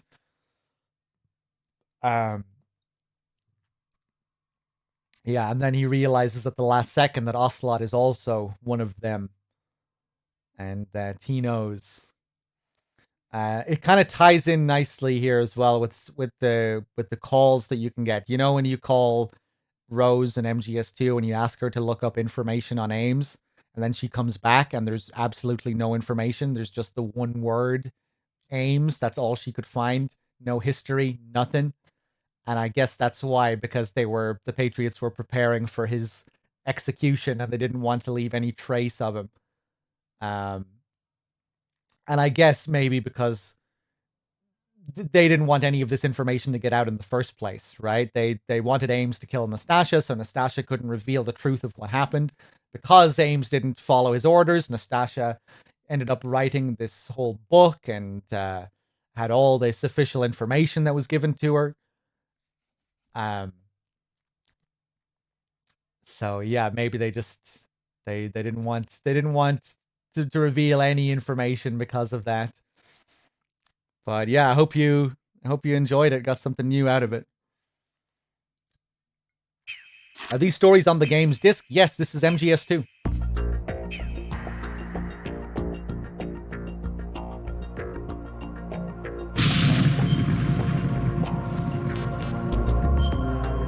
Go to the special menu, previous story. You won't see them all here immediately. When you boot up the game and you go to this, all you'll see is the New York Mirror in previous story. You have to read to the very end of the New York Mirror in order to unlock the shocking conspiracy. And then you need to read to the end of the shocking conspiracy to unlock In the Darkness of Shadow Moses. Oh, is the review in the demo as well? Really? That's cool.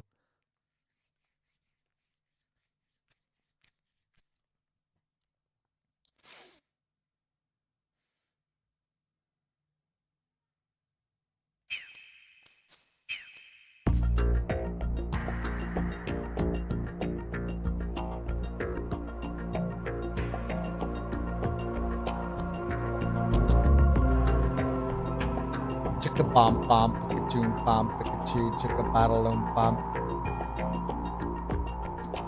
So Richard Ames was never really a patriot. Well, I mean, who is a patriot at this point other than the AI? The AI is the patriots, but Ames was very high up on the hierarchy underneath that AI, it would seem. He was a high-ranking. I like to refer to characters like that as being like patriot tier, you know, like Ocelot.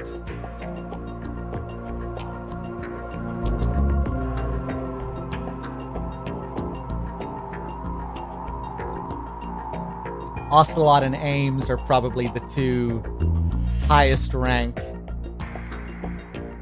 people in the game. You know, the characters who are like direct agents are the characters who are like direct agents of the Patriots AI.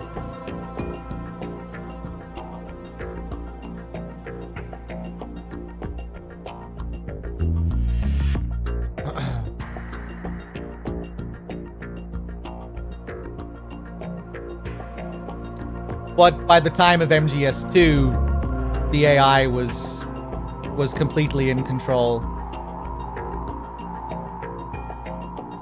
I mean, even if you are adding MGS4's lore to this, you know, it doesn't matter if Ocelot was one of the original founding members. The AI gained its own sentience and did its own thing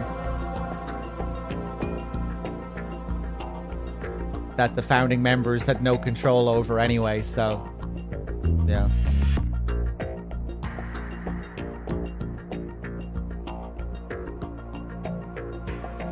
But yeah, I prefer not to really think about 4's lore and all the stuff that was added when thinking about MGS2. I mainly view MGS2 in the context of MGS2 and MGS1 in the previous games.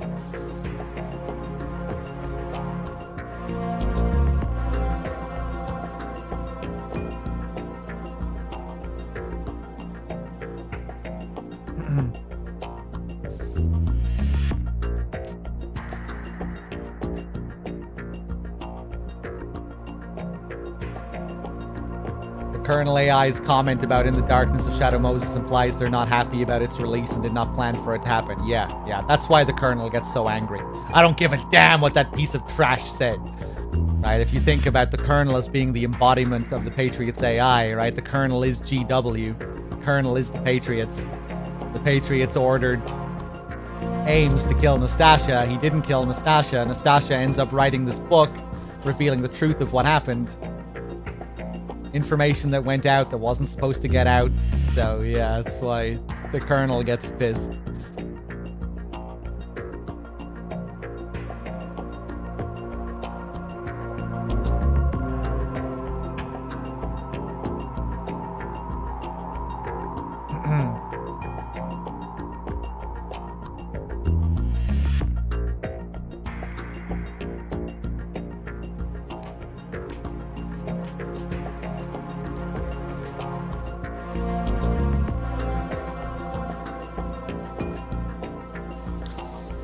Oh, let me check my dashboard one more time before we sign off.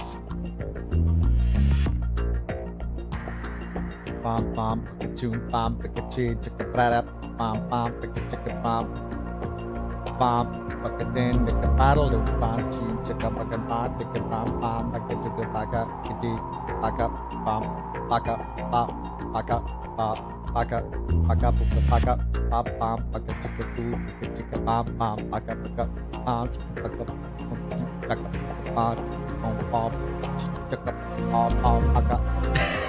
okay. I'll stop that. JP man, thank you for the Prime sub. Much appreciated. Solid Micah, thank you for the 1 bit. Found this in my couch. Thank you. Fapping Kiefer, thank you for the $5. Not my proudest fap, but it'll do. I'm not sure what I was reading when you donated that, but thank you. And I think that is everyone. Nordy was before that. I'm pretty sure I thanked Nordy. Genome, Element.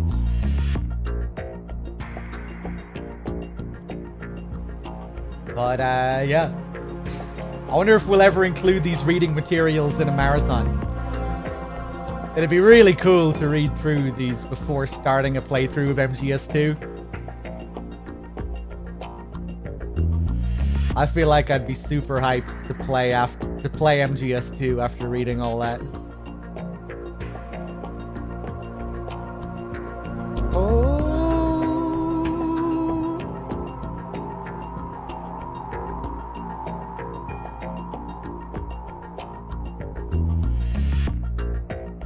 Maybe I could do really immersive recordings. Maybe I'll try doing Nastasha's voice next time. Security cameras? Nah.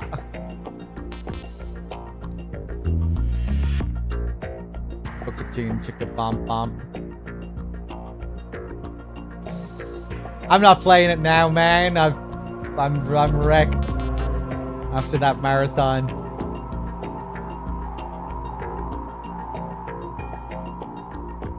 Yeah, I had to take a day off before doing this reading because yesterday I was wrecked. I'm okay today, honestly. I'm not too bad. My next stream, I think, will be Snake's Revenge. I remember Mint, the crazy bastard, donated $1,000 for Snake's Revenge. So I think we're gonna have to suck some balls again sometime soon.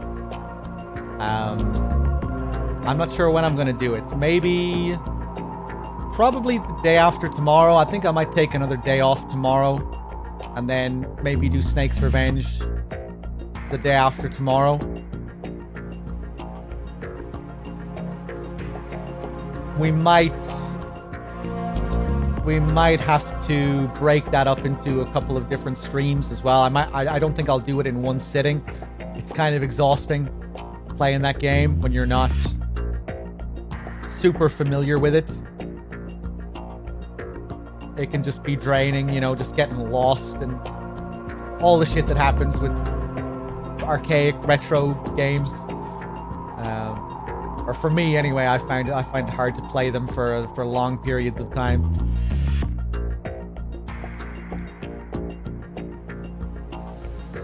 You know, it's a good prelude to Snake's Revenge, Snake Tales. I really would like to play some more Snake Tales.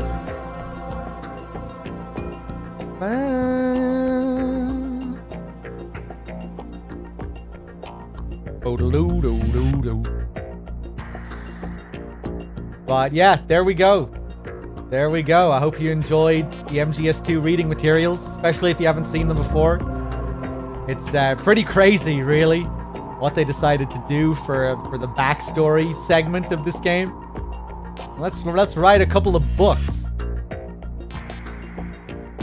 An incredibly creative way to recap MGS1 and provide a bridge to MGS2 with all sorts of cool little details tying into aims and the little bits of foreshadowing of Arsenal Gear and Gary McGolden and his crazy story of going to Shadow Moses and a tuna fish. And it's really interesting, you know, when they there's that little moment early on where he gets the envelope, and he's talking about bombs and timers and stuff. It's making you think of Fat Man, and the just really cool how they tie it into the themes of MGS2, making you wonder what's the deal with this guy's story. How can we what are we taking as fact and fiction here? Really just makes you think of how absurd the MGS1 story is if you're trying to view it through a realistic lens. It kind of forces you to view it forces you to view MGS1 as if it was real, as if someone was really reporting on it, and how insane it would be. We hear him once he starts talking about his tuna fish journey, we're like, oh, this is fucking ridiculous. But then once he starts talking about Nastasha's story and the story of MGS1, it's like, oh yeah, well, of course, Metal Gear Rex and Psycho Mantis. Yeah, I mean, of course, we played that. Even though we know it's this fictional story, it's just kind of funny the way it blurs the lines. Because we've experienced it as this story that we take seriously, of course it happened. Of course it actually happened within this fictional world. This guy and his tuna fish, though. Not sure about that.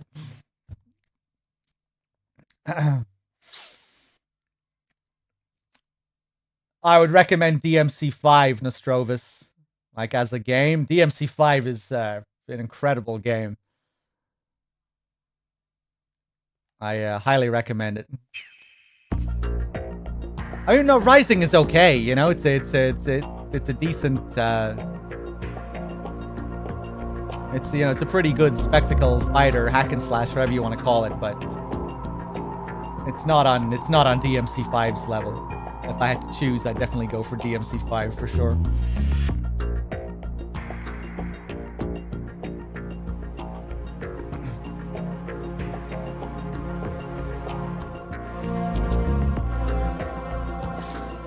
I still need to go back and play more as Virgil.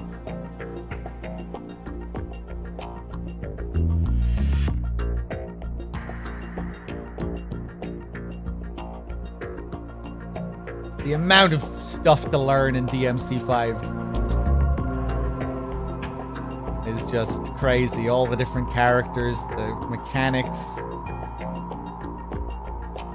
Crazy game.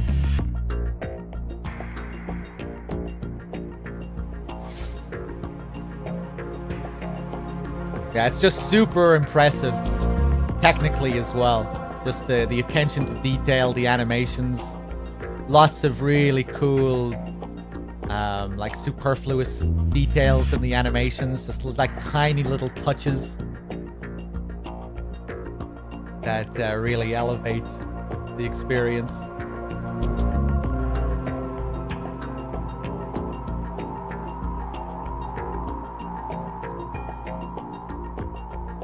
All right, guys, we'll leave it there. Thanks for watching. Hope you enjoyed the special reading of all this stuff. Hope you got something out of it. Maybe learned something new. And yeah, till next time, everyone. Thanks for watching. I'll see you soon. Peace.